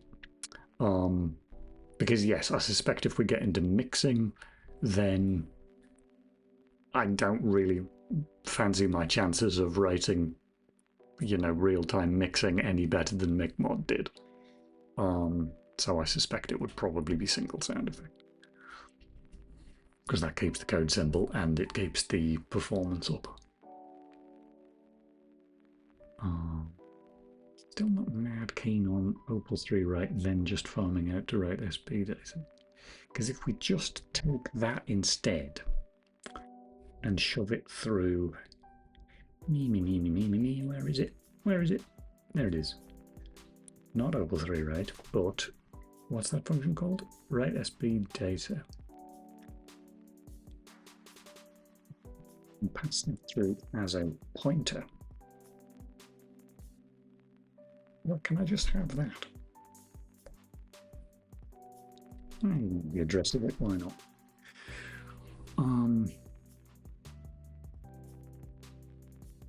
So then write SB data is going to need, that's going to be a weird pointer to a port, a void star address port.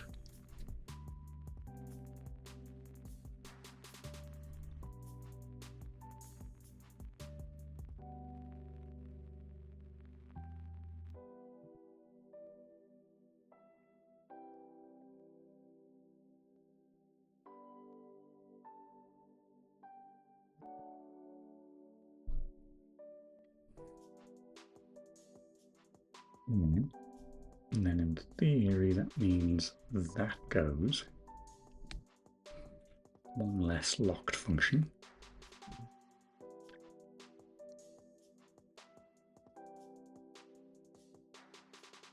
There's the lock. There it is. Level 3 right has gone. Let's rebuild that. Whee! Star is not a pointer to object type. Of course it's not. Of course it's not. You can't go dereferencing a void pointer, can you? Dear, oh dear, oh dear. Fine. New plan.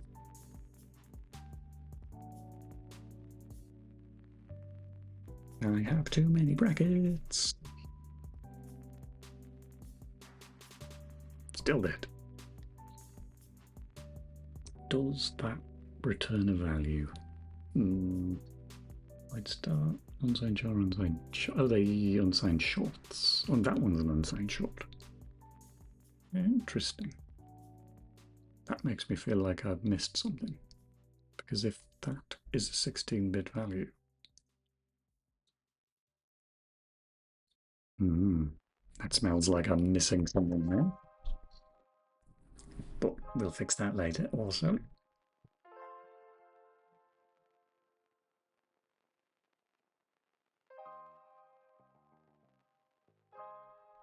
Okay.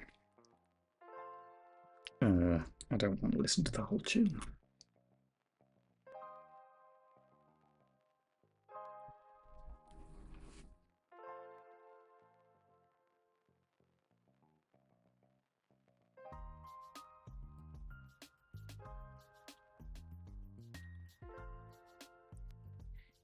Shut up, pre-tube.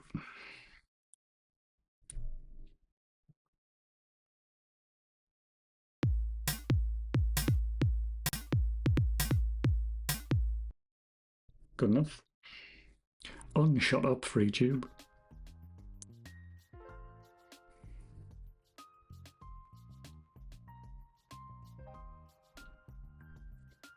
This stuff can go. This file's barely got any code in it. It's 200 lines. Because admittedly, most of it's in here. But that's not the point.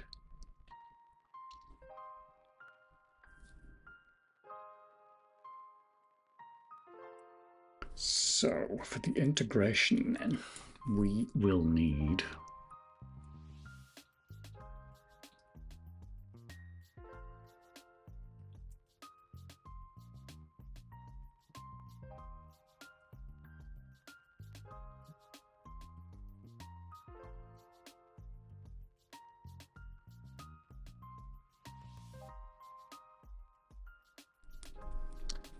what's it called? I've already forgotten the name of it.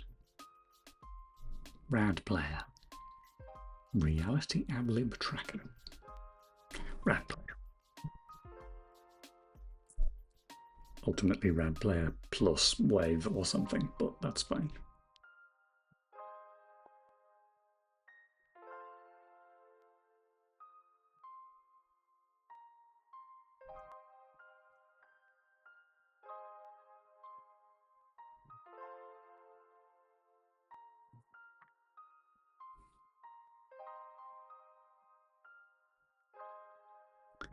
So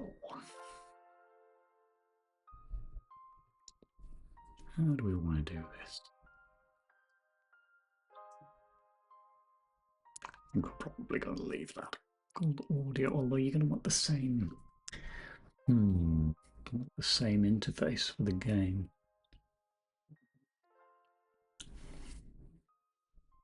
It's actually sort of a bit faffy, isn't it? Because if I remember rightly, we quite explicitly. It's just a res ID, though. It doesn't need. It doesn't know what type of data that is. That's MicMod specific though, because it's got a module in it, and so is that.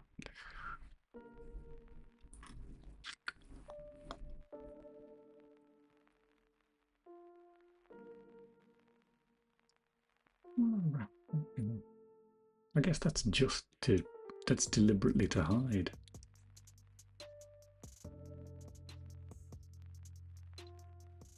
Interesting. So that helps if we were if-defing the audio driver, so you built a different version for the different audio driver, but if you want to change it on the fly as a result of detecting a 386, for instance, that doesn't really help.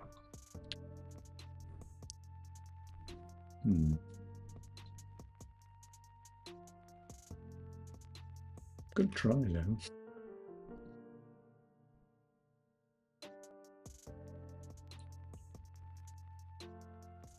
And that you wouldn't. That's a totally MicMod specific requirement.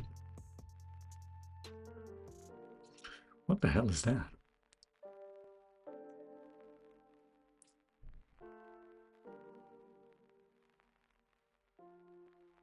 Doesn't exist. Switch to disposable memory. I have absolutely no idea what that ever did, but it no longer exists, so it can go. I should not have called that function exit, but anyway.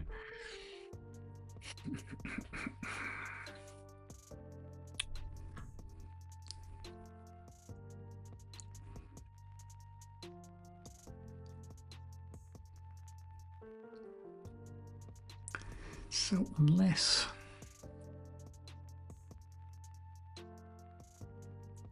no, with this interface we'd have to change what those things mean to the compiler. So that's not going to work. I don't really want to have to start getting clever with all that stuff though. But unless I make a 386 specific build, I don't really see how else we can do it.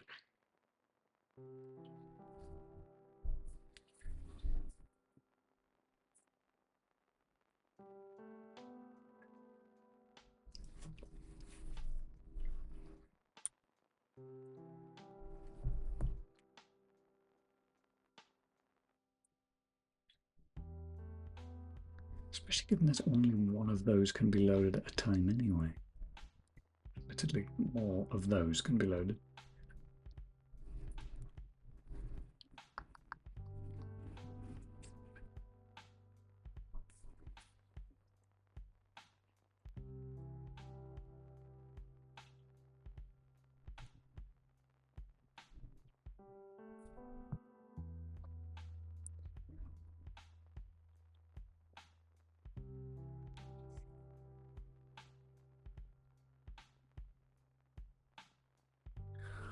Oh, I don't really want to have to interface this, but I just don't see another way of doing it.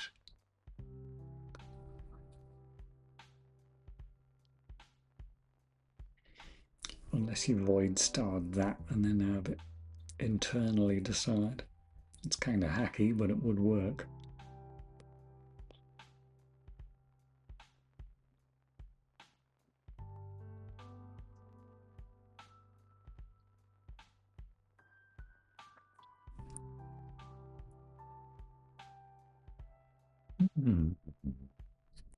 Decisions.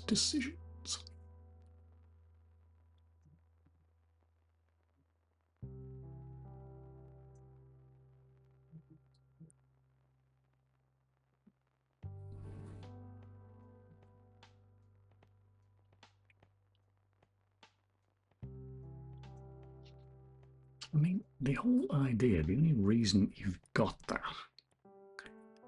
is so that you've got a handle to then be able to unload or whatever with. So that type is essentially opaque from the client's point of view. But again, unless we did something at the compiler level,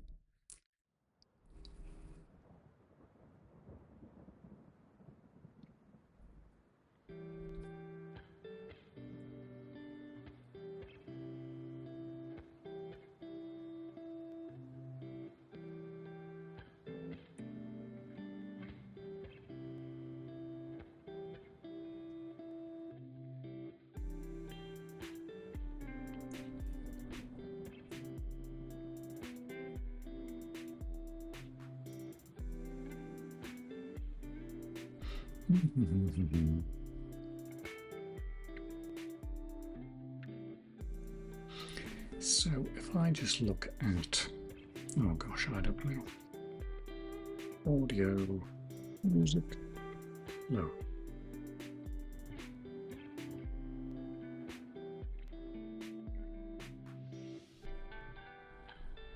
So load resource, doesn't matter what data type that is, give me that back, and then I unload it later. So, like from the client's point of view, it doesn't know what that is other than a music data. Which means actually we could just jam both types into the struct.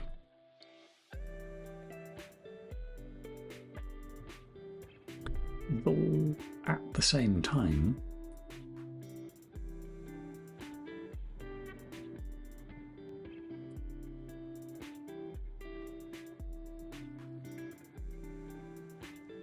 yeah, is loaded. That's where we got the pointer. So,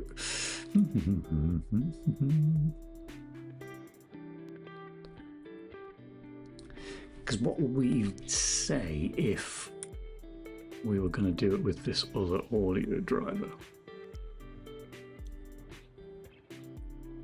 I think it would probably just be the res ID, because it's the only thing we can compare against.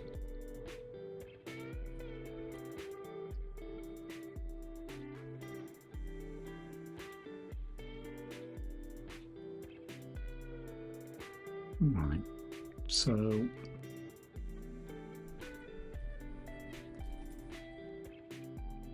do they need to be? I think they need to be in that file, actually. I think we'd be fine putting those in here.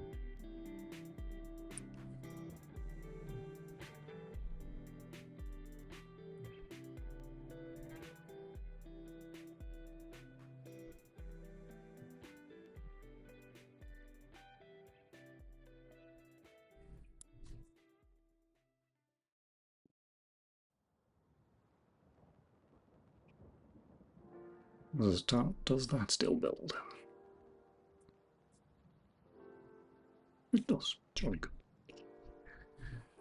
Okay, so that makes it completely opaque from the client point of view. But what we can do is we can. What was that? Res it like that. Res it. Res it. So then we know what was loaded.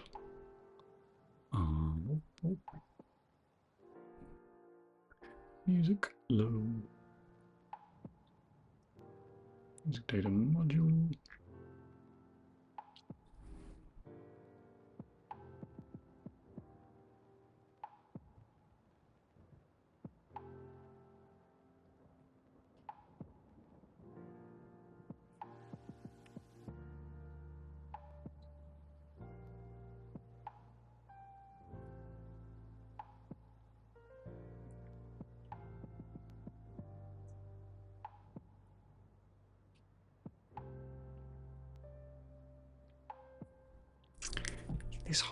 This interface, even before we start looking at a second driver, is kind of odd anyway, because you're never going to have multiple tunes loaded at the same time. They're too big.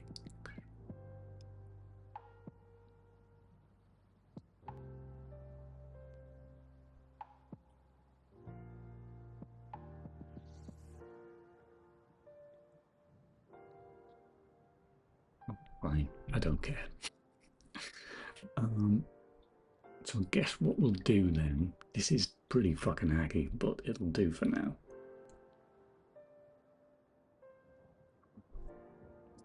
We will say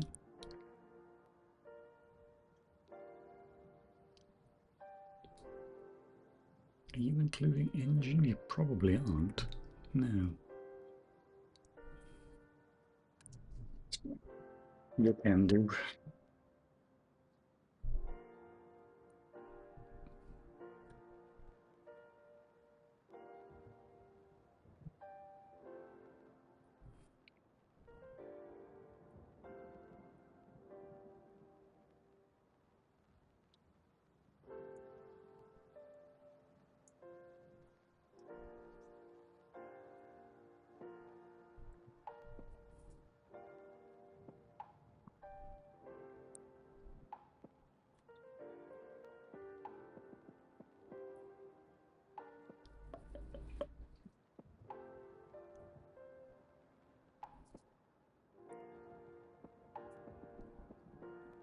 I kind of feel like I hate this though. Yeah, I don't want to shove it in the same file. That's grisly.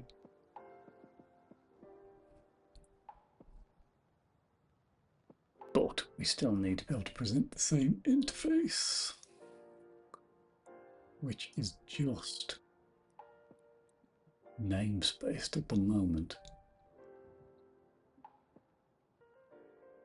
So, no, that would be compile time again. Fuck.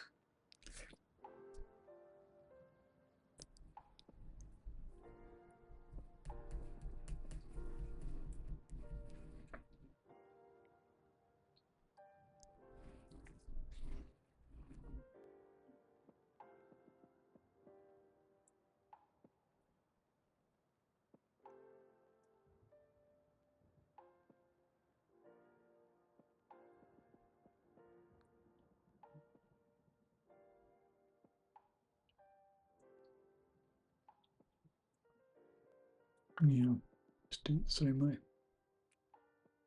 We just have to have a big struct full of callbacks. Or we could actually object-oriented, which would be shocking, but you know, probably slightly less of a pain.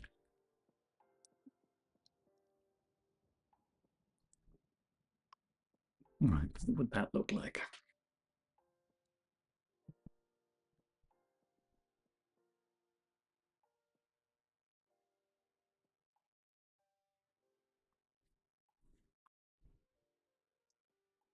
Or that code would have to change.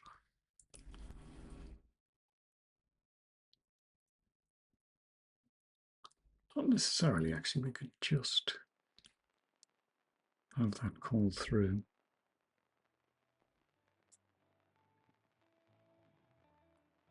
Yeah, right.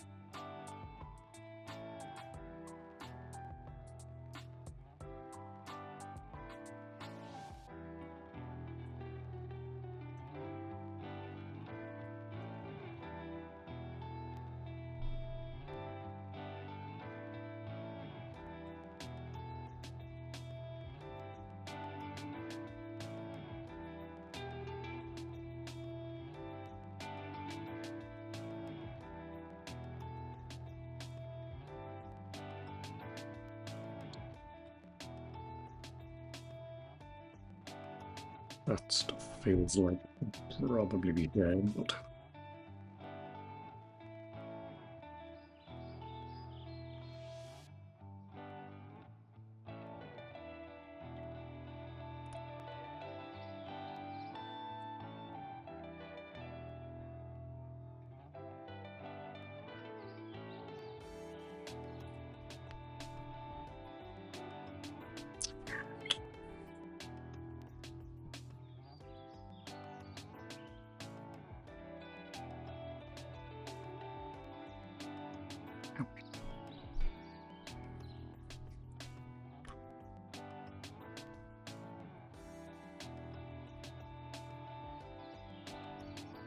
okay.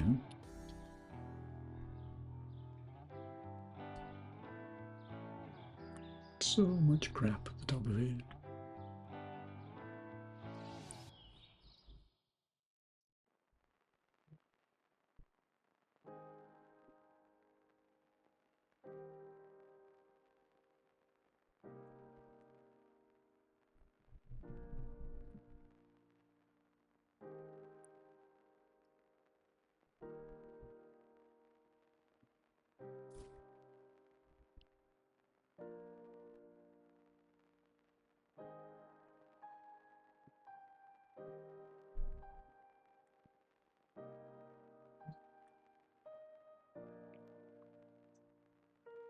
Let's make that a pointer, although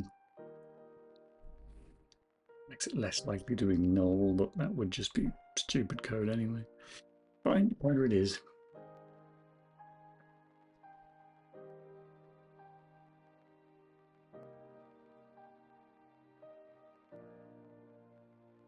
I need its own subfolder.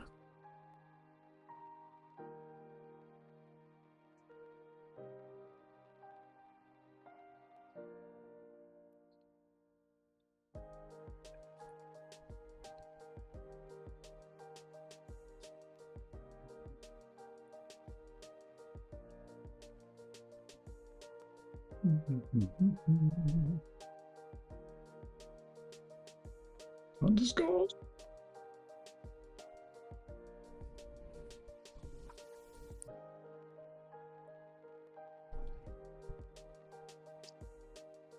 Does it need a folder? Oh, it's only going to be one file. At least in theory. Rad. Player. Rad.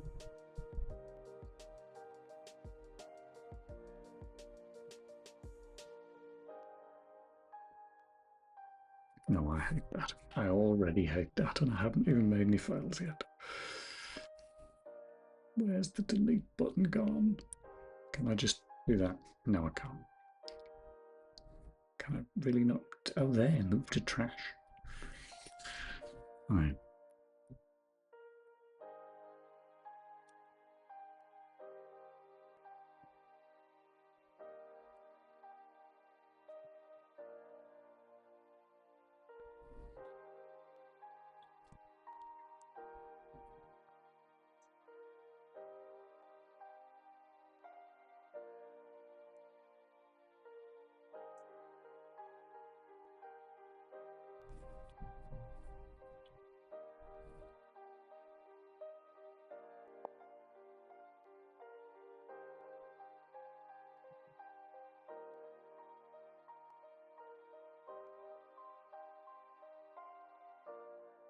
Shouldn't be music.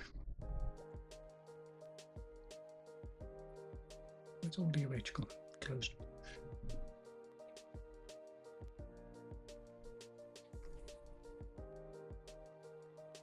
Why do you keep closing files on me? Like that in.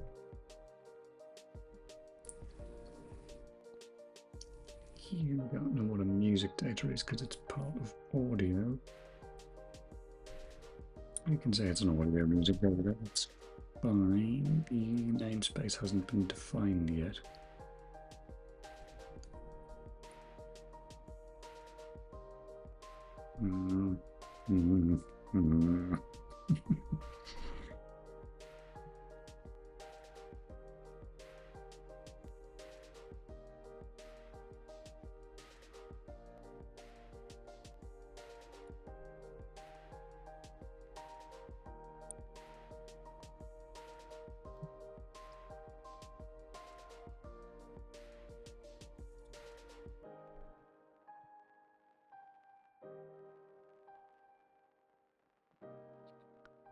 I'm changing this in the wrong file.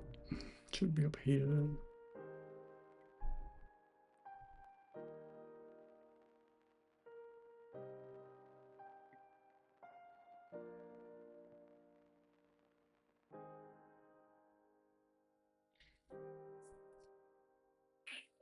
Or could be argued music driver ought to be part of the audio namespace, in which case none of those are necessary. Oh, for fuck's sake.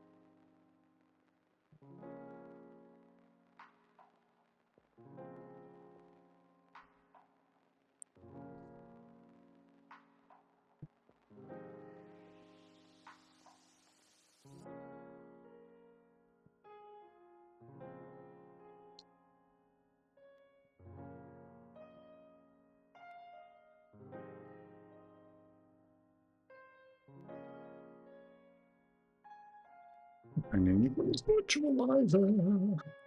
Or have I said they're overridden there?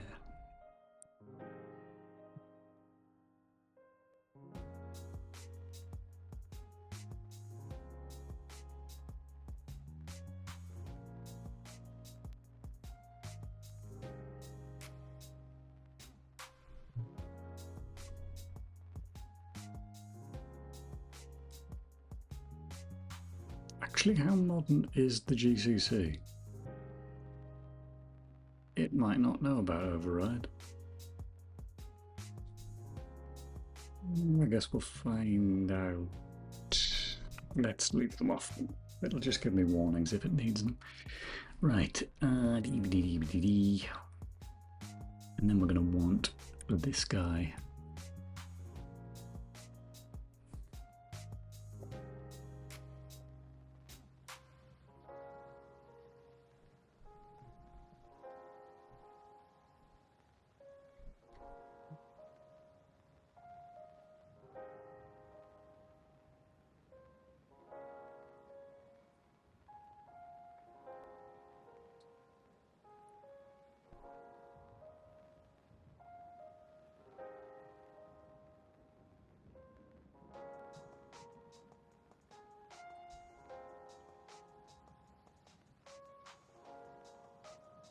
That is definitely shared. In which case, that's fine. It'll already exist in audio, I guess. None of that is relevant. None of this is relevant. Let's see the Calak stuff will be.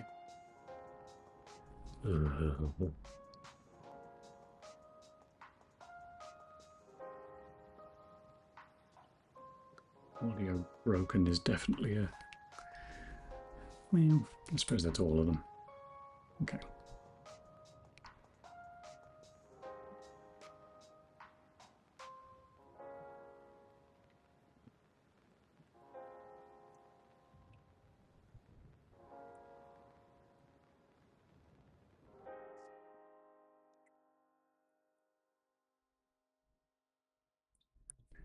I have no idea.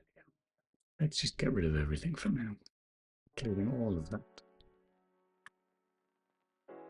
Put it back in when we need it. All of this can go.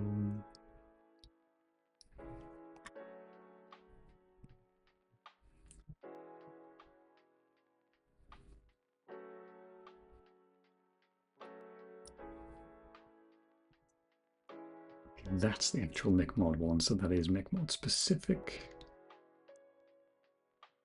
That is also true. It's not going to be audio music though, it's going to be me. Music driver.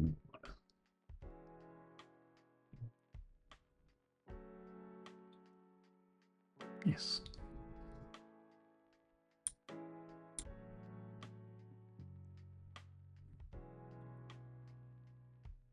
It's not really a member function, but at least not a public one, but it's fine.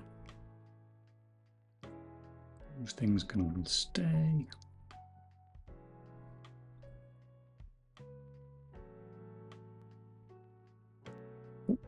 Just seen a house on Spotted on Rightmove subreddit that has its own ball pit.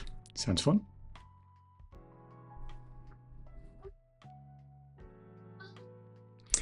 Oh look, it must be getting close to dinner time because the fire alarm pussycat's woken up. It's all I am to you, isn't it? A meal ticket. It's 10 to 4. It's not dinner time yet. We'll see how long I get away with that. About 3 minutes, I reckon.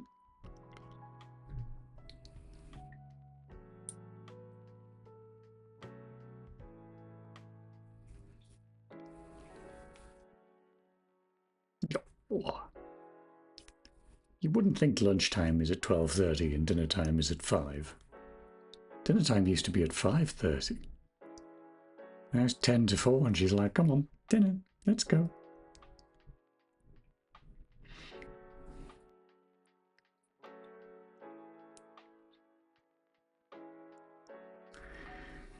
Oh, this is going to be such a big pain.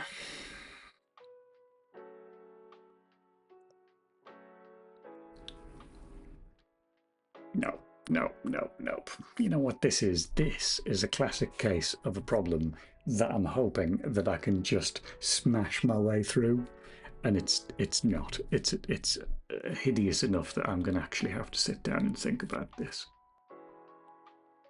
Which is a shame, because I don't like thinking. It makes my head overheat. Of course, I have now fucked this up. Something wrong. Okay. Actually, it doesn't matter too much because nobody's including any of this code, so they can go, and I just need to. That's fine. That's fine because nobody's using it. This needs to go back how it was. There's ID, silent music. I don't know. Audio CPP, is that still down?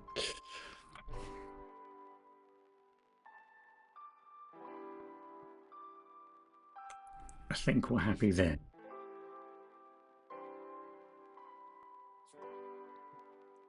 House of Cards still up? Oh, jolly good, jolly good. Okay then. So, what else can I actually do before I tackle this slightly hideous problem? Get rid of that, get rid of that.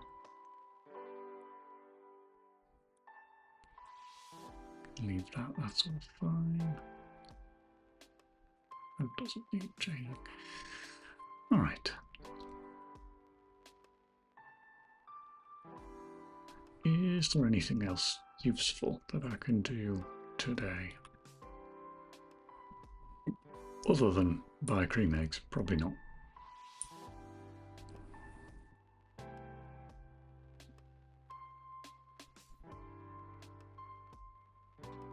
Is this... It's kind of a bit grisly committing it with distinctly half-written files.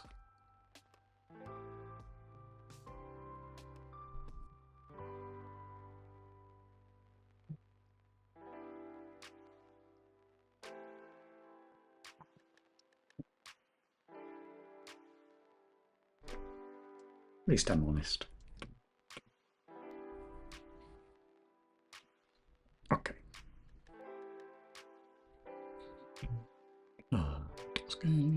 27 changes, really?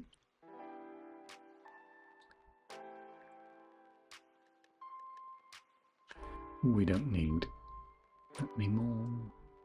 Sure, we can have that, why not?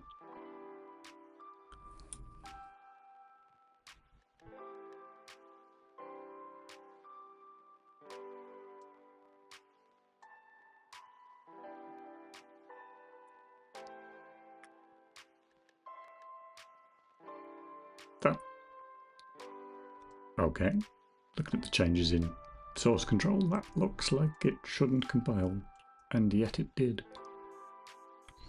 That's a bit worrying.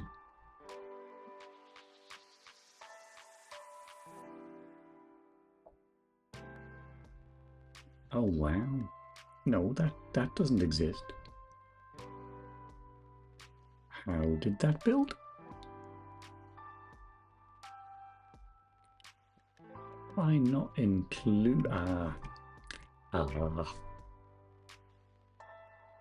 that build will fail. Oh, a whole bunch of failures. And the meowing behind me is increasing.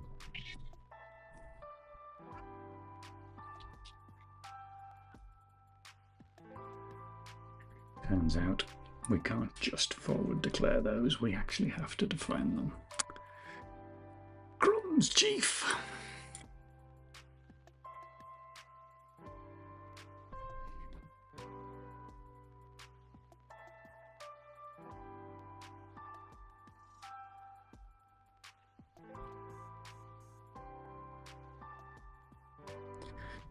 Doom, doom. 13. Oh, for... I've broken everything. Everything is broken and on fire.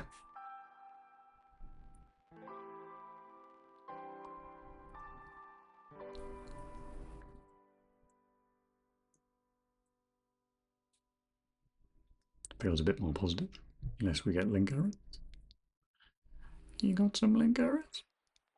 You little bugger. Oh, because I never did fix that. Music driver does not name a type. You are not wrong. Just get rid of that. Probably just get rid of that. And then audio 273 is the bit I was just talking about. That should be inside music file name.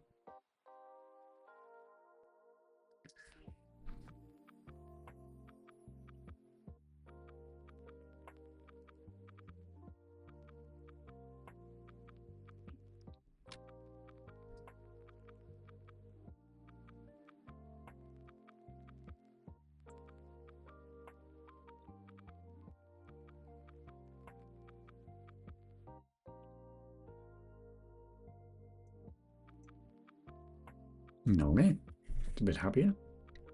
Right, so can I now commit this?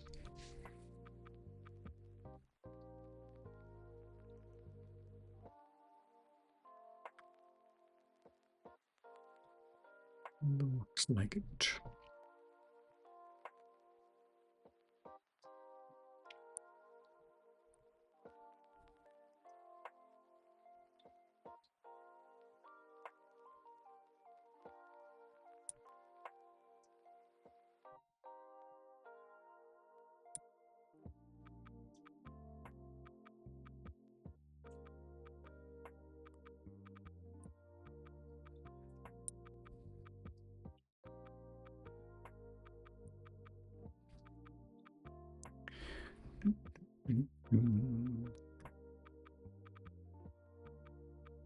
Yeah, it's probably fun that. Commit that all. Lovely. Oh no, not that.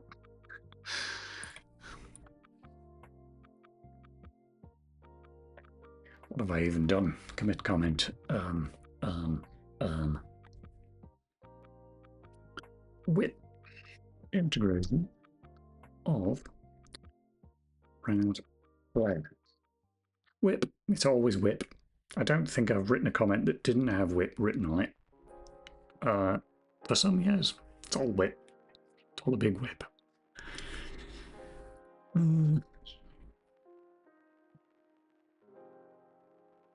Very early stages, i.e. broken. Audio driver split. Commit. Done. All right then. Right on cue. The screaming has started again. The screaming, the endless screaming. Right. I guess it's as good a point as any to finish up.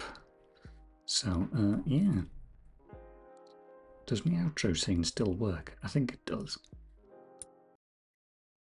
It does. She's never been fed. It's so true. Oh, I didn't see that comment. So, in theory, should this just slot into the rest of the game? Yes. Apart from the fact that it's kind of built, it's like MicMod is fairly strongly tied to the engine. So, it'll need some surgery to swap that out for something else. I literally can't hear myself speak because of the cat screams. Can you shut up a minute? Can you shut up for a minute, you little furry menace? I know you're very cute, but that doesn't mean it's dinner time. Goodness me. She's never been fed. No. Right. So, yes, no, I shall need to split the code just because it's trying to find a way to make it so that I don't have to rewrite all of the client code. Because I want to, the bit that makes it fiddly is I want you to be able to switch between MicMod and Rad Player dynamically. I don't want to have to just build a separate 386 version of the game because that just feels a bit crummy. But anyway, it's easy enough in inverted commas, but it just requires a lot of sitting down and it requires a certain amount of planning, I guess. So yeah, wondering whether there were virtual methods on the player. Yes, that I was just putting in. Yeah, because that's sort of the easiest way of doing it. I could do it with a big struct full of callbacks, but it's essentially the same thing. So yeah. All right. So what day is it? Wednesday. When am I next going to be on? On probably Friday, I think. I don't know though. I can never decide what day I want to do that isn't Tuesday or Wednesday. But I'll be on at some point, playing more of that daft sheep game. Dora, Dora, please, you are once more doing my nutting. And then yes, more of that again on Tuesday. Thanks for the stream. Thanks for hanging out. Right, and we'll see you all later. Ta ta.